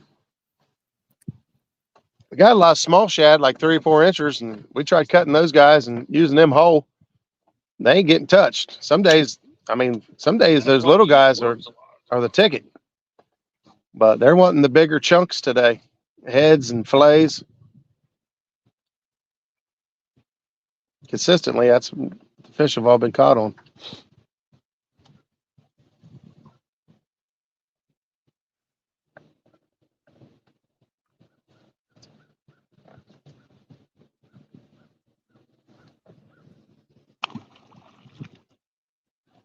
Scott got you. It's close. There's a lot of people getting snow right now. Yep. Yeah, even here in Ohio, you go just a little bit north of here, it just happens to be warm enough down here. We're at the very southern end of Ohio. Yeah, y'all can That- keep it. I don't mind it for a little bit, but I don't want it for too long. I don't like having winter 6 months of the year. Yeah. We only get it 3 months of the year. Into December, January, February, and half of March. Okay, Mr. Kelly. He said he's home now. Check you all later. Roger, Thank you. I'll Say let the you end of know March. when the video is Beginning of ready. March for upload. All right, buddy. Appreciate you. Thank you. What was that? I said March. It's like the first part of March. We have a warm up usually, but then the last part of March it's cold. Yeah. You know, I went on a cruise and I went to the Bahamas. And so, you know, everything was, and this was March. And so we went to the Bahamas and everything. And of course, we were working on tans and everything. Yeah. So I had shorts on, you know, tank tops. We get back here to the States, you know, back here to, or here. And do you know that it was slating when we got off the airplane here? So here we were in shorts and tank tops, nice little tan going, and it's sitting there slating. I was cold. Yeah. Hey there, Mr. Corey. He's in Facebook land. He said, "What's up, y'all?" Is that Corey Jeffers? Yes, sir. Hey, Look at those. Look up there thanks on for the hill. stopping in, buddy. Look up there on the hill. What we got on here? Hey there, Mr. Ernie. Oh, I oh. heard you were toilet trained now, Mr. Ernie. Keeps coming creeping down and creeping down. Closer and closer. Yeah, now I've been watching ahead of us, making sure his fog don't roll in on top of the water. Mr. Willie says, Roger, do you ever hit the Kanawha? Wild River? Yeah, the Kanawha River. Yep, sure do. Kanawha. No, It's actually on our list of places to go here next soon. we were going to go last weekend, but I had impeller problems on my boat on Friday or Saturday, so that screwed up my plans for last weekend. So I was going to go to the Kanawha one day, but it was the lowest of the three places, so I had to get rid of that on the list of priorities. I still caught plenty of fish. So. He said that Mr. Corey says Kanawha is how it's pronounced. Kanawha. Yep. Oh, like when you're being real. Kanawha. Kanawha. Kanawha. Kanawha. Kanawha. Kanawha is how it's But pronounced. they don't really use the W, but Kanawha. Kanawha. Kanawha River. Kanawha, and you got to Sounds do like that. I'm doing karate or something. You got to do that. That last part's got to be through your nose. Kanawha. Kanawha. There you go. Sounds like a cow bellering. Cool. Kanawha. And right across the river from there, at where the canal comes out to the Ohio, on the Ohio side, is Gallipolis. That's right. Or the Mothman. That's where. Well, that's Point Pleasant. Point Pleasant. Yeah, Yeah. that's Mothman.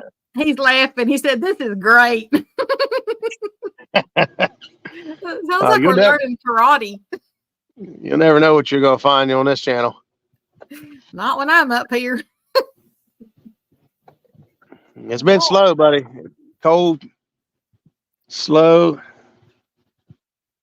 We managed 10 fish, but they all been right around that 8 to 12 pound mark, I think is pretty much the average today. Yep. I think we had one just into the teens, a little 14, 15 maybe.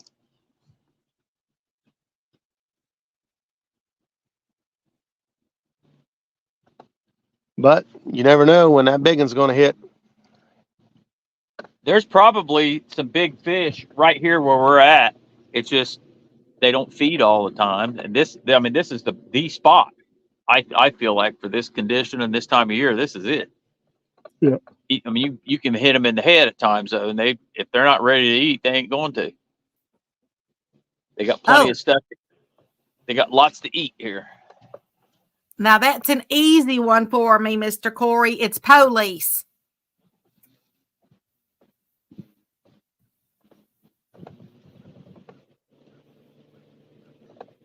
I don't know how y'all say it, but it's a police. Police. Uh-huh. That he's asking how you say it. I said it's police. That's how you say it. Did you put the emphasis on the right syllable there? I did put it in the syllable. I don't care what you're slobbering on. It's, I did get slobber all over my laptop. it's police. It's What baits police. are on the menu today? Shad, Uh, shad, and shad. We got shad fillets, shad chunks, shad heads, small shad, large shad, fresh shad. Matter of fact, they're still alive in the live well. They're still flipping and twitching when we cut them and throw them out. You don't get no fresher than that. Mr. Willie said, LOL, we went a couple times last year. I'll probably go with my boat in the spring. New motor on it now. There you go. Mr. Ernie said, man, the soup was okay, but that ham is great. I don't care much for soup like that. Well, you're more welcome to come down and fish with us anytime. I got plenty of room at the house. You can come down and crash at the house, spend the weekend if you want. We'll take you out and put you on some fish. Well, we'll take you out and go fishing. We can't guarantee you put on anybody on fish. We know better than that. But I guarantee you'll have a good time and you'll eat good. I always have trouble with that word, Mr. Corey. They've tried. I can't do that one. What is it? It's that name of that place. Ambulance. No, Name of the place. the Gallipolis. Gallipolice. Yeah. I call it Gallipolis. Now that the people that live there call it Gallipolice. Then people did that I don't say live it there, right? and whenever you don't live there, we all call it Gallipolis. So They I call do it- say it right. It is a The way they Gallipolis. say it there is like they put police on the end of it. Gallipolice. Well, I don't know I'll why. go. They just do. For once, y'all, I was right. Gallipolis. There you go. It is a Gallipolis.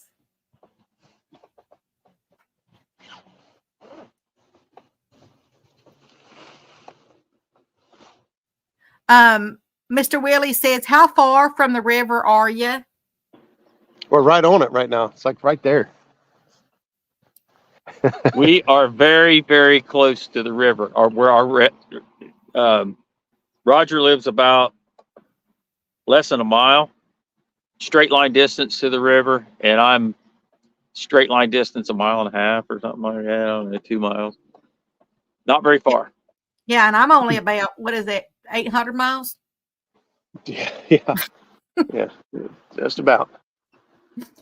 Yeah, that's for Portsmouth. Now, if you want to go fish Point Pleasant, Gallipolis, it's like about an hour and a half. And just an hour? That's like an hour and 5 minutes from my house, Hour and 5. from the house. Yeah. That's It's about an hour to that location. That's actual driving time, 1 hour and 5 minutes. That's not full. That's not driving hard or fast. That's with the boat and all that stuff. Mr. Willie says, I ain't shy, Roger. I'll come and eat up all your food and fish all weekend, LOL. Shoot. Yeah. Done deal. Yeah, there's a boat ramp in Oh, Portsmouth. behind you. 3. 3 got hit, and then I heard that. It just stayed steady pressure. Did it squeal a little bit? That was his feet. Oh, okay. That's what I heard then. Yeah, that right there. Hey there, Mr. Apache. Yeah, there's a boat ramp about 1 mile from Roger's house that we use sometimes. Yep. Where we launch all depends on if we need bait and where we think the bait is. Where we're going to get, if we have bait, we need bait, and where the fish have been biting. We got different places we go. I'm like you, Mr. Willie. I ain't shy either.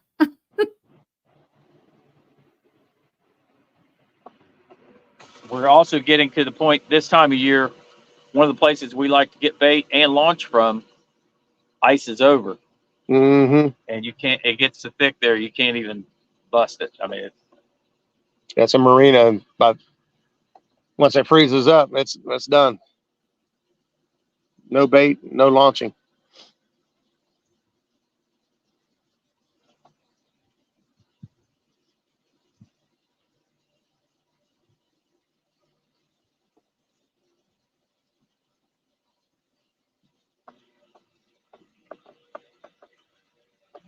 I'll be able to get one more fish out of here, shouldn't I? I'd hope so.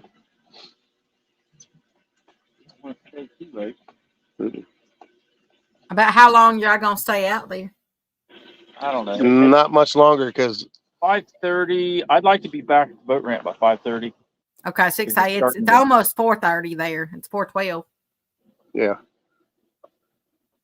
probably not a whole lot longer because we got to. We want to be rolled up and headed that way before. Yeah, 6 y'all gonna get dark. Probably about another 30 minutes. Yeah, If we don't, 30 minutes, we'll be heading back. And it's already kind of like, it's all foggy and everything. That's actually a pretty picture when you think about it. I mean, if Mr. Roger were to get out of the picture, it'd be a really pretty picture. Got to get those digs in. there you go. The way that is, when we were fishing that fog there at the island. yeah, the way that is back there, with that the fog, or mist, or whatever that is back there going across that hill, or that's actually really pretty. Well, I think you call it clouds. Actually, right now it's just low clouds. Is it clouds? Yeah, I think so. I don't know. Yeah, it is. Yeah, that's actually a pretty picture when you think about it.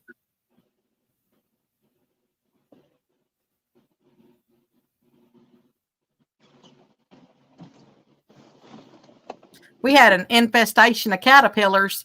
It's been probably about a month ago, I guess now, but they were everywhere. I mean, like going across the road. Somebody said they were going up the side of their house and all of that. Well, I'm used to seeing the brown ones. Okay. I think they're actually moths, but they're still in the caterpillar form. And so I'm used to seeing the brown ones all the time, but there was brown ones.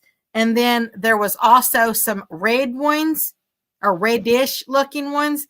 And then I'll be dog if I didn't see any white ones. I've never seen a white one. So I took pictures of all three and I put them in a collage, side by side by side. I might put those on my, like a little short or something. I don't know. They're actually kind of really neat to look at. But we have caterpillars that bite here. And so, I'm just not sure. So I ain't going to pick them up.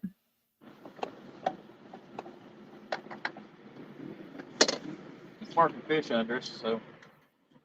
I got one suspended, but it just ain't doing no good. Of course, none of my rods have been doing us any good at all. I may have caught up. Probably. I think you got more. Where'd all the bait go? He's gone bait. Go. Grab me a bait. You don't need that. Do any of y'all out there, do y'all get caterpillars around your place like that? Where they like all of a sudden go up the side of your house and. We have, you talk about the ones that bite or sting or whatever. Yeah, there are ones that bite here. We've got some that do that. And, they'll bite you, and then you go to swat them off because they bit you, and all their little hair thingies will stick in you and burn the crap out of you.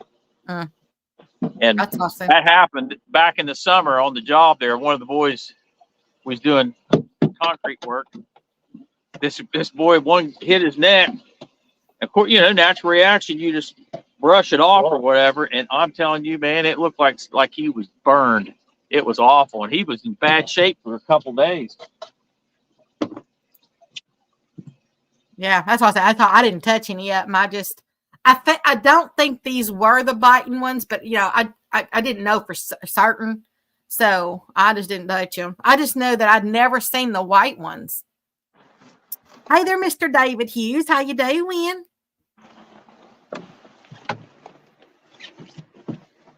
I like that big old one you're holding in your little avatar there, Mr. David.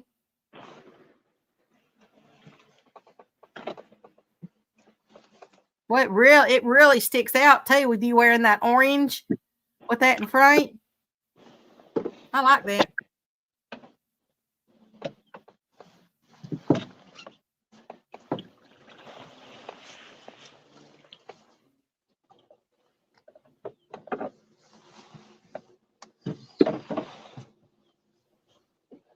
You're welcome.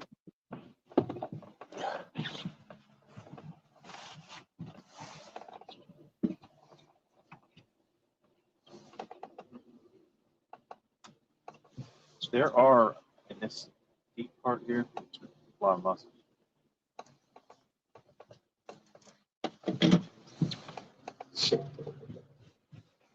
What's that? I don't hear it.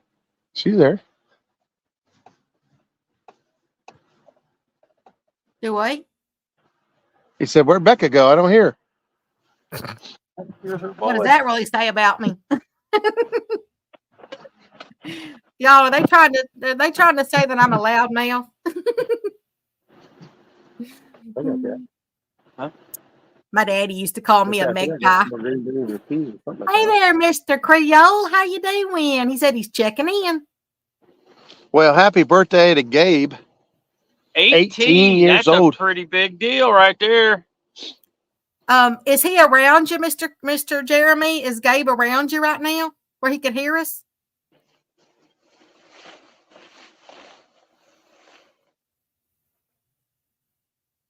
Nominated for Blue Cat of the Year, the 71-pounder. That's outstanding. Jeremy nominated for Guru of the Year. And of course, nominated for Educational Channel of the Year and Live Talk Show of the Year. And Jeremy didn't. I thought maybe Jeremy had another one too. I know. I can't believe I've learned all the stuff that y'all know now.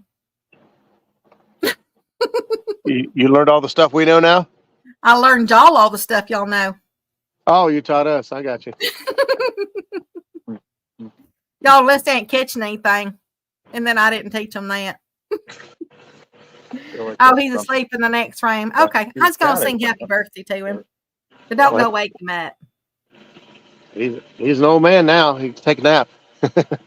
Once you get 18, man.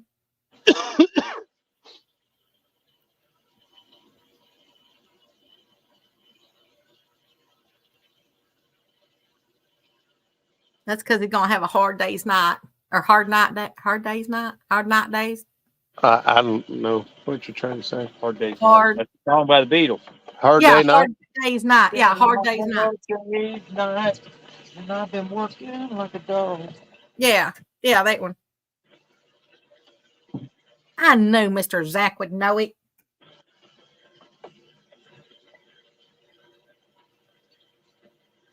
Miss Chrissy says they're behind. They still need to catch 90 10-inch fish. What? I think she meant 10-pound fish. She was saying earlier Yeah, about 100. 100 pounds in 10-pounders, you know. Oh, well, we've probably got that. We've got 10 fish today, and our average is between 8 to 12. Yeah. We might be a couple pounds shy, but I think we've caught close to 100 pounds of fish. We couldn't do it in one fish. Yeah. Miss Chrissy, I knew what you were talking about. Mr. Creo said he'll be on the water with them tomorrow, he believes. There you go. Are you going live tomorrow? We might be on the water tomorrow, too. Well, he ain't going dead. Oh, boy.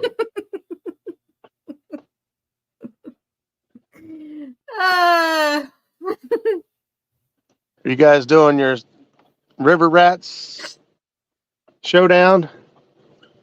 Mr. Danny was live earlier. I don't know if he still is. I hope he's still alive. On I the like stream. On the stream. I didn't say alive. I said live. Let's see, Danny was nominated for Bank Angler.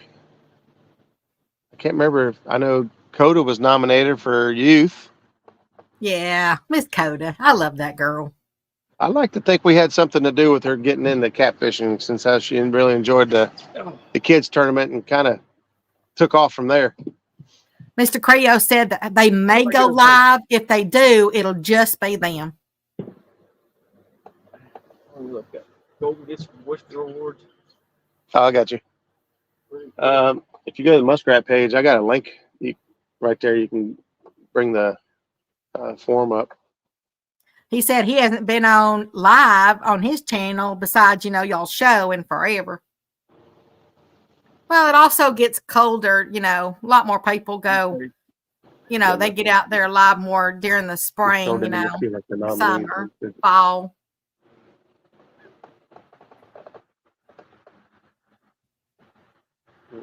Ooh, Mr. Mike's saying that he's enjoying this wet, cold weather.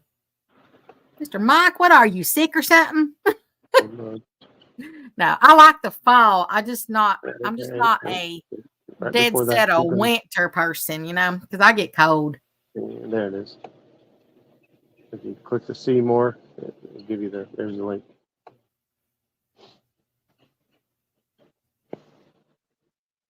Hey there, Miss Lisa. How you doing, girl? Who you are, huh? Lisa Elliott.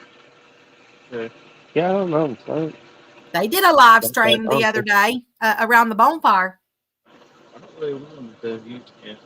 I'll give it to them. I wasn't in the chat box, Miss Lisa, but I was listening and watching. Mr. Creo said, Mike, we're relaxing today. It's not too bad here. 48, cloudy, and wet. Yeah, it's wet here too. It's been raining. It's Yeah. Well, it's flooded, a few days ago, and then it stopped, and then it started, raining hard again, and it rained all night long. And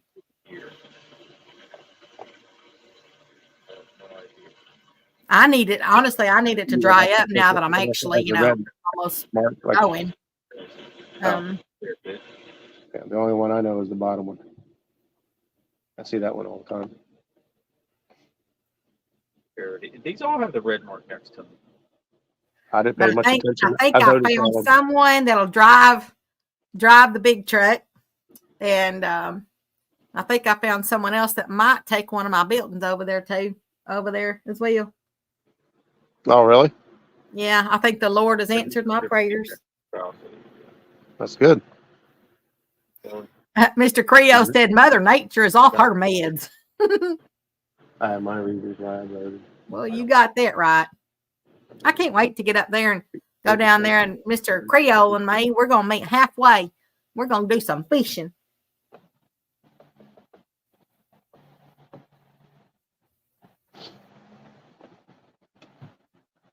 He's going to teach me how to fish, y'all. Who is? Creole. I said, I can't wait till I get up there, and then Mr. Creole and me, we're going to meet like halfway, and we're going to do some fishing. That's a good plan. I know you would, Mr. Ernie. That's the problem. Everybody's always so far away from me.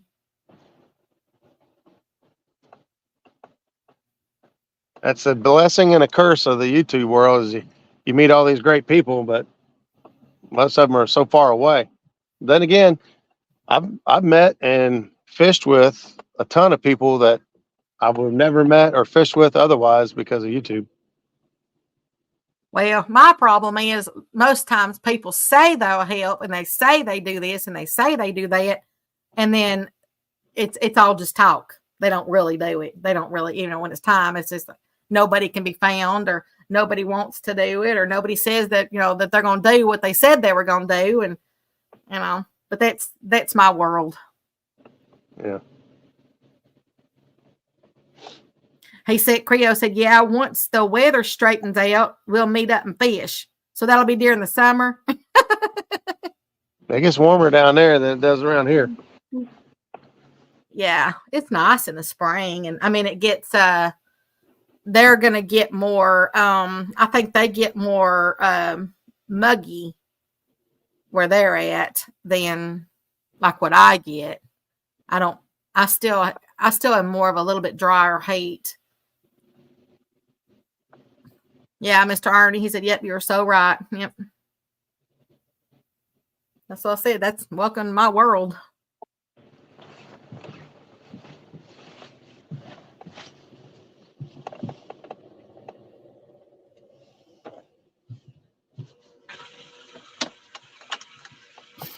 Creo said you'll have your choice, either the Ouachita in Columbia or the Mississippi around Natchez or Vicksburg. I don't know. Wouldn't matter to me. You're the one that knows the area better. Vicksburg. I'd had a worse sidekick. I didn't even remember him catching a Friday like this. If you're not sure, they should have the video. Yeah, you can click As long that, as they'll you got a put place that I can see step the onto the video. boat That got nominated. and we can go out there, it don't matter. Oh, yeah. Oh, yeah.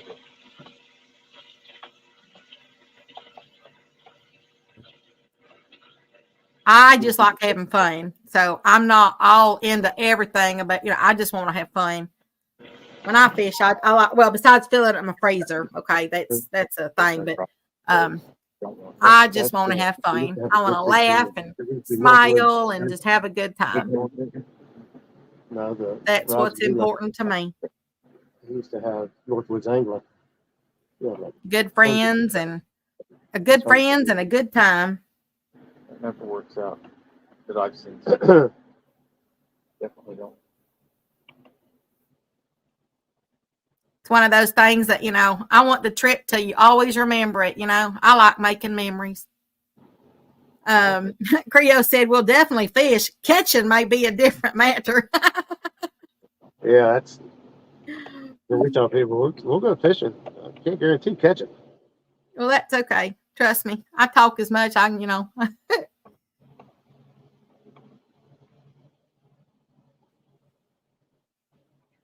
Mr. Jeremy's a talker too. Yeah, it don't take much to get him going. That's okay. Ain't nothing wrong with those type of people. I love them. That means I don't have to have a one-sided conversation. Yeah, he said just a little. So I said my daddy used to call me a magpie when I was little. Picking up on us. Big old barge just snuck up behind us. Actually, we knew it was coming. We saw it a long time ago, but forgot about it. Right here next to us now. You guys will see it here in a minute. It's crazy how quiet a giant barge like this can be.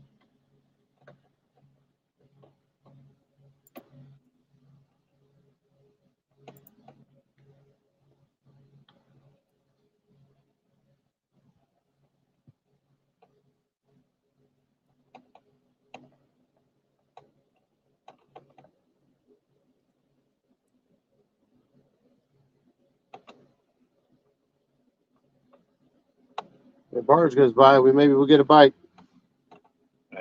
Not going the right way. I would say that guy in the middle. Right. From what he's been saying for the last 6 months and stuff, it's kind of starting to piss me off a little bit. Mr. Creo said it's amazing how quiet they are coming towards you. What is it? Mr. Creo said it's amazing how quiet they are coming towards you. Yeah, Yeah. No kidding. Especially when they're going downstream where they don't have their, they're not struggling and making a lot of noise and stuff, man. It's amazing. Bank angler of the year. Man, Jerry and Danny, that's tough. Mm-hmm. Eeny, meeny, meeny, miny, miny, miny. I got to go pee. I'll be right back. All right. Look at that one was great. Like a big old fish came up off the bottom or something. Something happened. Sure, I mean, it almost looks like air bubbles. That don't make sense. Not that big. I've done it on it. It burps. Burps and bubbles up. I don't know that's what it is at all. I just said it put it fine. He's not angling here, too. He's on the line.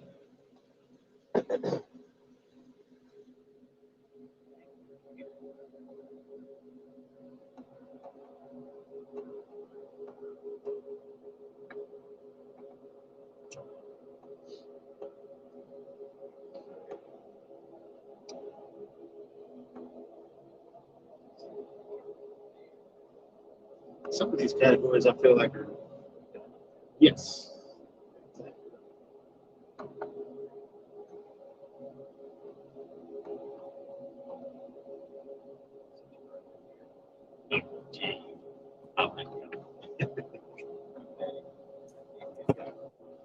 Hard not to like you, man. Oh man, man, look, it's still doing that on the screen. I don't get it. Mr. Creo said he had a tough time deciding in some of the categories. Hey, you ain't kidding. Zach's going through it right now, voting, and I'm telling you, some of the categories. Well, first of all, I think some of the categories are a little redundant. Like some of the stuff is just high level technical, and I think that there's only a handful of people that really know and understand the difference between some of the categories. So I think they're kind of redundant. But some of the categories, such great options to choose from. It's really tough, and that's good. That's good that there's so much. We got so much talent out there that it's hard to make an easy decision. Oh, I see the barge. Yep, there he goes, loaded down with coal, and we could barely hear him when he come up on us. You can hear him now, obviously, because you got the engines. But Every time I see one of those barges, man, all I think about is Huck Finn, Tom Sawyer. Hey there, Mr. Creo. He gave you $4.99. He said, buying my votes. buying the votes. There you go.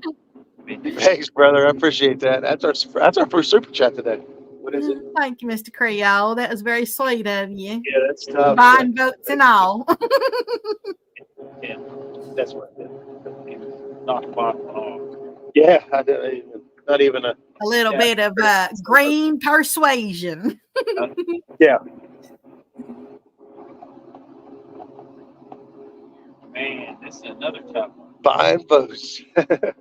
Ain't no shame, buddy. Look, and that Okay. super chat's also green, you know, the color of money. Oh yeah. Money, money, money, money, money. Creator of the year. That's another tough one, man. It's like daggone, man. We are going to have such a great time when we go fish. Off with off. Oh, I love to laugh. He puts in the hours and all that stuff, but the quality, production value is not what these other two are. Trust me, Mr. Creo, and when you and I go fish, That one didn't. there's probably, you know, just having me there, you're probably going to end up with the blooper reel for the Whisker Awards. I look forward to it. I watch the other one a lot, but I watch every one of those.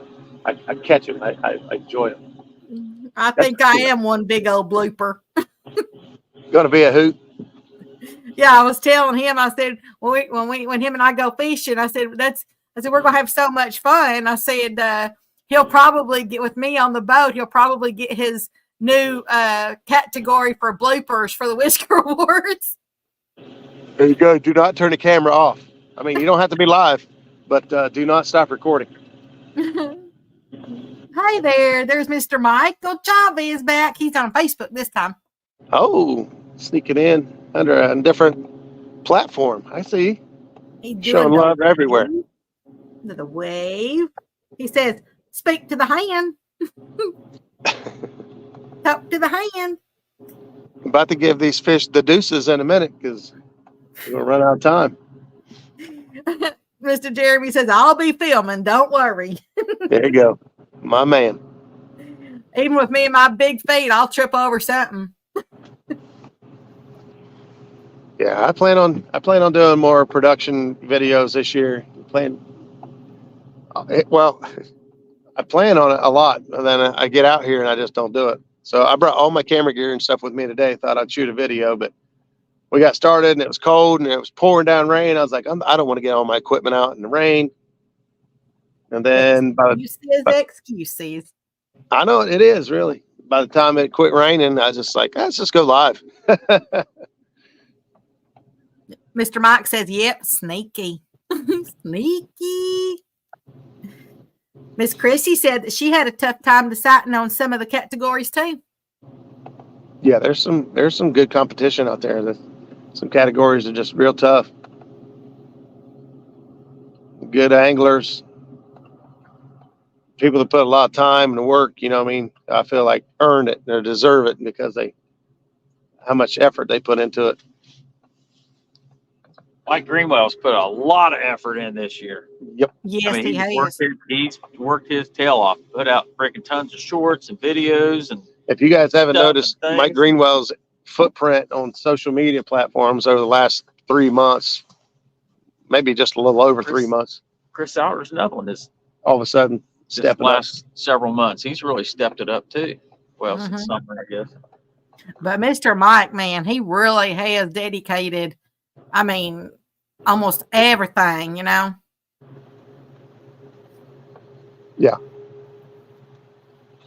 Yeah, that category was tough for me. Angler of the Year between Greenwell, Stand 3, and what was the other? You just voted. I know. I'm trying to remember for angler of the year. Daggone. I asked him too fast. Mr. Creo said, Miss Chrissy, that's a good thing, though. It means the choices are good. Oh yeah, they're Mhm. Oh, Jerry. Jerry Creo Parker. said it was Jerry. Yeah. That's right, Jerry Parker. Thank Yeah, you, he Mr. was- Creo. And he was up for Bank Angler of the Year too, which was also another freaking hard category with Jerry and Danny and Jerry and Danny. I don't remember who the other one was. I don't think I knew the third one. Mr. Mike says he can get YouTube on his big TV. There you go. I can't do that yet. I might have to get me a new TV or something once I get up. I mean, I got so many already. I hate to go get another one. At Yeah. home, I watched I got the big TV and I watch the YouTube on that. But if I'm wanting to chat, I do that on my phone. Yeah, I don't watch a lot of TV. Turn so. volume. You know? that's exactly what I do. I put the show on the big screen at home, and then I mute my phone, and I have my phone up in case I want to chat. So I can watch it on the TV, but I can chat on my phone. And they don't. If you do turn the volume up a little bit, the voices don't get. There's a delay No, on yeah. the TV. It's never in sync.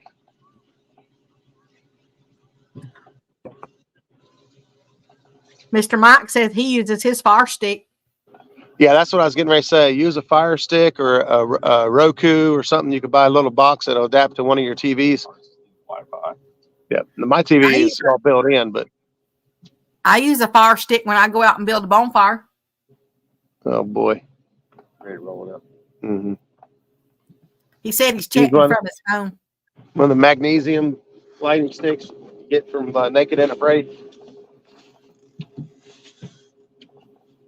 We're gonna roll them up. We're gonna call it a day. I like when those channels out there, they do like a Fired Up Friday or something like that. It's where they, they take their fat wood or just some kind of a starter, and they have to use their ferro rod and stuff like that, to start it up. They're not using matches or little lighters or anything. And I like watching them do those. I like the survival channels or shows. Yeah. Alone Yeah. is my favorite. They're actually alone. There ain't no camera crew, tap them out or whatever. I mean, Yeah. it's And you really already fun. know that I like They had to I get like out. that. You really had to. So I said, you already know that I love that show alone. Yeah. I like to see what all they do, and build while they're out there. And some of them get real creative. I watched I think it was season 6 of Naked and Afraid XL challenge where they're in groups.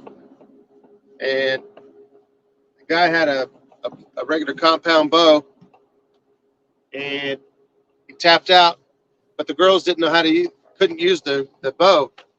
So they chiseled a crossbow stock out of wood and attached the bow to it and made their own crossbow out of his bow. Oh, that ain't very neat. Yeah, it was freaking awesome. Mr. Mike says, well, dang, they're packing it in.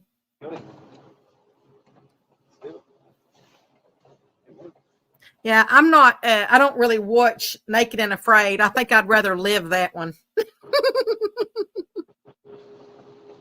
But no, I don't really watch. I don't really watch that one too much.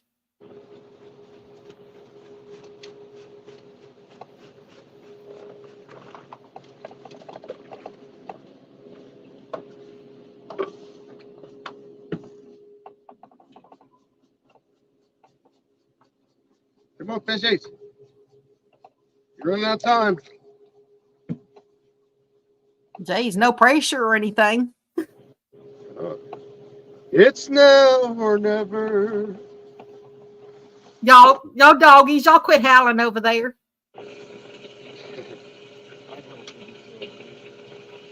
What you say? Told the folks to quit hours.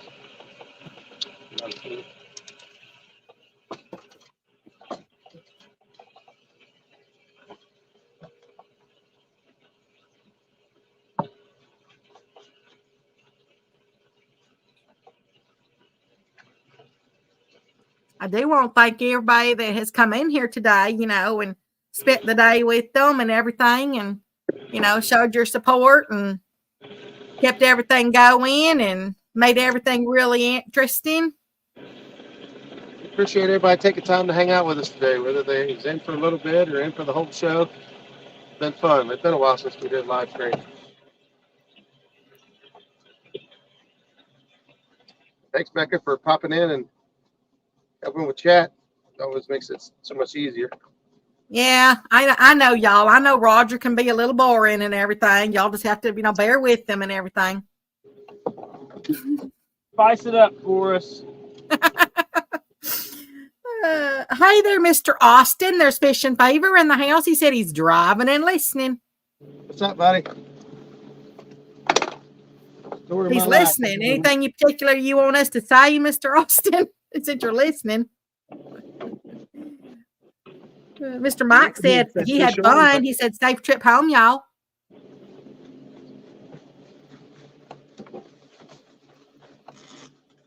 Always a pleasure to have you in here, Mr. Mike.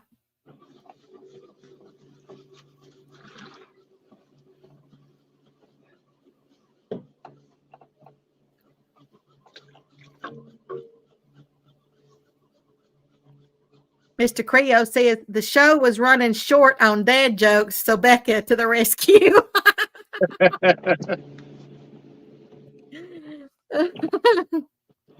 That was because of Zach out there counting crows. Got us in trouble.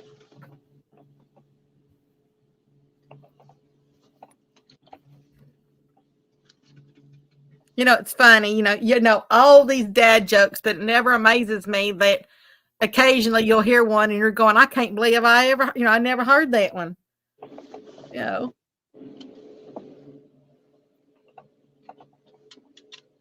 now and then you get a new one by. And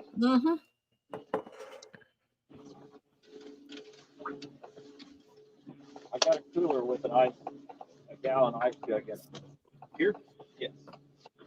Put the leftover bait in. I can see it now. Mr. Creole and May will be up there on the boat and we'll start to play or hum music or something, not real, like not to get a strike or anything, but we'll sit there and we'll just be kind of bumping back and forth. And next thing I know, we'll bump sides or something. And then there I'll go. I'll go right inside. I'll go right down in the water.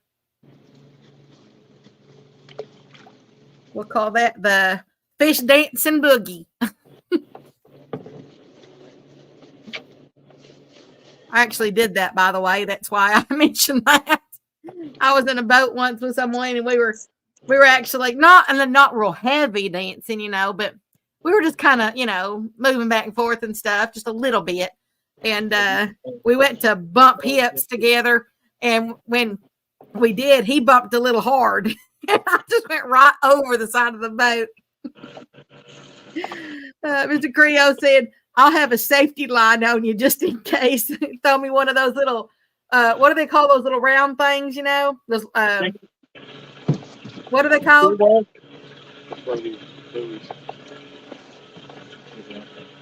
throw it out there. And Around things. Mr. Mike said Zach is sporting his Uncle Si look. You know, he kind of is. Mr. Mike said that Zach is sporting his Uncle Si look. Yeah, for a little while longer. Soon as we get the roof on the building, get some heat in it, it's coming off. Mr. Creo said, I'll tie the anchor buoy to your ankle. You'll be fine. As long as you can pull me back in. Yes, I'm over it. Just now, Can you imagine that being on a video, though? Oh, Actually, you're probably going to go, don't you come back in till you get a fish. You stay out there. You're going to be the bait. We needed some really big bait. What do they call those donkey baits? You're going to be the donkey bait. this might be the last year that I work outside in the winter. I can tell you, I might get too old for it. Yeah, Well, guys, it we comes got all to- the baits in. Rods are put up. It's getting dark on us. We're going to shut her down and hightail it back to the boat ramp. We appreciate everybody stopping in and hanging out with us. Made it much more fun today. About 16 miles to go. 16 miles ago. 10 fish on the live stream today. Appreciate y'all hanging out with us. Becca, thanks again for stopping in and keeping us company. And keep notifications on. We'll be going live again soon. We might go tomorrow. We might go tomorrow. Who knows? Turn the bell on. Toodles, See y'all. y'all.